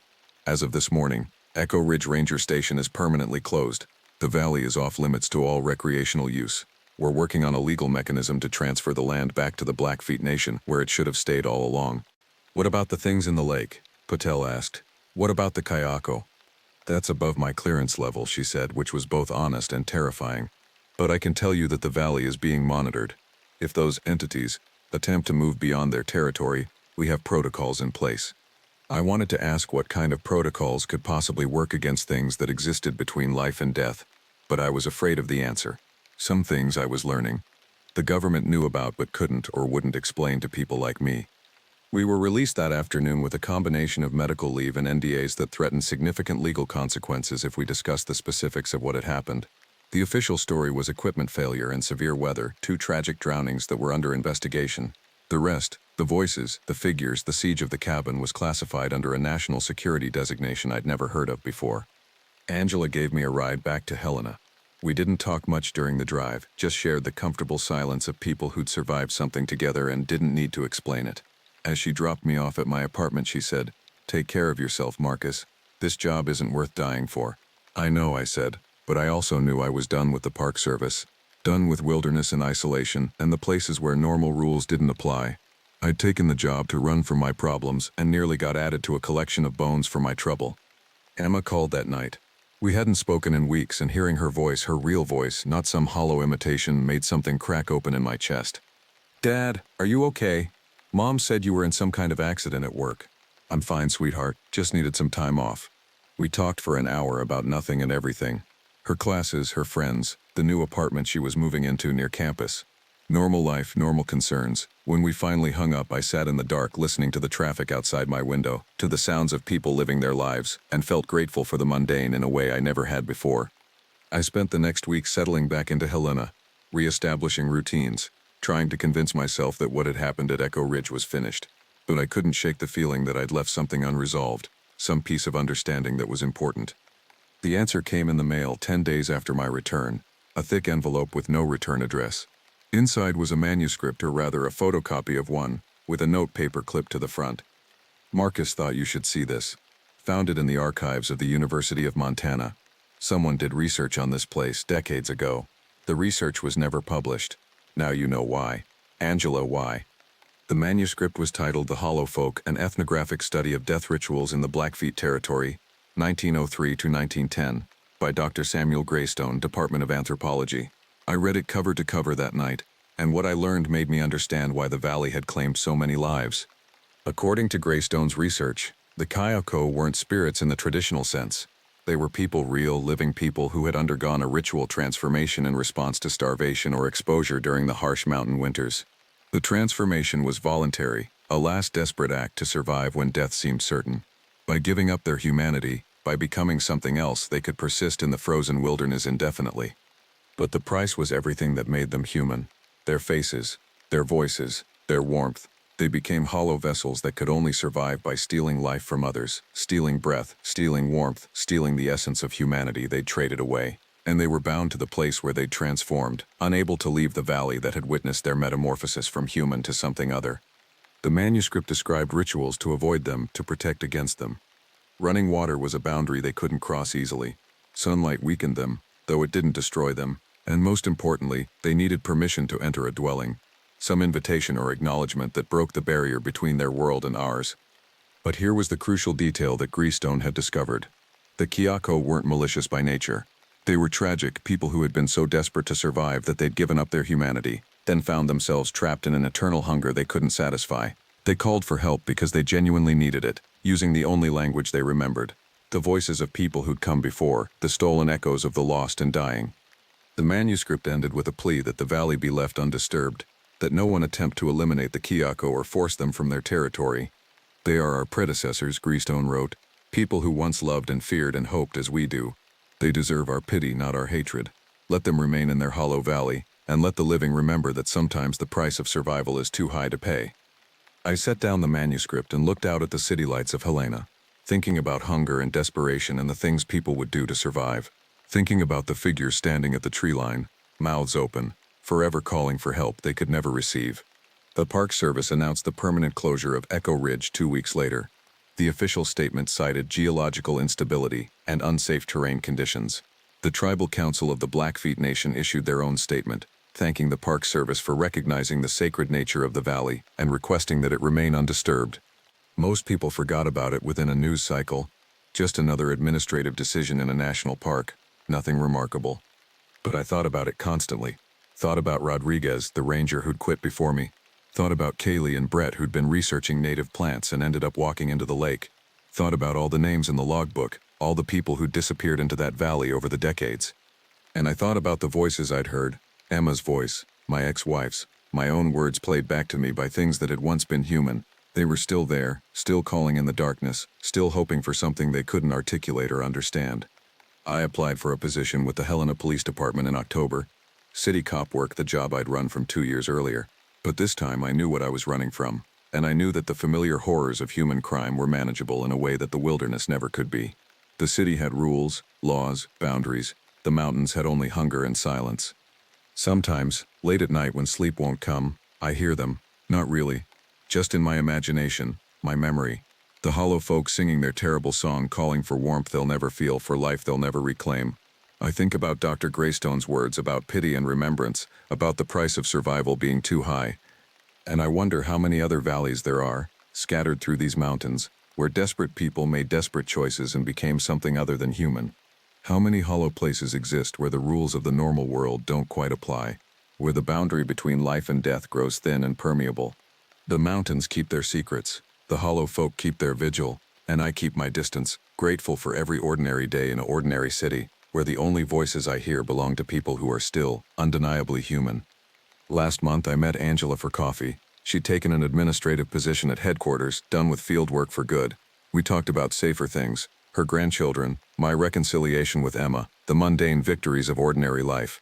But as we were parting, she said something that stayed with me. I think about them sometimes, the ones who stayed in the lake. Do you think they knew? Do you think in that last moment, when they were breathing in water, they understood what was happening to them? I didn't have an answer then, and I don't have one now. But I think about Kaylee and Brett, about their faces smooth and featureless in death, about the water filling their lungs like air. I think they heard the song and couldn't resist it. I think something in that music promised an end to fear, to pain, to loneliness. I think they walked into the lake the way those desperate people 100 years ago walked into the frozen wilderness, believing they were choosing survival, not understanding until too late that they were choosing something far worse. The hollow folk are still there. Echo Lake still drops away into darkness. The valley still waits, patient and eternal, for the next person desperate or curious or unlucky enough to venture too deep into its boundaries. But it won't be me. I've seen enough of the places where the world goes wrong, where the natural order breaks down and older, hungrier things take precedence. I'm content now with streetlights and traffic sounds, with neighbors and coffee shops and all the small banalities of civilized life. Because I know what waits in the spaces between, in the quiet valleys, in the deep lakes, in the forests where birdsong dies and silence takes its place. The hollow folk are waiting there, mouths open, always hungry, always calling in voices not their own. And the only protection we have is remembering. Remembering that they were human once. Remembering that desperation can drive us to surrender everything that makes us who we are. Remembering to stay in the light, to honor boundaries, to leave some places undisturbed. The mountains will still be there tomorrow, beautiful and terrible, hiding their secrets in shadow and stone. And I'll still be here in Helena, telling my story to anyone who'll listen, hoping someone hears the warning beneath the words. Stay away from Echo Ridge. Stay away from the hollow places. And if you hear someone calling for help in the wilderness, if you hear a voice you recognize in the darkness, walk the other way. Walk fast. Walk until you reach civilization and safety in the ordinary world where death is just death and the dead stay buried. Because some hungers can never be satisfied, some transformations can never be reversed, and some prices once paid can never be refunded. The hollow folk will wait. They have nothing but time. And time is all they are. My name is Marcus Running Bear, and I became a park ranger at Glacier National Park for reasons that seemed noble at the time. Fresh out of college with a degree in forestry and a head full of romantic notions about protecting America's wilderness, I thought I understood what solitude meant. I thought I knew what darkness looked like. I was wrong on both counts. The job posting had been specific: remote backcountry position, minimal human contact, extensive solo patrols, perfect for someone trying to escape the suffocating grit of modern life. My grandfather, a member of the Blackfeet Nation who'd grown up in these mountains, had always told me stories about the old places where spirits still walked. I'd dismissed them as folklore, the kind of tales elders tell to keep young people respectful of nature's power. Now I wish I'd listened more carefully. The posting station was a weathered log cabin beside Kintla Lake, so remote that supply drops came by helicopter every 2 weeks. The previous ranger, a 20-year veteran named Rodriguez, had requested a transfer with unusual urgency. During our brief handover, he seemed eager to leave, barely making eye contact as he rushed through the essential information. Radio check-ins are mandatory every 12 hours, he said, stuffing gear into his pack with nervous energy. Weather station readings, wildlife observations, trail conditions, don't miss them. What about emergencies? I asked, noting how his hands shook slightly as he folded his uniform shirts. Emergencies happen fast out here. Lost hikers, medical situations, weather events. You'll be the first response for everything within a 50-mile radius. He paused at the door, finally meeting my eyes. Some advice: trust your instincts. If something feels wrong, it probably is. And whatever you do, don't go investigating sounds after midnight. Before I could ask what he meant, Rodriguez was gone, leaving me alone with a cabin full of equipment manuals and a view of pristine wilderness that stretched to the horizon. The silence was immediate and complete, broken only by the gentle lapping of lake water against the shore. The first few weeks passed without incident. I fell into a routine of dawn patrols, equipment maintenance, and detailed logs of weather patterns and wildlife movements. The isolation felt therapeutic rather than oppressive. I'd grown up in Chicago, and the absence of traffic noise, sirens, and human chatter was like a balm for nerves I hadn't realized were frayed. My radio crackled to life one evening as I prepared dinner. Station 7, this is base. We've got a missing hiker report. I grabbed the handset. Station 7 here. Go ahead, base. Female hiker, mid-30s, name of Jennifer Walsh, last seen yesterday morning heading north on the Bowman Lake Trail. She missed her planned check-in with family. Parker blue Subaru at the trailhead. Copy that. I'll start search protocols at first light. Negative, Station 7. Weather Service is calling for severe storms moving in. You're cleared to begin search operations now. I looked out at the darkening sky, noting the unusual cloud formations gathering over the peaks. The barometric pressure had been dropping all day, and the air carried that electric tension that precedes mountain storms. Starting a night search in deteriorating conditions violated every safety protocol I'd learned, but missing persons cases had their own urgency. I gathered my gear: headlamp, GPS unit, first aid kit, emergency shelter, and enough food and water for an extended operation. The radio went into a waterproof case along with flares and a backup battery pack. As I prepared to leave, I found myself checking the locks on the cabin windows, though I couldn't say why. The Bowman Lake Trail began as a well-maintained path through dense forest, but within a mile it branched into a network of game trails and informal routes that could confuse even experienced hikers. I followed Jennifer's most likely path, marking my progress with GPS waypoints and calling her name every few hundred yards. The forest seemed unusually quiet. Even the normal sounds of nocturnal wildlife were absent, as if every creature had found shelter and decided to wait out whatever was coming. My headlamp beam revealed fresh boot prints in the soft earth, definitely from a woman's hiking boot, heading steadily north toward the more remote sections of the park. 3 hours into the search, I found her first piece of gear, a water bottle beside the trail, still half full. It was carefully placed on a flat rock, not dropped or discarded. The precision of its placement struck me as odd. Lost hikers don't usually stop to arrange their belongings so neatly. Another mile brought me to her backpack, and that's when my unease deepened into genuine alarm. The pack sat upright against a tree trunk, fully zipped and organized. Inside, I found all her essential gear: food, spare clothing, sleeping bag, even her wallet and car keys. No one abandons their survival equipment voluntarily in wilderness this remote. I keyed my radio. Base, this is Station 7. I've located the missing hiker's equipment, but no sign of the hiker herself. Requesting additional search resources. Static was my only answer. I tried several more times, adjusting frequencies and checking connections, but the radio remained silent. Either the approaching storm was interfering with transmission, or something was wrong with the equipment. Neither possibility offered much comfort. The wind began picking up, carrying with it a smell I couldn't identify.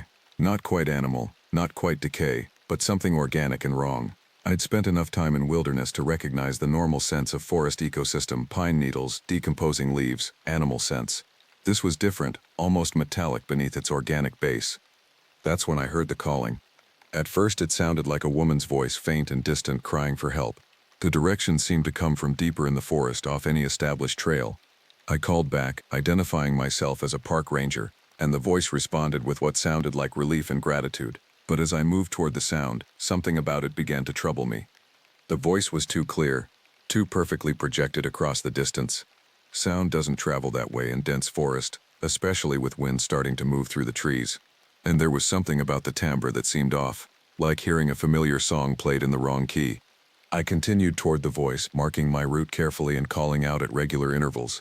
The responses came consistently, always seeming to originate from just ahead, just out of sight, around the next bend or behind the next stand of trees. But I never seemed to get closer, and gradually I realized the voice was leading me away from any recognizable landmarks. The storm arrived with sudden violence. One moment I was following the voice through relatively calm forest, the next I was being battered by winds that howled between the trees with enough force to knock me off balance. Rain began falling in sheets, turning the forest floor into a maze of slippery roots and hidden obstacles. I took shelter beneath a large pine and tried the radio again. Nothing but static. My GPS unit showed my location as a series of question marks, unable to acquire satellite signals through the storm. For the first time since arriving at the station, I felt genuinely afraid. The voice called again, closer now, but coming from a different direction. As I listened, I realized it was calling my name, though I'd never identified myself by name during our exchanges. The pronunciation was perfect, but the voice itself had changed subtly, becoming lower, more resonant. Lightning illuminated the forest in stark, brief moments that revealed shapes moving between the trees. Not the random motion of branches in wind, but purposeful movement, as if large forms were paralleling my position just beyond the reach of my headlamp beam. I made the decision to return to the cabin and wait for the storm to pass before continuing the search. Using my compass and dead reckoning, I began retracing my route, but the forest seemed different now. Trees I remembered passing were gone, replaced by unfamiliar formations of rock and deadfall. The voice continued calling, sometimes from ahead, sometimes from behind, occasionally seeming to come from multiple directions simultaneously. And slowly I began to recognize that it was no longer calling for help. It was calling me specifically, using my full name, beckoning me deeper into the wilderness with promises I couldn't quite understand but found increasingly difficult to resist. By the time I reached what I hoped was the vicinity of the cabin, dawn was breaking gray and cold through the storm clouds. The lake appeared through the trees, but it took several minutes of careful navigation to locate the cabin itself. When I finally pushed through the door, exhausted and soaked, I found something that made my blood run cold. On my radio desk sat Jennifer Walsh's driver's license and a note written in precise handwriting: "Thank you for coming to find me. I'm not lost anymore." I spent the rest of that morning trying to convince myself there was a logical explanation for what I'd found. Maybe Jennifer had somehow made it to the cabin while I was searching for her, left the note and continued on. Maybe she'd found another way out of the park. Maybe the storm had confused my perception of events in the forest. But the more I examined the evidence, the less sense it made. The cabin had been locked when I left, and there were no signs of forced entry. The note was written on Park Service stationery that should have been inaccessible to civilians. Most troubling, Jennifer's license showed no signs of exposure to the storm that had raged all night. It was completely dry. When radio communication finally resumed that afternoon, I filed my report with growing unease. Base confirmed that Jennifer Walsh's vehicle was still at the trailhead, and no one matching her description had been seen leaving the park. A full search and rescue operation was initiated, but 3 days of intensive searching by multiple teams found no trace of her beyond the abandoned equipment I'd already located. The official report listed her as missing, presumed to have suffered an accident in remote terrain. I signed off on paperwork that felt like a lie. But what alternative was there? How could I explain finding her license in a locked cabin along with a note that suggested she'd somehow achieved a state beyond being lost? The incident should have marked the end of my involvement, but instead it became the beginning of a pattern I was only starting to recognize. Over the following weeks, I began paying closer attention to the missing persons reports that came across the radio. What I discovered was troubling. Glacier National Park had one of the highest rates of unexplained disappearances in the National Park Service. The official statistics were carefully worded to emphasize natural hazards, falls, hypothermia, bear encounters, but reading between the lines revealed anomalies that conventional explanations couldn't address. People vanished from well-traveled trails in good weather. Experienced hikers disappeared, leaving behind all their gear, arranged as carefully as Jennifer's had been. Search and rescue teams reported strange acoustic phenomena during operations, voices calling from impossible directions, sounds that led search teams in circles, equipment malfunctions in specific geographic areas. I started keeping an unofficial log, noting details that didn't make it into official reports. The pattern that emerged was deeply unsettling. Disappearances clustered around certain geographic features, isolated lakes, particular valley systems, areas where Native American petroglyphs had been documented. They occurred most frequently during periods of atmospheric disturbance, approaching storms, unusual barometric pressure changes, times when radio communication became unreliable. Most disturbing were the reports from other rangers about equipment found after disappearances. Personal items arranged with unnatural precision, notes written in handwriting that matched missing persons but containing messages that didn't sound like human communication, clothing folded and stacked as if someone was carefully preparing for a journey to an unknown destination. I began researching the area's history, starting with geological surveys and moving into anthropological sources. The Blackfeet Nation had traditional stories about these mountains that painted a picture very different from the benign wilderness portrayed in park brochures. They spoke of places where the boundary between worlds grew thin, where spirits could cross over and take on forms that mimicked human appearance. One account, recorded by an ethnographer in the 1930s, described entities the Blackfeet called voice stealers, beings that could perfectly replicate human speech and appearance but were fundamentally other.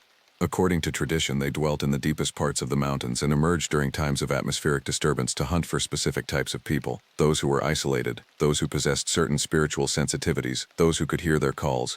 Reading these accounts by lamplight in my isolated cabin, I felt a chill that had nothing to do with the mountain air. The traditional descriptions matched too closely with details from recent disappearances. The careful arrangement of abandoned belongings, the voices that led people away from safe paths, the way victims seemed to cooperate with their own vanishing. 3 weeks after Jennifer's disappearance, I received another missing persons report. This time it was a male hiker, David Kim, who'd failed to return from a solo backpacking trip. His planned route would have taken him through the same general area where I'd lost Jennifer's trail. I requested permission to handle the search personally, claiming familiarity with the terrain. What I didn't tell Base was that I intended to test a theory that was forming in my mind. If something was actively hunting humans in this wilderness, it might reveal itself to a ranger conducting a systematic search. I set out at dusk, deliberately choosing the same time of day when Jennifer had vanished. The weather was clear, but my barometer showed the same type of pressure gradient that had preceded the previous incident. I carried standard search equipment, but I'd also brought items that weren't in any ranger manual. Tobacco for traditional offerings, a digital voice recorder, and a camera modified for low-light photography. The search followed David's planned route through backcountry that few visitors ever saw. This was wilderness in its purest form. Trackless forest, granite cliffs that dropped into hidden valleys, streams that appeared and disappeared into underground channels carved by glacial action millennia ago. It was beautiful and completely indifferent to human survival. I found David's first cache 2 hours into the search. Like Jennifer's water bottle, it was precisely placed, a protein bar sitting centered on a flat rock, unwrapped but uneaten. The arrangement was so deliberate it looked like some kind of offering or marker. As darkness fell, I began hearing the calls. This time, I was prepared. Instead of immediately responding, I activated my voice recorder and began documenting everything I observed. The calls started as David's voice, pleading for help, reporting an ankle injury that prevented him from moving, but I noticed details that hadn't registered during the Jennifer incident. The voice was too consistent, lacking the variation in tone and inflection that characterizes real human speech under stress. There were no background sounds, no heavy breathing, no sounds of movement through underbrush, no environmental noise that should have accompanied someone injured in wilderness. Most revealing, the voice responded to my thoughts rather than my spoken words. When I mentally noted that David sounded surprisingly calm for someone with a potentially serious injury, the voice immediately became more agitated and distressed. When I wondered about his exact location, detailed directions came immediately, as if the voice had read my unspoken questions. I followed the voice but maintained careful documentation of its characteristics. As the pursuit continued, the voice began to change in subtle ways. David's accent shifted, becoming less pronounced. His vocabulary became more formal, less colloquial. It was as if something was wearing his voice like an imperfect disguise, and the disguise was gradually slipping. The pursuit led me to a section of forest I'd never seen before despite months of patrolling the area. Ancient trees formed a canopy so dense that virtually no light penetrated to the forest floor. The air was still and warm despite the elevation and season. My GPS unit malfunctioned, displaying impossible coordinates that placed me simultaneously in multiple locations. In the center of this impossible grove stood a structure that shouldn't have existed. A cabin far older than any European settlement in the region, built from timber that appeared to predate the surrounding forest. Light flickered in its windows, and smoke rose from its chimney, carrying a scent that reminded me of burning copper. The voice was coming from inside the cabin, but it was no longer David's voice alone. As I watched through the windows, I could see figures moving inside, but their movements were wrong, too fluid and coordinated to be human. They seemed to flow rather than walk, and when they turned toward the windows, I caught glimpses of faces that were almost but not quite right. That's when I understood the true horror of what I was witnessing. These weren't creatures that hunted humans in any conventional sense. They were collectors. They gathered human voices, human appearances, human mannerisms, and wore them like costumes while practicing for some purpose I couldn't fathom. The missing people weren't dead. They were being studied, cataloged, replicated. Somewhere in that impossible cabin, Jennifer and David and all the others who had vanished over the years were being used as templates for something that wanted to understand humanity well enough to replace it. I backed away from the cabin, but the voice called after me, no longer pretending to be David. It spoke in a chorus of all the voices it had collected, men and women and children who had vanished into these mountains over decades or possibly centuries. They called my name with perfect pronunciation and begged me to join them, promising that the process would be quick and that my voice would be preserved forever in their collection. I ran through darkness that seemed to shift and change around me, following my compass by faith alone since GPS was useless. Behind me, the chorus of stolen voices followed, sometimes pleading, sometimes threatening, sometimes offering bargains I didn't want to understand. Dawn found me collapsed beside Kintla Lake, hypothermic and exhausted. David Kim's body was discovered 3 days later, apparently the victim of a fall from a cliff face. The official cause of death was accidental trauma, and his family was told he'd died quickly without suffering. But I knew better. I'd seen David in that cabin or something wearing David's appearance. What they found on the cliff was just organic matter, discarded after whatever lived in that grove had finished its collection process. I filed my report according to protocol, but I began making other preparations as well. If these entities were collecting human characteristics for some larger purpose, then someone needed to document their activities and find a way to stop them. The problem was that traditional approaches to law enforcement or scientific investigation would be useless against something that could manipulate perception and replicate human appearance. I needed to learn more about what I was facing, and I had the growing suspicion that the answers lay in the traditional knowledge my grandfather had tried to teach me. Knowledge I dismissed as superstition, but was beginning to understand might be literally a matter of survival. The war for human identity was being fought in these mountains, and I was perhaps the only person in a position to recognize what was happening. The question was whether I could learn enough about the enemy to mount any kind of effective resistance before they decided I knew too much to remain free. My grandfather had died when I was 15, taking with him stories I'd been too young and too modern to appreciate. But his sister, my great-aunt Elena, was still alive at 83, living on the Blackfeet Reservation in a house that smelled of sage and old memories. If anyone could help me understand what I was facing, it would be her. I drove down from the park during my first scheduled leave, telling my supervisors I needed personal time to handle family matters. That wasn't entirely a lie. What I'd witnessed in the mountains was becoming a family matter, whether I wanted it to be or not. Elena listened to my account without interruption, her weathered hands working steadily on a beadwork project while I described the voices, the cabin, and the collection of human characteristics. When I finished, she set down her needle and looked at me with eyes that held more knowledge than I was comfortable confronting. Your grandfather told me you might come asking about the old ones eventually, she said. He saw something in you, some sensitivity that runs in our bloodline. I told him you were too wrapped up in the white world to listen, but he said circumstances would teach you what words couldn't. What are they? I asked. The things in the mountains? Older than the mountains themselves. They were here when the world was different, when the barriers between what is and what might be were thinner. Most of them retreated when the world hardened into its current form, but some remained, hidden in places where the old rules still apply. She retrieved a wooden box from a shelf lined with medicine bundles and family photographs. Inside were items I didn't immediately recognize: carved bone, braided grass, small stones marked with symbols that seemed to shift when I wasn't looking directly at them. They hunt for different reasons than animals hunt, Elena continued. Animals kill for food or territory or protection. These beings hunt for understanding. They're trying to learn how to be human well enough to replace humans entirely. Replace us for what purpose? That's the wrong question. They don't think in terms of purpose the way we do. They're explorers in a sense. They want to experience existence from every possible perspective, including ours. But they can't simply become human. They have to collect humanity piece by piece and assemble it into something that functions like the original. Elena selected several items from the box and began arranging them on the table between us. Your grandfather made these protection items specifically for you, though he hoped you'd never need them. He understood that our family has a particular responsibility regarding the old ones. What kind of responsibility? We're threshold guardians. People in our bloodline can see them more clearly than most, but that also makes us more vulnerable to their attention. It's been our job for generations to monitor their activities and intervene when they threaten to expose themselves to the wider world. She handed me a necklace made from carved bone and polished stones. Wear this always. It won't make you invisible to them, but it will make it harder for them to read your thoughts and emotions. They rely heavily on that ability when hunting. The next item was a small bundle of plants I didn't recognize. Burn this when you need to disrupt their ability to manipulate sound and light. It creates interference in whatever process they use to project false sensory experiences.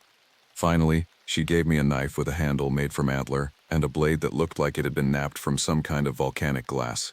This was your grandfather's. It's made from materials that exist partially in their realm as well as ours. If you're forced to defend yourself physically, this is the only weapon that will affect them. I examined each item carefully, noting their weight and texture. They felt substantial in a way that went beyond their physical properties, as if they carried some kind of charge or potential energy. How do I fight something that can appear human and read minds? I asked. You don't fight them directly. That's not how this kind of conflict works. You outwit them by understanding their limitations. They're extremely intelligent, but they don't think like humans. They make assumptions about our behavior that can be exploited by someone who knows what they expect. Elena spent the rest of the day teaching me techniques my grandfather had learned from his grandfather. How to recognize when sensory input was being manipulated. How to maintain mental barriers against psychic intrusion. How to move through wilderness without creating the patterns of behavior that made humans easy to track and predict. Most importantly, she taught me about the nature of the places where these entities concentrated their activities. They need geographic locations where the boundary between realities is thin, she explained. Natural formations that create unusual electromagnetic fields. Places where water flows in patterns that don't follow normal physics. Areas where the local ecosystem shows signs of fundamental wrongness. When I returned to my station, I began applying this knowledge systematically. Using Elena's criteria, I identified several locations within my patrol area that matched the profile of threshold zones. The grove where I'd found the impossible cabin was one, but there were others: a lake that remained unfrozen despite winter temperatures, a valley where magnetic compasses spun wildly, a series of caves that produced sounds with no identifiable source. I established regular surveillance of these areas using trail cameras modified with electromagnetic sensors. What the equipment recorded confirmed my worst fears. The cameras captured images of human figures moving through wilderness in patterns that made no sense for normal hiking or camping. People walking in perfect single file through trackless forest. Groups maintaining formation across terrain where such coordination would be impossible. Individuals moving at night without visible light sources, navigating obstacles in complete darkness. Most disturbing were the recordings of what appeared to be practice sessions. The cameras showed the same human figures repeatedly walking through identical movement sequences, as if rehearsing behaviors they needed to master. They practiced emotional expressions, testing different facial configurations while standing motionless for hours. They simulated conversations, with multiple figures taking turns speaking in voices that were audibly identical despite coming from different apparent sources. I began to understand that what I'd witnessed during the disappearances was just the collection phase of a much larger operation. The entities were conducting systematic research into human behavior, gathering data they needed to create more convincing replicas. Every person who vanished was providing them with another set of mannerisms, speech patterns, and psychological responses to catalog and reproduce. The scope of their project was staggering. Based on the camera evidence, they'd been operating in these mountains for decades at minimum, possibly much longer. They had accumulated a vast library of human characteristics and were using that data to create increasingly sophisticated disguises. But they were also making mistakes, and those mistakes gave me hope that they could be stopped. Their replicas were too perfect, lacking the small inconsistencies that characterize actual human behavior. They maintained eye contact for unnaturally long periods. Their emotional responses were too measured and appropriate. They spoke in complete sentences without the hesitations and verbal fillers that mark natural speech. More crucially, they seemed to be working towards some kind of deadline or objective. The frequency of disappearances was increasing, and the entities were taking greater risks to acquire new subjects. They were being less careful about hiding evidence of their activities, as if the urgency of their project was overriding their usual caution. I began planning an operation to penetrate their base of operations. The cabin in the grove was clearly just one facility among many, but it seemed to be a central hub where collected information was processed and analyzed. If I could document what they were doing there, and possibly disrupt their operations, it might buy time to develop a more comprehensive response. The plan required violating every safety protocol I'd learned as a ranger, but conventional approaches were useless against an enemy that could perfectly mimic human appearance and behavior. I would have to rely on the traditional knowledge Elena had shared, using techniques that had no scientific basis but seemed to be the only tools that worked against these entities. 3 weeks after my return from the reservation, conditions aligned for what might be my only chance to observe their operations directly. Weather patterns indicated the kind of atmospheric disturbance during which the entities were most active. Radio communication would be unreliable, meaning I couldn't call for backup if something went wrong, but it also meant their ability to monitor Park Service communications would be limited. I prepared for what might be a one-way journey into territory where normal reality didn't apply. Elena's protective items went into a specially prepared pack along with documentation equipment, emergency supplies, and the weapons that might actually affect creatures that existed partially outside conventional physical law. As I set out toward the Threshold Grove, I carried with me the knowledge that I might be the only person in a position to gather intelligence about what could be humanity's replacement. The entities had spent generations perfecting their understanding of human nature. Now it was time to learn what they planned to do with that knowledge. The forest around me was quiet, in the way that precedes catastrophic change. Every creature with sense enough to read atmospheric pressure had found shelter and was waiting for the storm to pass. I wondered if they understood that the approaching disturbance might herald changes that would affect far more than local weather patterns. If the entities had perfected their collection and replication process, their next phase might involve implementation on a scale that would make individual disappearances seem trivial. They could be preparing to replace human communities, to infiltrate civilization with replicas so sophisticated that the substitution would go unnoticed until it was far too late to resist. I was walking toward a confrontation that would determine whether humanity continued to define its own existence or became raw material for something alien's exploration of consciousness. The weight of that responsibility should have been paralyzing, but instead it felt like the natural culmination of everything my family had been preparing for across generations. The old ones had finally revealed themselves enough to be opposed directly. Now I had to prove worthy of the trust my grandfather had placed in bloodline traditions I was only beginning to understand. The grove was different when approached with clear intention rather than stumbled upon during a panicked search. Reality seemed negotiable here, as if the normal laws that governed how matter and energy interacted had been suspended in favor of older, more fluid rules. Trees grew in impossible configurations, their branches interweaving in patterns that created geometric forms I recognized from Elena's traditional drawings. I established an observation post behind a fallen log that provided concealment while offering clear sightlines to the cabin. The building itself was a paradox that hurt to examine closely. Simultaneously ancient and newly constructed, built from timber that showed signs of both recent cutting and centuries of weathering. Light glowed in its windows with a quality that suggested illumination from sources other than fire or electricity. Using the protective techniques Elena had taught me, I settled in to observe without being detected. The bone necklace felt warm against my skin, and the bundle of protective plants created a small zone of clarity in the midst of spatial distortion that made accurate distance measurement impossible. What I witnessed over the following hours redefined my understanding of the threat humanity faced. The cabin was indeed a processing facility, but its purpose was far more sophisticated than I had imagined. Through the windows, I watched as entities that had taken human form practiced increasingly complex social interactions. They were rehearsing conversations with a precision that suggested they had access to detailed psychological profiles of specific individuals. I saw what appeared to be a perfect replica of Jennifer Walsh speaking with something that looked like David Kim, but their dialogue referenced people and places neither of them should have known about. They were sharing information across the entire collected database, creating composite personalities that combined characteristics from multiple sources. Most chilling was their apparent ability to predict human responses to scenarios they had never directly observed. They were running simulations of social situations, testing different approaches to manipulation and deception. I watched them practice delivering news of deaths to family members, experimenting with emotional presentations designed to minimize suspicion while maximizing compliance. They were preparing for integration into human society on a massive scale. This wasn't random predation or simple mimicry. They were conducting systematic preparation for replacement operations that would target specific communities, specific social networks, specific institutional structures. As the night progressed, more entities arrived at the cabin, some appearing to materialize from the forest itself rather than approaching on foot. Each brought with them additional human characteristics they had collected: mannerisms, speech patterns, emotional responses, memories extracted from sources I tried not to think about too closely. I began recording everything with the modified camera equipment, documenting evidence that would be crucial if anyone was ever going to believe what was happening in these mountains.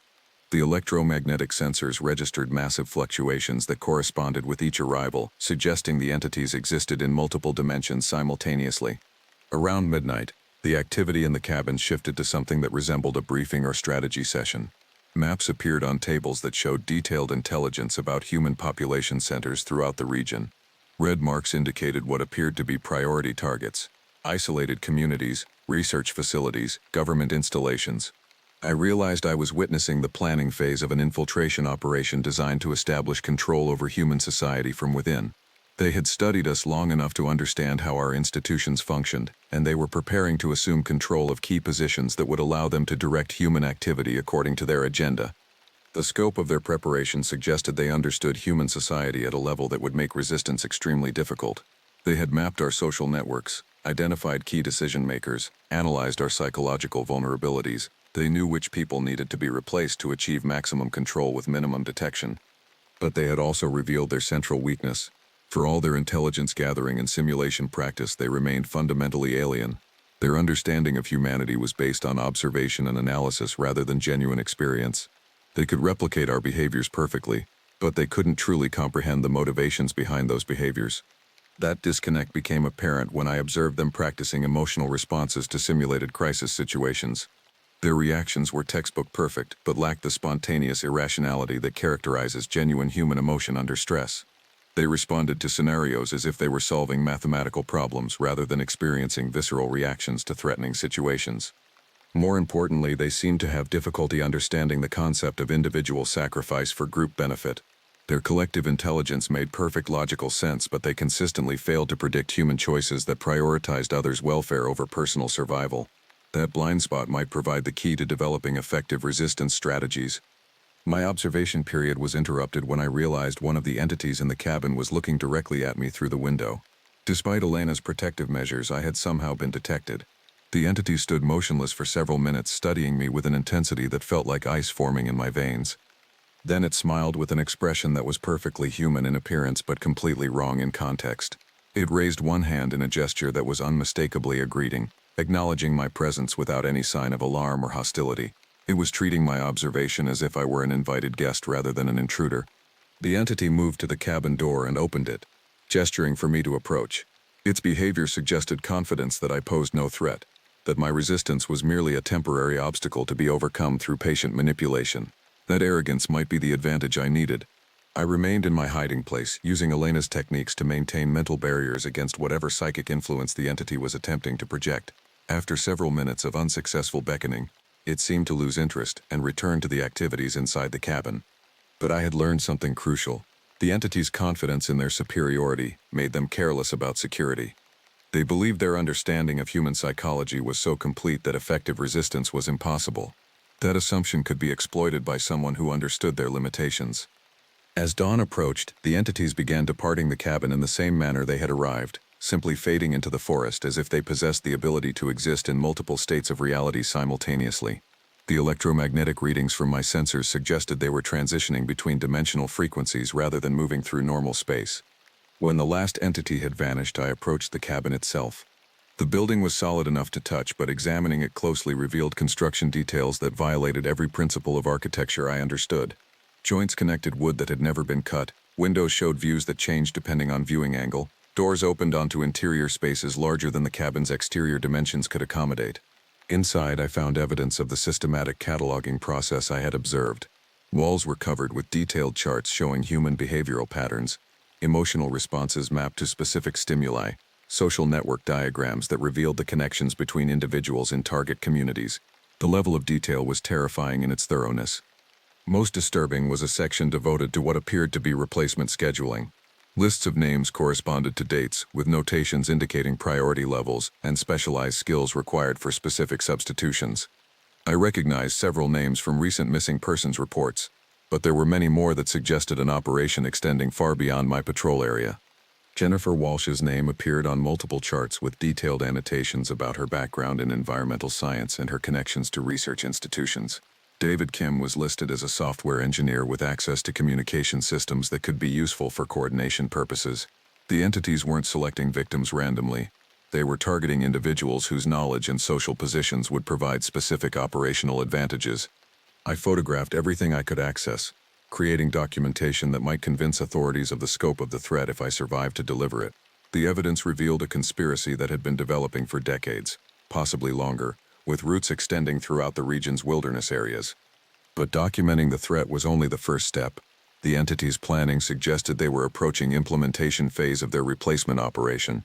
Unless their activities could be disrupted immediately, entire communities might be infiltrated by replicas so sophisticated that detection would be impossible. Elena had warned me that direct confrontation with the entities would be futile, but their own confidence might provide opportunities for sabotage. If I could disrupt their collection and processing operations, it might force them to postpone their infiltration schedule until new intelligence could be gathered.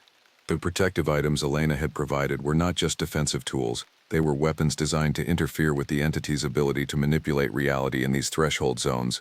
Used correctly, they might be able to destabilize the entire grove, making it unusable as an operational base. I began preparing for an action that would likely be suicide but might buy humanity time to recognize and respond to the threat. The entities had spent generations learning how to replace us, but they had made one crucial error. They had assumed we would never understand their true nature until it was too late to resist. They were wrong about that, just as they were wrong about many aspects of human psychology. Our capacity for sacrifice, our willingness to act on incomplete information when stakes were high enough, our ability to adapt rapidly to threats we had never previously imagined. These characteristics might provide the margin of survival our species needed. I was about to test whether one human, properly prepared and motivated by knowledge of what was at stake, could disrupt an alien intelligence operation that had been developing for longer than recorded history. The outcome would determine whether humanity retained control of its own evolution or became raw material for entities whose agenda we could barely comprehend. The battle for human identity was about to begin, and everything my grandfather's bloodline had prepared for across generations would be decided in the next few hours. As I prepared the disruption devices Elena had provided, I wondered if she would consider my sacrifice worthy of the traditions I was about to honor. The entities had made one final mistake. They had allowed a threshold guardian to discover their true nature and position. That knowledge, combined with weapons they didn't understand and motivations they couldn't predict, might be enough to shatter their carefully constructed operation. Either way, their secret was no longer safe. Even if I didn't survive what was coming, the documentation I had gathered would eventually reach people capable of organizing more comprehensive resistance. The old ones had revealed themselves, and humanity would never again be defenseless against threats it couldn't imagine. I lit Elena's protective bundle and watched reality begin to waver around the edges as smoke filled the grove with interference that disrupted whatever process allowed the entities to maintain their presence here.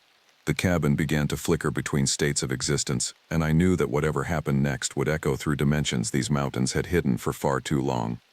The war had begun, and the first battle belonged to the Threshold Guardians who had never forgotten why some knowledge needed to be preserved across generations, waiting for the time when ancient wisdom would become humanity's salvation.